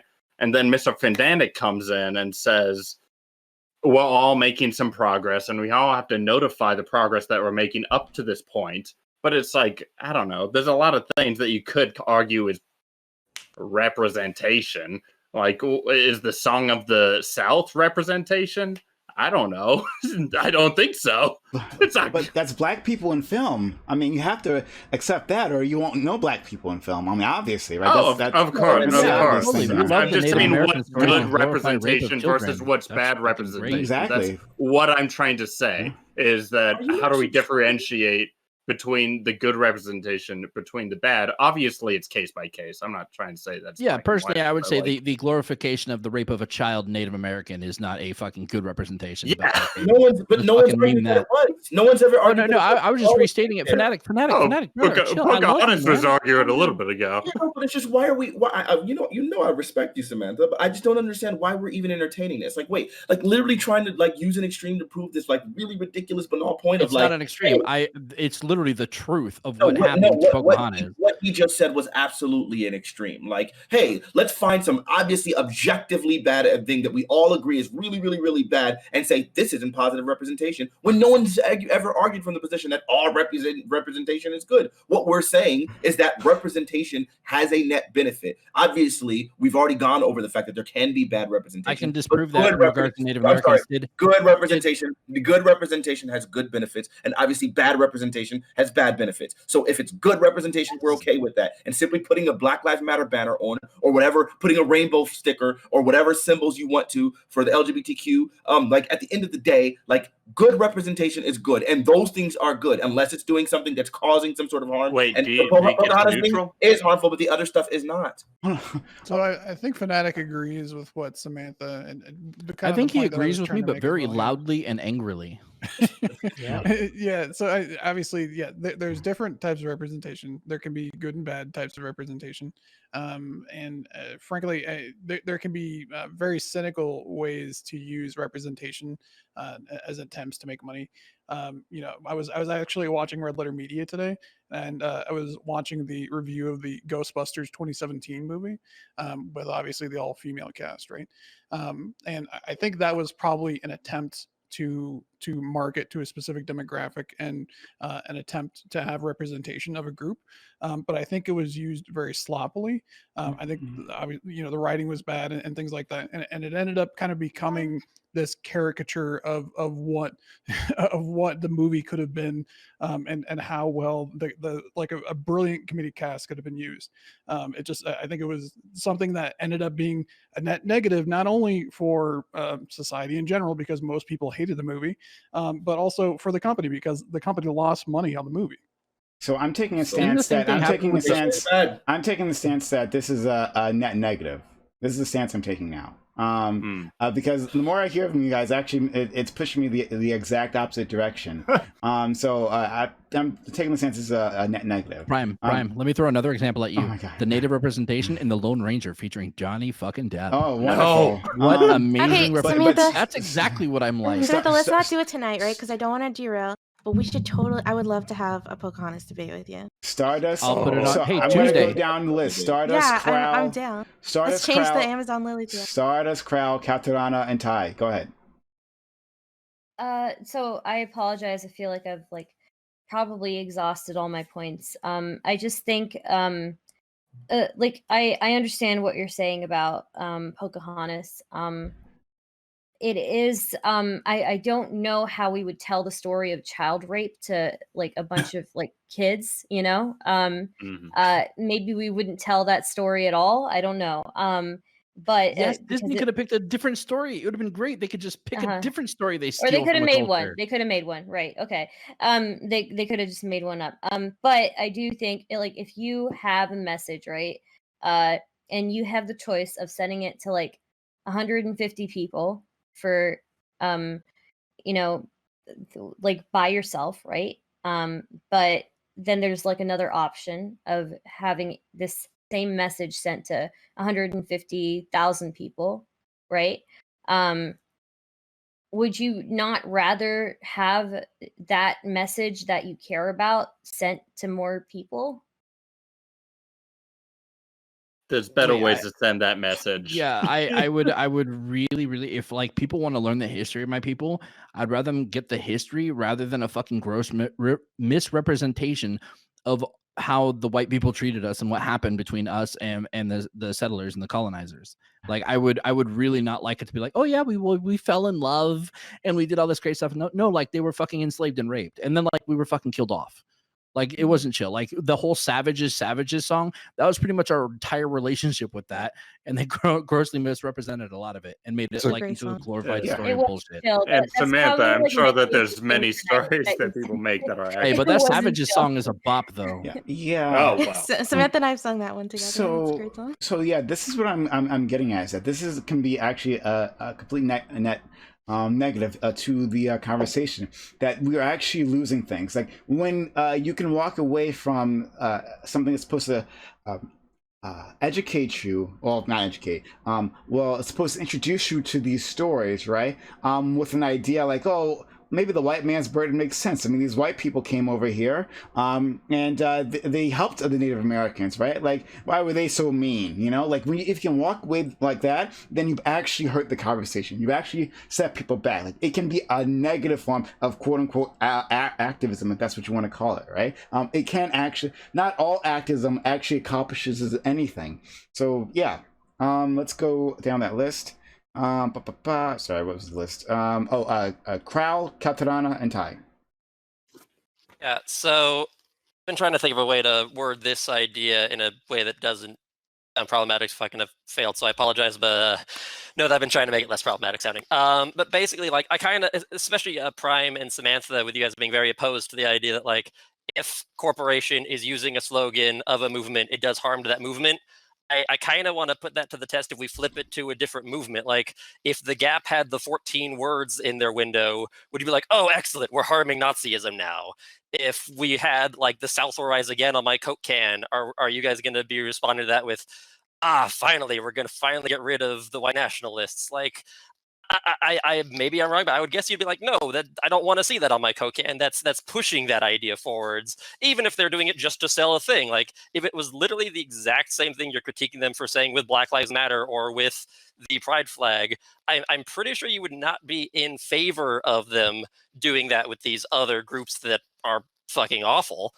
And I think to a certain degree that's because, like, you can acknowledge that even if it's not doing much, putting it out there is not nothing. I mean, there's been other companies that have flat out put like thin blue line stuff on all their shit, or like, during the Black Lives Matter thing, they would take a strong position counter to that. Be like, fine, Starbucks want to do this and support that. Well, guess what? We're gonna fucking throw a bunch of Blue Lives Matter. We're gonna throw a bunch of money behind the police unions. We're gonna throw a fucking bunch of money and support them. Nobody, we didn't fucking call that out shit. Like, but like, still, that was a net positive for them because they were looking at fighting something. But at the same time, we're not trying to fight something. We're trying to have a movement to make change and fight current like status quo and shit. And other people are just trying to take that, run with it, make a profit off of it. I would say that if I can speak, the difference here is that like that the slogans that go for like BLM and things like that kind of like what were we saying earlier? The word sanitize the like opinions and ideas and what we're actually fighting for. Whereas the opinions held by, say, if some company throws out a Blue Lives Matter thing out there, it's like, it's kind of instantly recognizable, understood, and fought for by a lot of these conservative types and all that. It, like, you don't need a lot of deciphering and understanding. Okay, so we're going to go to Katrina, Ty, Destiny. Katrina. Yeah. So yeah, I'm here. Don't worry. I hear words. So yeah, no. I think it's a bit of a, I don't know. I don't want to say fallacy, but like I just don't think the situation that like Corral was giving is equivalent to the situation for like more marginalized groups. Like people are actively opposed. People actually like are fighting like every day against some of these things, and of course, people are fighting against like the 14 words as well. But I just don't really think they're morally equivalent. And yeah, I can't. I need to think more on exactly why it's not equivalent, but I know it's not.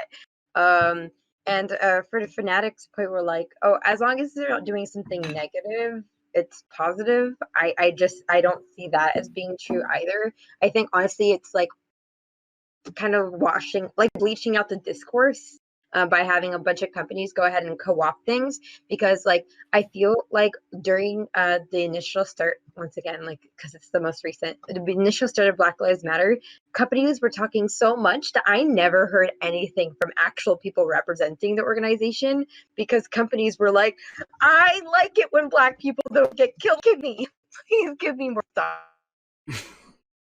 Well, we lost you in the last. You were laughing at something.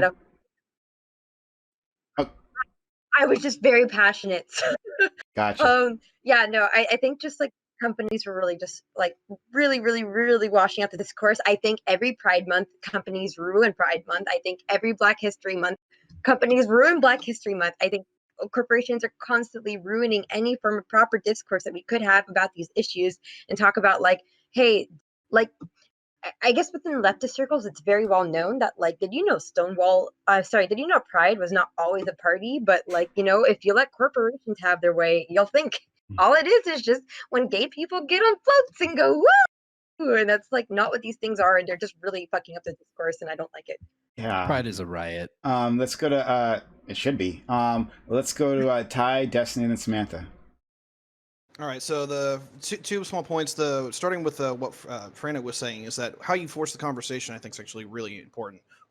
is that if it's just one of these corporate issues where, you know, you got a trans flag on the side of like a Pepsi can or whatever, most of the time they're not even going to matter, right? They might look at it and be like, oh, cool. But they're not going to, it does not force the conversation. It doesn't really matter overall. What matters is like the more kinetic that some event happens in your life that actually forces that conversation.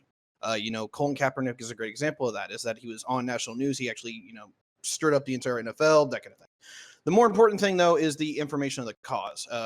If people get your message, it's completely different than actually getting what you're trying to mean by it. My side of the aisle was absolutely able to ram hand on the left when it came to defund the police, because what you guys meant to say with it and what we took it as was completely different. We were able just to beat the living crap out of it. So, you know, messaging is important, and how that messaging is spread is very, very important. So there's my two. Okay. Sure. Let's go to Destiny, please.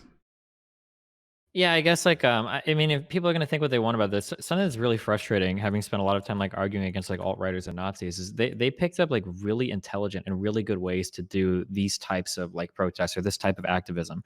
They're so good at doing things in like very covert, very sneaky ways. Like they never make their big asks for exactly what they want. They're totally happy to align with people that are totally different ideas, but end up being useful idiots for their causes.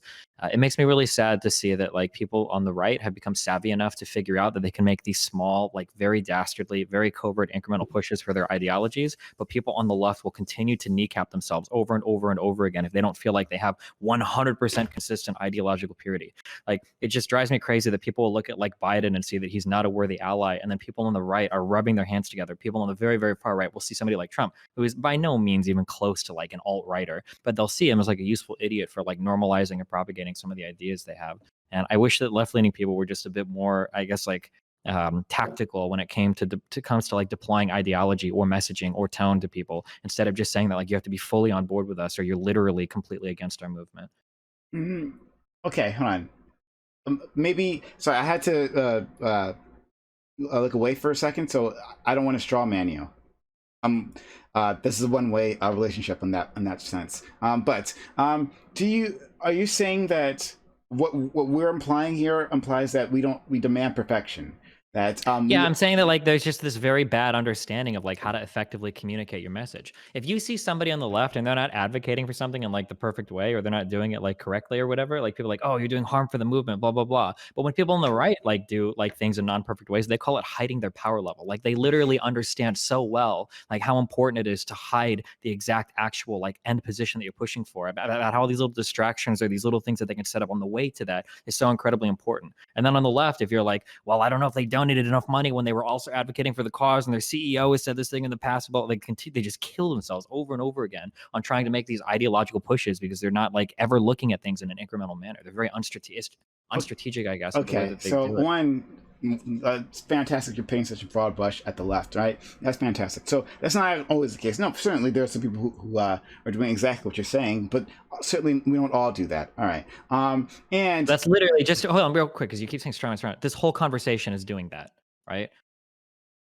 This whole conversation is. So let me say this. If there was like some organization that was donating to like, if there was an, if there was an organization that was donating to like save like children in Poland or some shit, like if you guys had the same mentality as the alt-right, then the alt-right would be like, hold on, we can't donate to save Polish babies. Like, yeah, sure, it might be majority white, and some people might interpret it as a racist attack, but we need to be focusing on saving all white people everywhere. It's not enough that they're just focusing on Polish people. I don't even know if they really want to focus on Polish people because they're white. It might just be because of like they would get totally lost. But instead, like alt-righters who are way more crafty, this like see it as like, oh shit, like this is fucking funny as fuck. Like not only do we get to support our cause like in this kind of like covert manner, but we can also like always deny like, oh well, it's not about that, like it's just about Polish people or whatever. I'm using Poland as an example. It could be any country, right? I'm just saying that people are so much more crafty and clever with like how they push their messaging on the right, whereas on the left, and that is this conversation, I'm not trying to allude to some whatever, like this idea that like if a company supports something, well, we have to sit here and figure out like, do they really support it? Are they doing it in the right way? Are they maybe missing some of their messaging? Like it's this perpetual kneecapping of your movement in order to like maintain some ideological purity. At the end of the day, it doesn't really matter that much. Like, yeah, it would be nice if we got our message perfect the first time out the door, but that's not always going to happen. And who cares if people are like a little bit shady? Like, I'd rather have some dude, like we can even use Pocahontas as an example. I'd rather have like a bunch of stupid fucking people think, oh wow, the Native Americans and white people got along so well when they met initially and everybody was chill. I'd rather have them having those thoughts than, oh man, remember when the European settlers came over and all of the natives were just savage people that tried to murder and kill them all? Man, I'm glad we wiped them out, right? Even though the Pocahontas story is stupid and those ideas are pretty far removed from reality, and those ideas are pretty offensive in some ways too when you look at what actually happened, it's still better than what came before it. And I think that people on the extreme right are really good at recognizing those incremental steps, while people on the extreme left are never satisfied. What came before? Yes, what came before was exactly what you're saying, and that yes, these people are pure savages, right? And instead, what Disney did was replace it with the noble Native American. So there's a bunch of Native American tropes, right?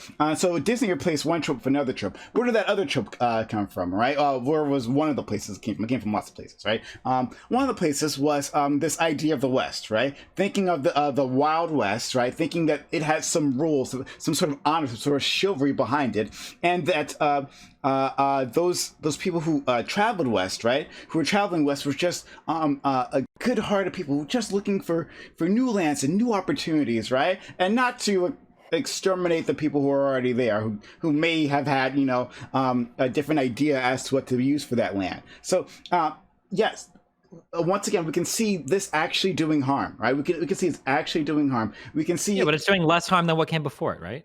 I'm sorry. I'm saying that, like, okay. So this wild, I didn't complete the thought, so that's my fault. That Wild West imagery, part of it was created through commodification. There was this one author, and I'm sorry, I don't remember this off the top of my head, I'm sorry. But there was one author who helped spread this idea, like through the books that he was creating, right? All this idea of the Wild West, right? Of what was going along. That became the popular, that became the dominant narrative in the popular imagination, right? So this cowboys, the good guys versus the Indians, the bad guys, right? He helped make that happen. Now, that he wasn't the only source that did that, certainly not.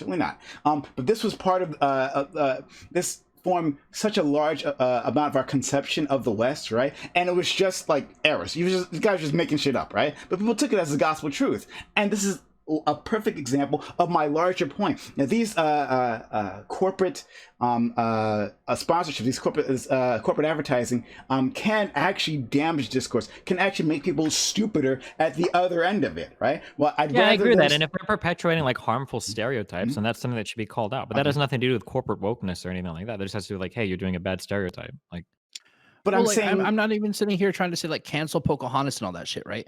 What I'm just saying, like, if companies want to fucking profit off of a movement or whatever, like, put your money where your mouth is. Like, or like what's wrong with it? I see there's nothing wrong with it. Like, you can always go farther. I'm not saying we need to make this a law or fucking mandate it or like whatever, but like I see no problem in like maybe like sending off emails to companies or people and just be like, hey, next time you do this, hey, maybe think about doing this. That could do an amazing help for this community or this movement. Maybe try being more informative. Rather than just like letting it go and making no possibility of change. Like I see no harm. No, but I mean, at least we could fucking try. What this boiling us down is to whether misinformation is better than no information, right? Like if you're actually misinforming the public, is that better than the public being completely ignorant of the subject at all? I would much rather just have accurate representation. Yeah. Okay, like I'm a realist here. Okay, if you want to go by demographics of a country, right? I'm not going to say like Africa or Europe and expecting a bunch of Native Americans to be on fucking TV. Okay, like, but at least I would hope that they were more accurate than America is when we're portrayed on TV most of the time or in movies, right? What I'm saying is like, I'm not saying canceling all these past representation, but I'm saying that most of the representation we've had in media, I can only speak on like the Native standpoint. Like gays have had pretty good representation in media. I mean, you have Ellen, Will, and Grace. No, but I'm saying we haven't been like now they are. Yeah, but now we do, but like throughout history. But I'm talking about modern times. I live in modern times. I don't live in the past. We just learn lessons from the past. Now, but I'm saying like moving forward, we should be able to like call out these people. Hey, this is bad representation, or like I don't know the word for like demotivate people from trying to make this kind of content. Sorry, I'm stupid ESL. My bad. But like, if a company, like if anybody could have stepped in like during the Lone Ranger fucking movie with Johnny Depp and say, hey dude, like this is a bad fucking idea, this is a bad look, you're gonna catch backlash. And like that production company could have saved a bunch of money, the directors and producers could have saved a bunch of money, and maybe had found like a better way to have representation of natives in that type of media. You know, I'm not saying like they can't have representation. Yes, there was representation, and bad representation can hurt the community. I mean, Johnny Depp made natives look like a bunch of fucking like walking retards. Like fuck, like he made us look stupid as fuck, and just it was bad. In Pocahontas, I think that was just a gross misrepresentation. My only problem is like they turned a child rape story and enslavement story into a love story. That's my only problem. It was bad representation. Yeah, cool. People saw Native people, but we're not all like that. And you know, that's the other part too, is like everybody lumps Native like we're all the fucking same thing. Like every tribe is the same. Like every nation dresses the same, acts the same, has the same practices and everything. And like that's not really tight either. But like, yeah, just I want people to put their money where their mouth is, that they're going to take symbols and movement slogans and use that. And I want positive representation moving forward. Sam, I feel like, but I think that you move towards positive representation through negative representation. Okay, we got two people speaking at once, so we can't hear either of you. So let's go to Eris. Let's go to Eris, then Sam, then Fanatic. Then yeah, but I think that it's about incremental change, and you get positive representation by having negative representations and having people criticize it, and then moving forward that way. So I don't understand like some of that. Like I completely agree with you. I wish that there would be better representations, and I've seen some better representations lately. But I think like say something like Pocahontas just paved the way for other stories of people of color that like for Disney to be teaching white children about. And like I don't know that we have Moana without Pocahontas. Yeah, like and to be like, and a lot of the stories are much more responsible, right? So I think that needs to be taken into context, and I think that like you will not get good representation from zero. Like I just think that will never happen. I don't know. Is that the case? Will that? I mean, within our society, maybe not, right? Maybe if it's the majority, right, who holds these who holds the reins of power, right? Holds industry, holds our media, then maybe that might actually be the case. But I don't think it's simply an impossibility that we can't go from we can't start from a positive viewpoint of a certain minority group. I don't think that is a given, but I don't know. Maybe it is within our society that like as long as like maybe you know, I'm too cynical, Prime, but sorry. Yeah. I might be just too cynical, but I guess like that's just what I've seen like throughout I guess like Western history with representation and the ability to accept groups and reduce like oppression and historical racism. I agree with you in terms of like an incremental thing. I agree with you on history. Like if you're looking at history, that's exactly what we've seen. So I agree with you there. Sam, Fanatic, Catalana. Yeah, I just don't think we're even. I don't think Samantha was even arguing against like these points. And I don't want to misrepresent her arguments. She left, but I think that she was giving her critiques of where they are now instead of saying that we shouldn't have ever had these in the first place. I think that she's doing the yes and, right. She's saying yes, this has happened. Yes, it got us here, but now I want this. I don't think that she's arguing. I don't seem like she was arguing that they should have never done this in the first place. And maybe I'm misrepresenting it, but that's what I was interpreting from it, that this was the yes and conversation that we were looking for in the first place. Anything else, Sam? No, that's it. Okay, Fanatic, Catalana.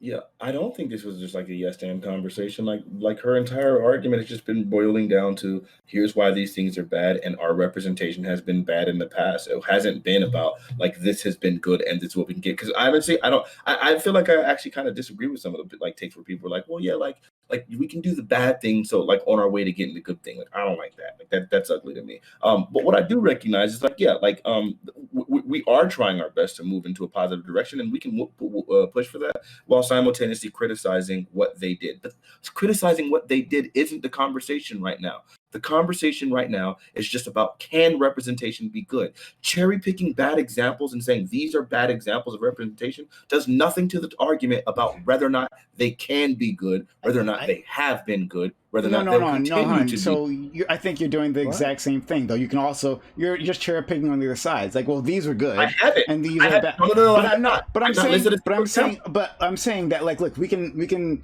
If you're asking us, is this the conversation? Is this a net good or not? Right, net good, right? Not like whether each individual one is good, but we can look at we look at these examples to draw conclusions about the whole. Right. So yes, we can't discuss literally everything, every single example of this, but we can draw conclusions from popular media, from the recent past, on all these different examples, and make a conclusion. Right. Like that's how we do that. We can just talk about this in the abstract, but we'll have to talk about actual examples of these things. Okay, I want to be able to take a nuanced view on this. Really quick. I was in the middle of speaking. You cut me off the last time, but it's okay. So at the end of the day, then yeah, I guess this conversation will literally go on ad nauseum, right? Like it's like we're just gonna keep listing. You're gonna list an example. I'm gonna list an example.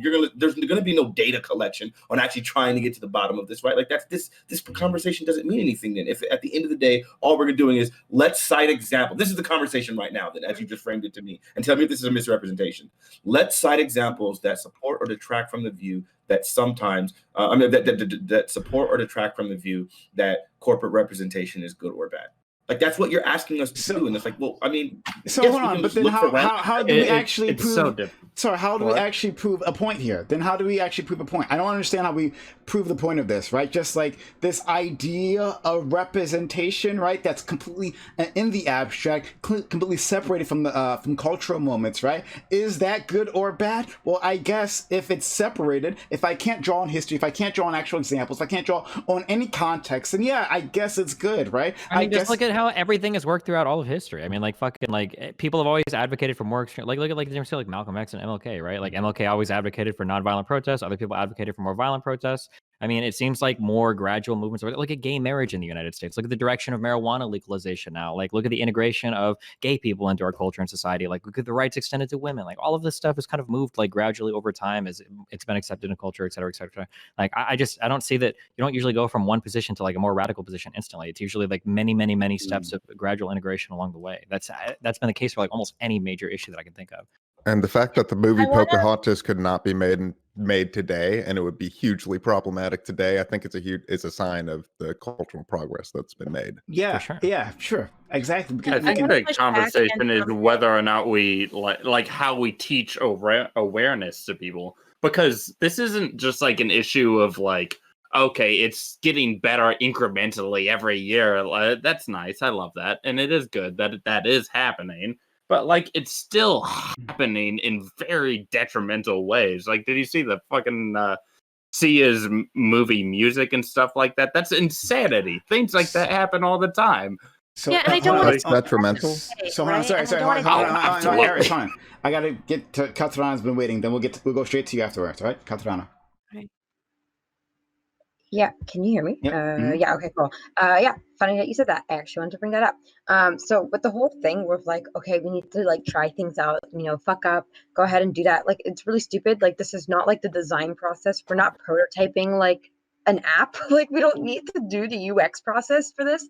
Like, literally, it's like anthropological. Just go fucking ask people. It's not that hard. Like, there's literally millions of people of these identities that you want to go ahead and like represent. Just fucking ask. It's not a big deal. And like, I don't like this whole idea of like incrementalism. Like, clearly we've been able to figure out how to do other types of identities properly. So I don't understand this whole idea of like, oh, but like we still might mess up native voices. Like, I know how to like pick gay people the way that they like, but natives, it's just so hard. Like, it's not. And then, yeah, like, especially when it comes to things like I was going to bring up, like music, like, we're not making enough strides there. And like, there's a lot of autistic people out there. That entire movie had no excuse. And like, we can't just say, well, like, at least they made a movie about autistic people. And even though like it did have some problematic things and, it's still a step forward, because it's not. Because now all it seems like is that people are learning that the way to like subdue autistic people is by trying out your best cop tackle, and that's not the way you need to do that. And I know that was just like one aspect that people brought up, but there's a lot of stuff wrong with that movie beyond like what TV shows you. Anyone that knows autistic people will know that. So like, I just don't think we're doing enough, and I don't think like little strides, just like take the little wins. Like, no, don't take the little wins. That's how we end up like stalling in progress. Like, we need to actually go ahead and say like more loudly, like, no, if you want to stop getting backlash, stop saying, oh, I think I'm just going to guess what people's experience is. I think that's how it's going to work. Like, that's ridiculous. No one's saying you should guess what people's experiences is, but you said something that was that's absolutely absurd. That's what Yeah, you said, said something that was absolutely absurd. I need you to understand. I need you to help me understand this. You said we learned to get gay people right. You think that just happened immediately? You think there were no examples of poor representation of homosexuals? Oh, I'm very aware that they had to go through steps, but like now that people are able to figure out like how to like in terms of anthropological, go and talk to people and say, hey, is this accurate? I think like that is a process that can be applied across the board. So like there's not that much of an excuse anymore for like constantly making fuck ups for everybody else's identity. So people are monolith. There's literally no person that you're going to be able to go to ask individually about like trying to get to like. There's no person that you're going to talk to get 100% accurate representation, no matter what. I mean, if I can finish, we're going to have disagreements about these things all the time. I need you to give me an example, since you said that we have gotten things right in the past, like the proper way. Can you give me a single example, or can you give me a single example in which there was representation of some group like in the past that has happened that was never done improperly beforehand? Sensate. What's Sensate? Wait, can you just ask me, can I give an example of a group that's never been misrepresented? Yeah. White people. There you go. Oh my God. What? Oh man. What? You just set him off. Oh boy. Oh boy. Okay. No, it was just an incredibly stupid thing to say. Okay. You know what? I'll let you. Okay. No. Stop. Okay. Sorry. No. It's fine. No, it's fine. All right. Stephen, I'll let you respond quickly, and I'll go to Eris. Okay, so white people is dumb. Of course, white people are going to be represented well because they're the majority population. They're the majority power holders. They don't mess up their own representation, right? That's not the issue with representation we have. We don't have an issue with representation of white people in media. So of course, white people have been represented fine. I just want to point out the irony, the idea that we're pointing out here, that it's so easy to ask people about their experiences. We just have to ask them, and then we're not going to be prototyping anything. Everything is being prototyped all the time. Like giving the example, for instance, of Native people. How long have we heard that, like, it's not Indian, it's Native Americans. It's not Indian, it's Native Americans. And like that actually, even that point of contention is something that a lot of Native people will fight you on. Like I've had people that come onto my stream and talk to me about different Native issues. I didn't realize for a long time, a lot of people refer to themselves as American Indians. I didn't know that Indian had a broader term than just people from India. That was something I totally had no fucking idea about, because all I've ever heard drilled into me over and over again is Native Americans, right? The idea that a lot of people were upset about Elizabeth Warren claiming that she was like part Native. I thought that people were mad just because she claimed to have some great-great-grandfather that was a chief or some shit, but that's not the only reason people are mad. Some Native people are upset because they don't like the idea that blood quanta, the idea that you can be measured based on your blood contents, on if you belong to a tribe or not. There are some Native peoples that consider that to be incredibly offensive. These are things that I didn't know. I think a lot of people that advocate for these issues don't know about it. So just the idea that it's so easy to walk up to one member or even a group of people and say, well, tell me about all of your characteristics and all of your experiences. I don't think any group of people can do that. And I certainly wouldn't expect somebody doing an advertising campaign based on this group of people to get that right. But Destiny, certainly no one's actually asking for that. No one's asking that for a single hold on. woman To can be tell clear, the wait, don't say that. Don't hold on. Wait, I don't know why you're saying that. That's not true. Katarina literally just said we can just ask these people and figure it out. So yes, there are people saying that in this conversation. I don't know why you're hand waving it. Yes. Hold on. So we can ask Katarina, so we don't have to speak for her. But Katarina, are you saying? Are you saying, or did you say that like a piece of media could encompass all a person's experiences, or you're expecting them to do that? Is that what you're saying? I'm not expecting the newest Pocahontas that goes ahead and explains every single Indigenous issue that's ever come out. But, like when a company is going ahead and creating a 30-second ad, how fucking hard is it to go ahead and put out like hey, we'll pay $30 an hour for you to give your input? Because I'm guessing a lot of these things wouldn't be an issue if they would just go ahead and have people that they're going ahead and representing say, no, you didn't do that right. Whose input do you even get? Like, you could ask the input of the group that you're representing. Yeah, but who is are you making a movie? You can. Are you making a movie about the Cree tribe? Go get input. But this is one of the problems, is that we don't even know like how groups are represented these days. So, for instance, that's how you can ask them. Like a lot of tribal reservations and like native councils, right, have a phone number you can call and say, hey, can I speak to you guys? Can I talk to like the leader of your It's not cultural that department? simple, though. So That's It not is. that You literally pick up a phone. Okay. You literally Literally, pick up a right. phone. Hey, Hold on. hey, You literally hop on corporations. Google. Oh, Hop on stop. Google. Especially in Hop on Alaska, we Google. have native corporations. You just call it a native corp. Sure, There so, you so, go. Hop on so Google, an you example look of up that tribe, and then like you look up their fucking contact information. You pick out your little fucking stupid smartphone. You fucking put those numbers in your phone, and you call, and you ask to talk to somebody from that fucking tribe to get accurate representation on that fucking tribe. If it's not that simple, don't make a movie about them. Even for an issue like that, it's not a troglodyte can do it. Oh my god, it's not that easy, right? So a really good example of this is in Canada.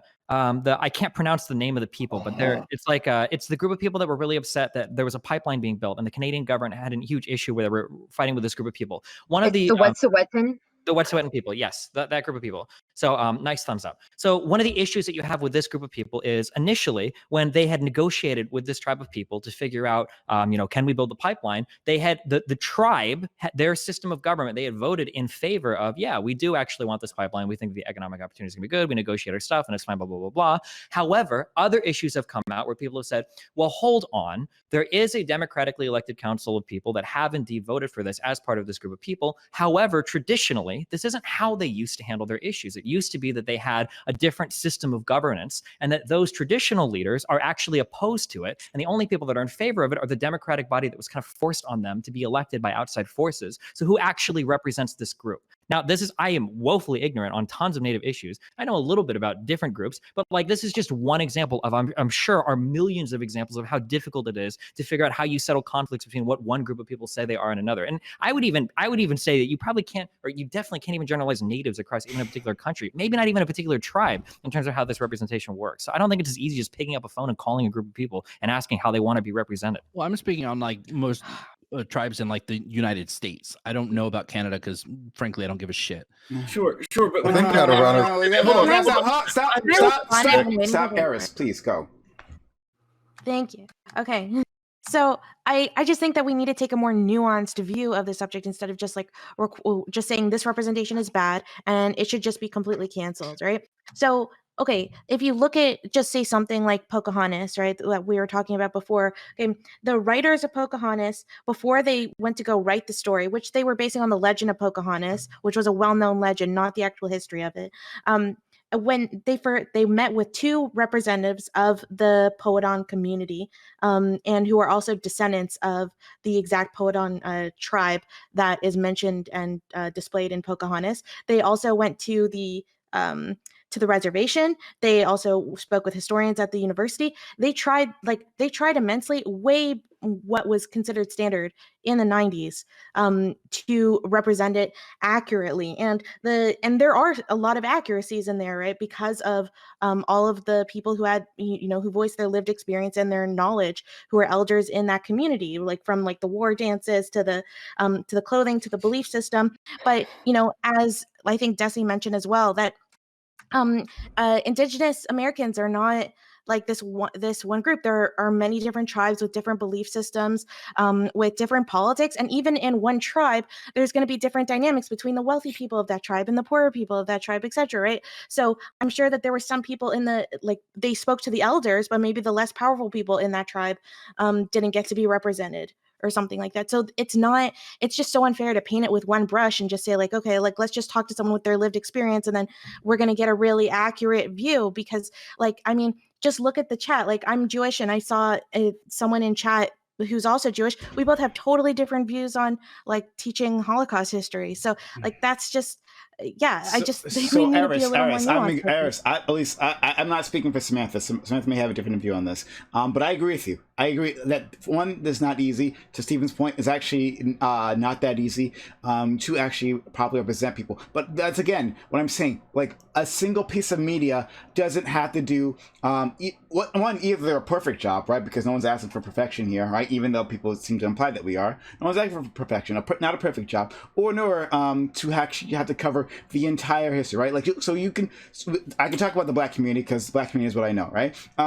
Like we could talk about like how there are certain the struggles within a Black family, right? Like we can talk about like the history of people like moving from the South to the North. We could talk about also Black people arriving in ghettos, right, and doing what they have to do to survive, right? Which part of that is the drug game. Like we could talk about all those things, but we don't have to talk about them in one movie, right? We can have one movie that can be amazing and beautiful, and it can actually even play on the stereotype, right? But actually can tell a story, a real story, and do a good job representing the struggles of the people who live those lives. We can do that, right? And on the other side of it, we can tell a more uplifting story, like, you know, of a pull yourself up by the bootstraps, because Black people do that. We can accomplish these things, right? And reaching to some high corporate level, if that's what you think is, you know, a happy ending. But like all those things can happen, but they don't all have to happen in one movie, and no one's asking. So going back to the tribe situation, right?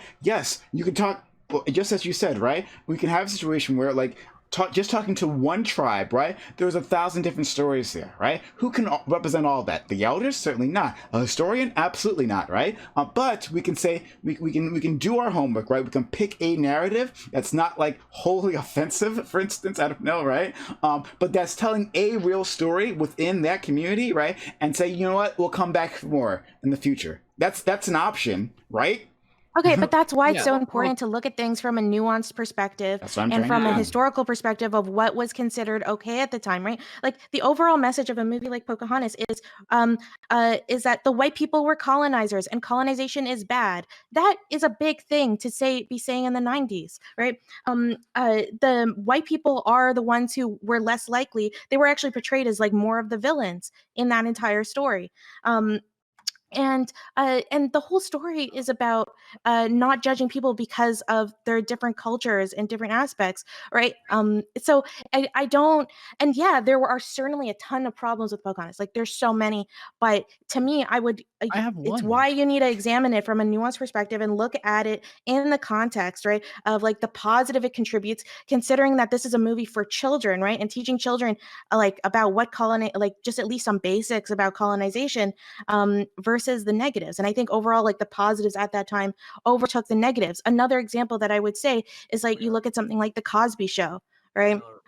Let's ignoring issues with Cosby himself, right? But like that view for people who didn't grow up with positive representations of like African Americans, or for people who just didn't feel like they were represented, they were only seeing one specific problematic representation of African Americans. Suddenly now they were being portrayed like in this totally new way. It's super flawed, right?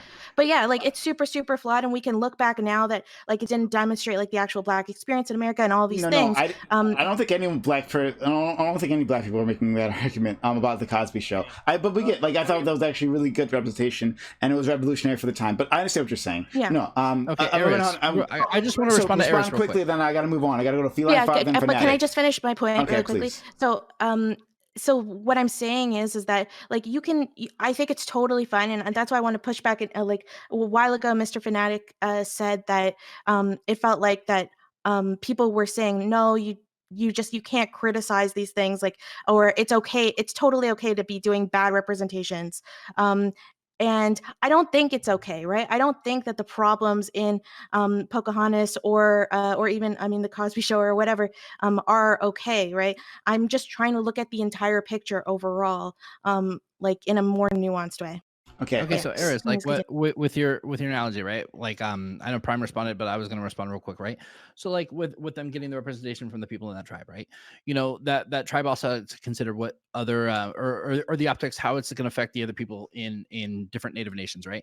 So like maybe you can't paint it all with like, you know, one paintbrush, but like at that point you do need to paint with all the colors of the wind, with like all the other tribes with all the other tribes, right? That's great. Like how is that representation? Like my only problem with Pocahontas wasn't just like the way they like my only problem was the fact that they made a fucking child rape story into a love story, and that's literally my only problem. Is that was problematic. They didn't represent that, right? I'm not saying like cancel fucking Pocahontas or this was fucking rad or like this was fucking, like it was done in the past. We didn't have the proper ways to do now. Right now, if a production company wants to make a movie and get input on it, guess what they can do? Hey, do a Twitter poll. get people, hey, ask a question on Twitter and get a bunch of people's fucking input. Like you're going to get like shit input. You're going to get fucking good input. You're going to get input. And you got to have people go through that. Like you can also talk to the tribes and nations of different people. You can talk to their cultural centers. You can talk to their historians. You can talk with the people. You can go in there. They'll throw a powwow and fucking just chat with you. You can chat with like fucking 100 people in a fucking day. You can beat a drum. I don't give a shit, but you can talk to us, get our fucking opinion, get our options. And you can speak to a lot of people in a day rather than two fucking random motherfuckers from some random tribe with some random anecdotal bullshit that they might not even know that was passed down, maybe wrong. So we got to move on. So Eris, finish, and then we got to move on. We got to move on because I'm not going to be here all day. Go ahead, Eris. Yeah, like I just like. So now I actually totally forgot my point. Yeah, you can move on. We'll go to Feline Father, then the Fanatic, and then Scar. Hell yeah! How you doing, everybody? How we doing?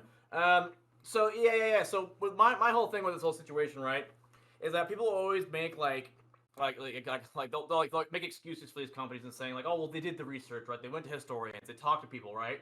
But like a majority of the 9 times out of 10, like that's where like the collaboration ends. In my opinion, like if you're gonna like do like these kinds of things, like these kinds of people need to be part of the creative process from beginning to end, right? They're not just people that you go to, jot down some notes, and then interpret what you think they told you. They need to be part of it like all the way through, right? They were for Pocahontas. They were. If you look at the production history.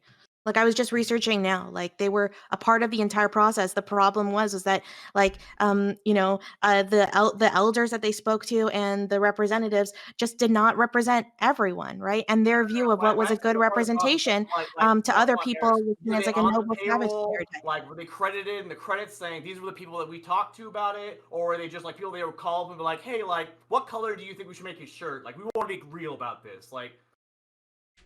I don't know. From my understanding, like looking at the production, it seemed to be they seem to go really in depth with trying to actually talk to people about their lived experience. I just see it as somewhat flawed. Understanding of the source material, and that's not true representation. No, they weren't trying to make a historically accurate story. None of Disney's stories are historically accurate. Yeah, and they're all based on legends. Yeah, and to Eris's point, they hired like a group of Native Americans to oversee all of the set design, costumes, the way, and so to oversee the entire thing. So yeah, I mean that to answer your question. Let's go to and I can't, and I'm making clear I can't like adjudicate the exact like adjudicate like the production of like Pocahontas. Like I can't do that. I'm just trying to take a large view, hitting a bunch of examples. But still, like I think this is good information. If this is true, then I think it's good information that Eris is giving us. So let's go to Fanatic and then Scar, and then we're gonna wrap up soon because I'm not gonna be here all day. Yeah, so I don't know, man. Like these positions are absolutely absurd. The idea that you think you can get accurate, yeah, for sure. The idea that you think you can get accurate representation of any issue from polls on Twitter is just mind-boggling. It almost feels like a freaking joke.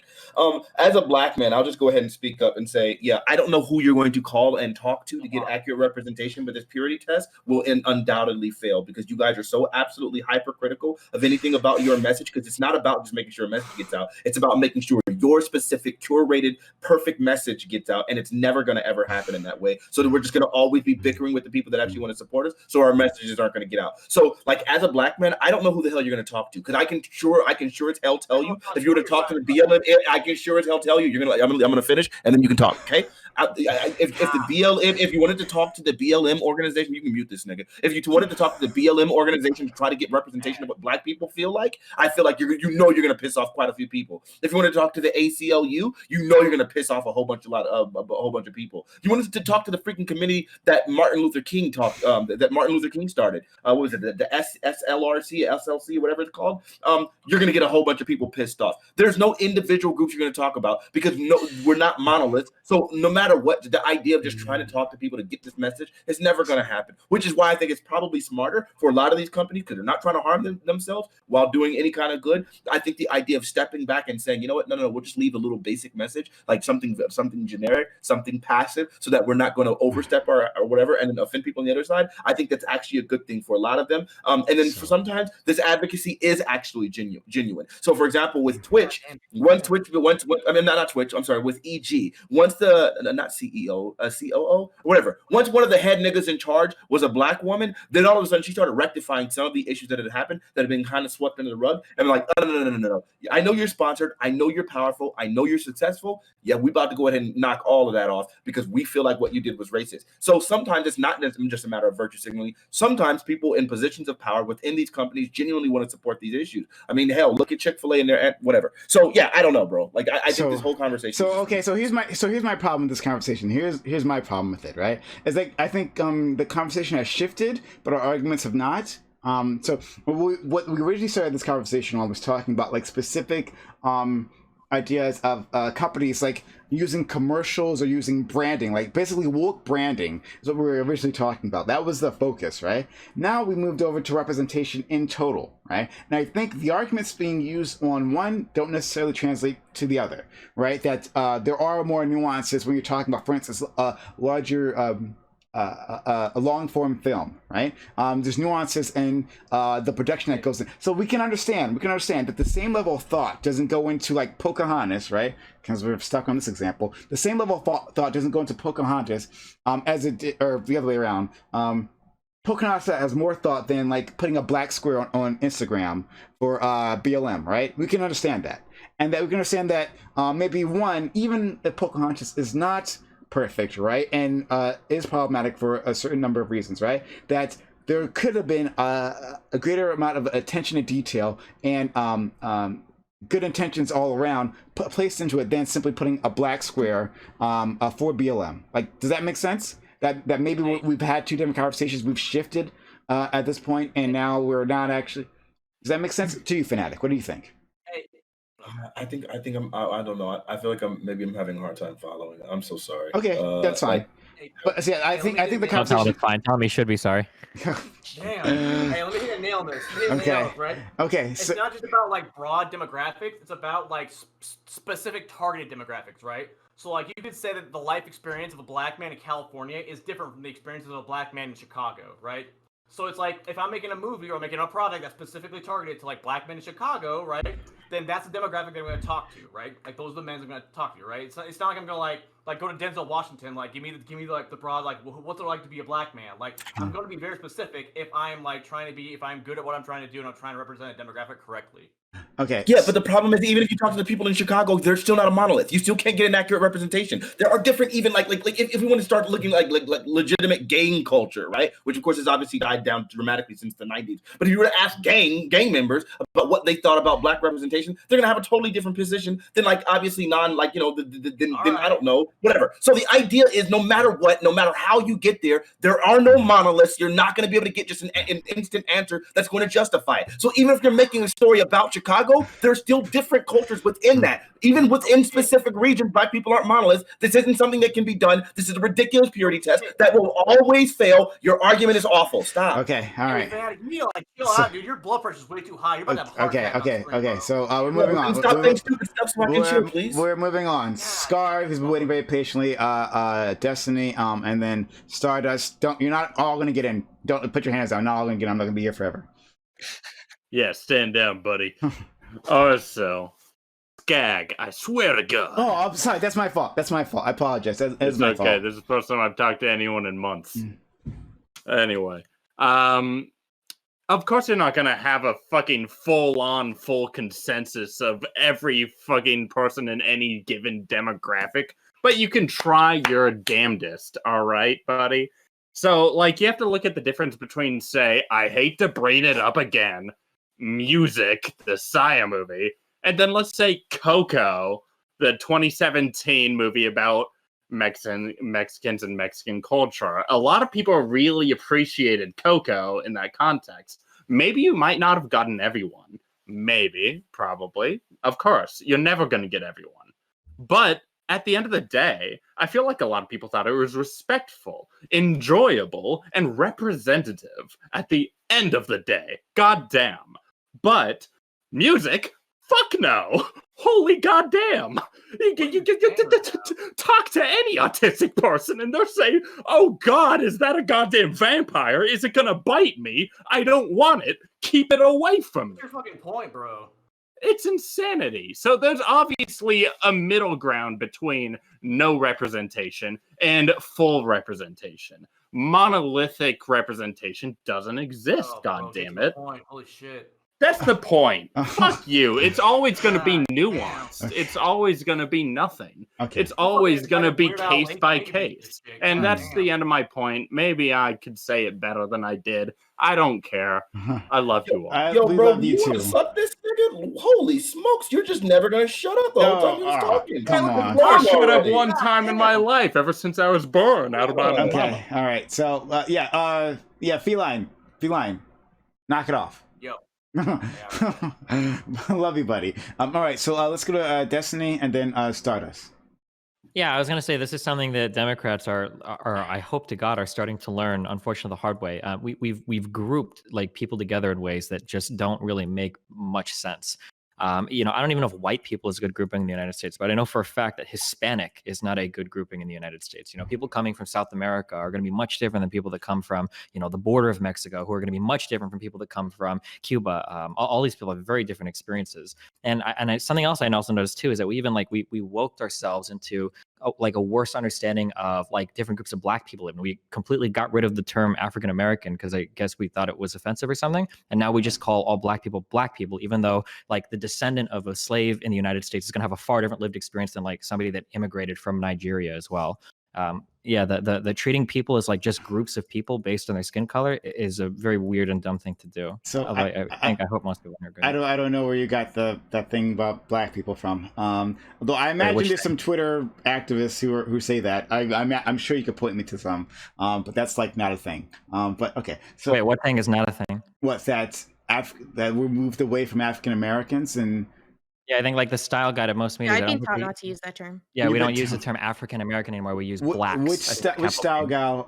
I know. For instance, the New York Times updated its style guide. New York Times. Yeah, and then I think in common parlance, I don't think we use the term African American anymore. I don't see it in media almost ever. Maybe I'm just missing it in what I read. I still say it, but I'm just saying. No, I just wanted to respond quickly. I know New York Times. What they did, what I understand, is that when they're using the term black, that they upgraded to a capital B instead of a lowercase b, which is what they're using. That's the story that I saw. I didn't see them saying that they aren't going to be African Americans. You can correct me if I'm wrong here, but that's what I saw. But Fanatic, if you have more information about that, then we'll go to Stardust. Well, sure. So no, there was a huge movement about it. I remember back when Raven Simone made the comment that she wasn't black. There was a big conversation about it when it was very, very divisive. Some people agreed with her, some people didn't. Some people felt like the fact that we were called African American was otherizing, in the sense that white people don't call themselves European American or whatever American. They just say that they're American. And so they started saying, I don't want to be any other kind of blank American. I just want to be American, because then that stops otherizing me. So there is a movement that for people. My brother, who I live with right now, literally just made that statement. I don't like being called I don't like being called African American. As a super quick addendum to that, I searched because it's possible I'm wrong. Maybe I just read it. So I searched for I think I searched for African American black or something. Oh no, I searched for Voxed African Americans because Vox writes a lot on social issues, and I see an article from June 17th, 2020 about systemic racism that Black Americans face, explained in 9 charts. And in this article, they use the term black 104 times, and they use African American 1 time, and it's in a quote. So I think that we have apparently, as greater societies try to move away from the term African American, even though it's more descriptive than just black, which is a very weird. I hate the term African American. Yeah. My family hasn't been in Africa since 1700s. I don't know who you're calling African. I don't know anything about Africa. I don't know what country of Africa I'm from. Don't call me African American. I don't know shit about that country. I'll take the L here. I mean, I didn't know people cared about this. I think it's pointless, but go ahead. Yeah, it's okay. As a black person, it's okay for you to take this L right here. If your name was I don't know, something like Home Depot, it wouldn't be okay for you to take this L. And this is a perfect example of how we're not a freaking monolith. And this is why you can't just do those arguments that way. You're not going to just get that random person. No. Sorry. I'm retiring this chat, baby. Buddy. All right. I said Stardust, so I would give you a shot, and then we're probably going to start wrapping things up here. You're muted, Stardust, please. Stardust. Save me. Stardust, save me. You're muted. Oh my God. I'm sorry. Yeah, I was just gonna say what other people have said. You know, you can't really have a monolith, I guess. But I think it is important to like remember that like Disney movies are made for kids, right? Like I don't know, like I don't know, like I just I guess I have a lot of trouble with like with that. And yeah, never mind. Move on past me. All right. Well, anyway, so I guess I'll give my final statement on this. I think again the conversation shifted heavily, right? And so we were I was arguing a past point that it kind of shifted off to something else, like the greater like history of representation altogether, when I was more talking about like woke branding, right? Especially in modern terms. That's exactly how this conversation started. And so I think that definitely muddied the waters here. So what I was talking about, what I was originally talking about, what this conversation started about, I stand my ground. And that, like, I think this is oftentimes muddies the water. I think it oftentimes makes things more difficult to actually have these conversations. I think it oftentimes hides the true history, and then a new false history becomes the greater cultural narrative. That's my opinion there. Now, in terms of like films in general, I think that's much more complicated, much more nuanced. I'm definitely closer to your fanatic side to Destiny side on that one, because it's there's a different amount of care and attention, and the goal of those movies, of that type of media, is different from what I had been talking about, simple branding, right? So I think those are two different things, and so our conversation kind of got heavily muddled there, and I guess I should have spotted that earlier, but you can call that as my fault. All right, so to my honest members, hey. If you have not followed the channel, please right now do it right now. Hit that follow button, hit that notification bell right this moment. We are doing this program 6 days a week. 6 days a week we bring you these open walk-on panels. Anything can happen on them.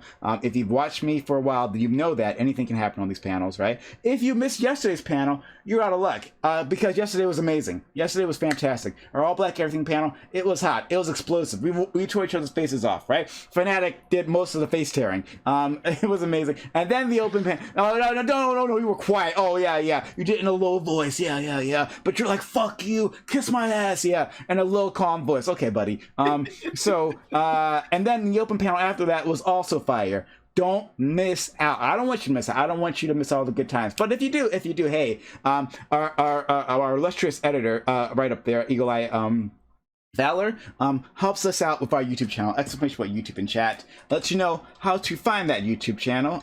This wonderful link. Click that link. Go subscribe, and you can find all our VODs from the past. Well, starting for the last month. You can find our VODs, and you can enjoy our VODs. And if you missed out, if you did something stupid like watch Biden's fucking speech, snooze fest, right? And you didn't come to the all black everything panel. If you missed out there, hey, you can have another chance. Hit that YouTube button, hit that link. Subscribe to us. We would love to have you. We're trying to grow that platform. Help us all out. And tomorrow we're going to have a primetime morale, which is going to be amazing. We had Steven there last week. It was fun. He lost miserably. Bastiat was the king. Steven has acknowledged this. I think you sent him, you called him and gave him your condolences, right? I'm sorry for ever challenging you. Is that what happened afterwards, Steven? Let him know that he's the king. Oh. Yeah, of course I did that for sure. Whatever you just said, yeah. Okay, all right. Okay, you're no fun. All right. Thank you for showing up there. That was a lot of fun.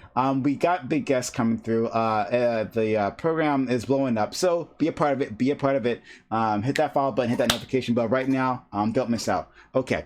So what I'll do now, with the individuals who are left, I'm going to raid someone who needs a redemption arc, who needs to be able to explain themselves, because you all had really unfavorable an uncharitable view of her comment. So Katarana, you get a chance to tell everyone why white people have never had a bad bit of representation on media, and why that makes sense. I hope it does. All right, so let's be kind to Katarana. Go follow her. She's cool. I like her. It's great.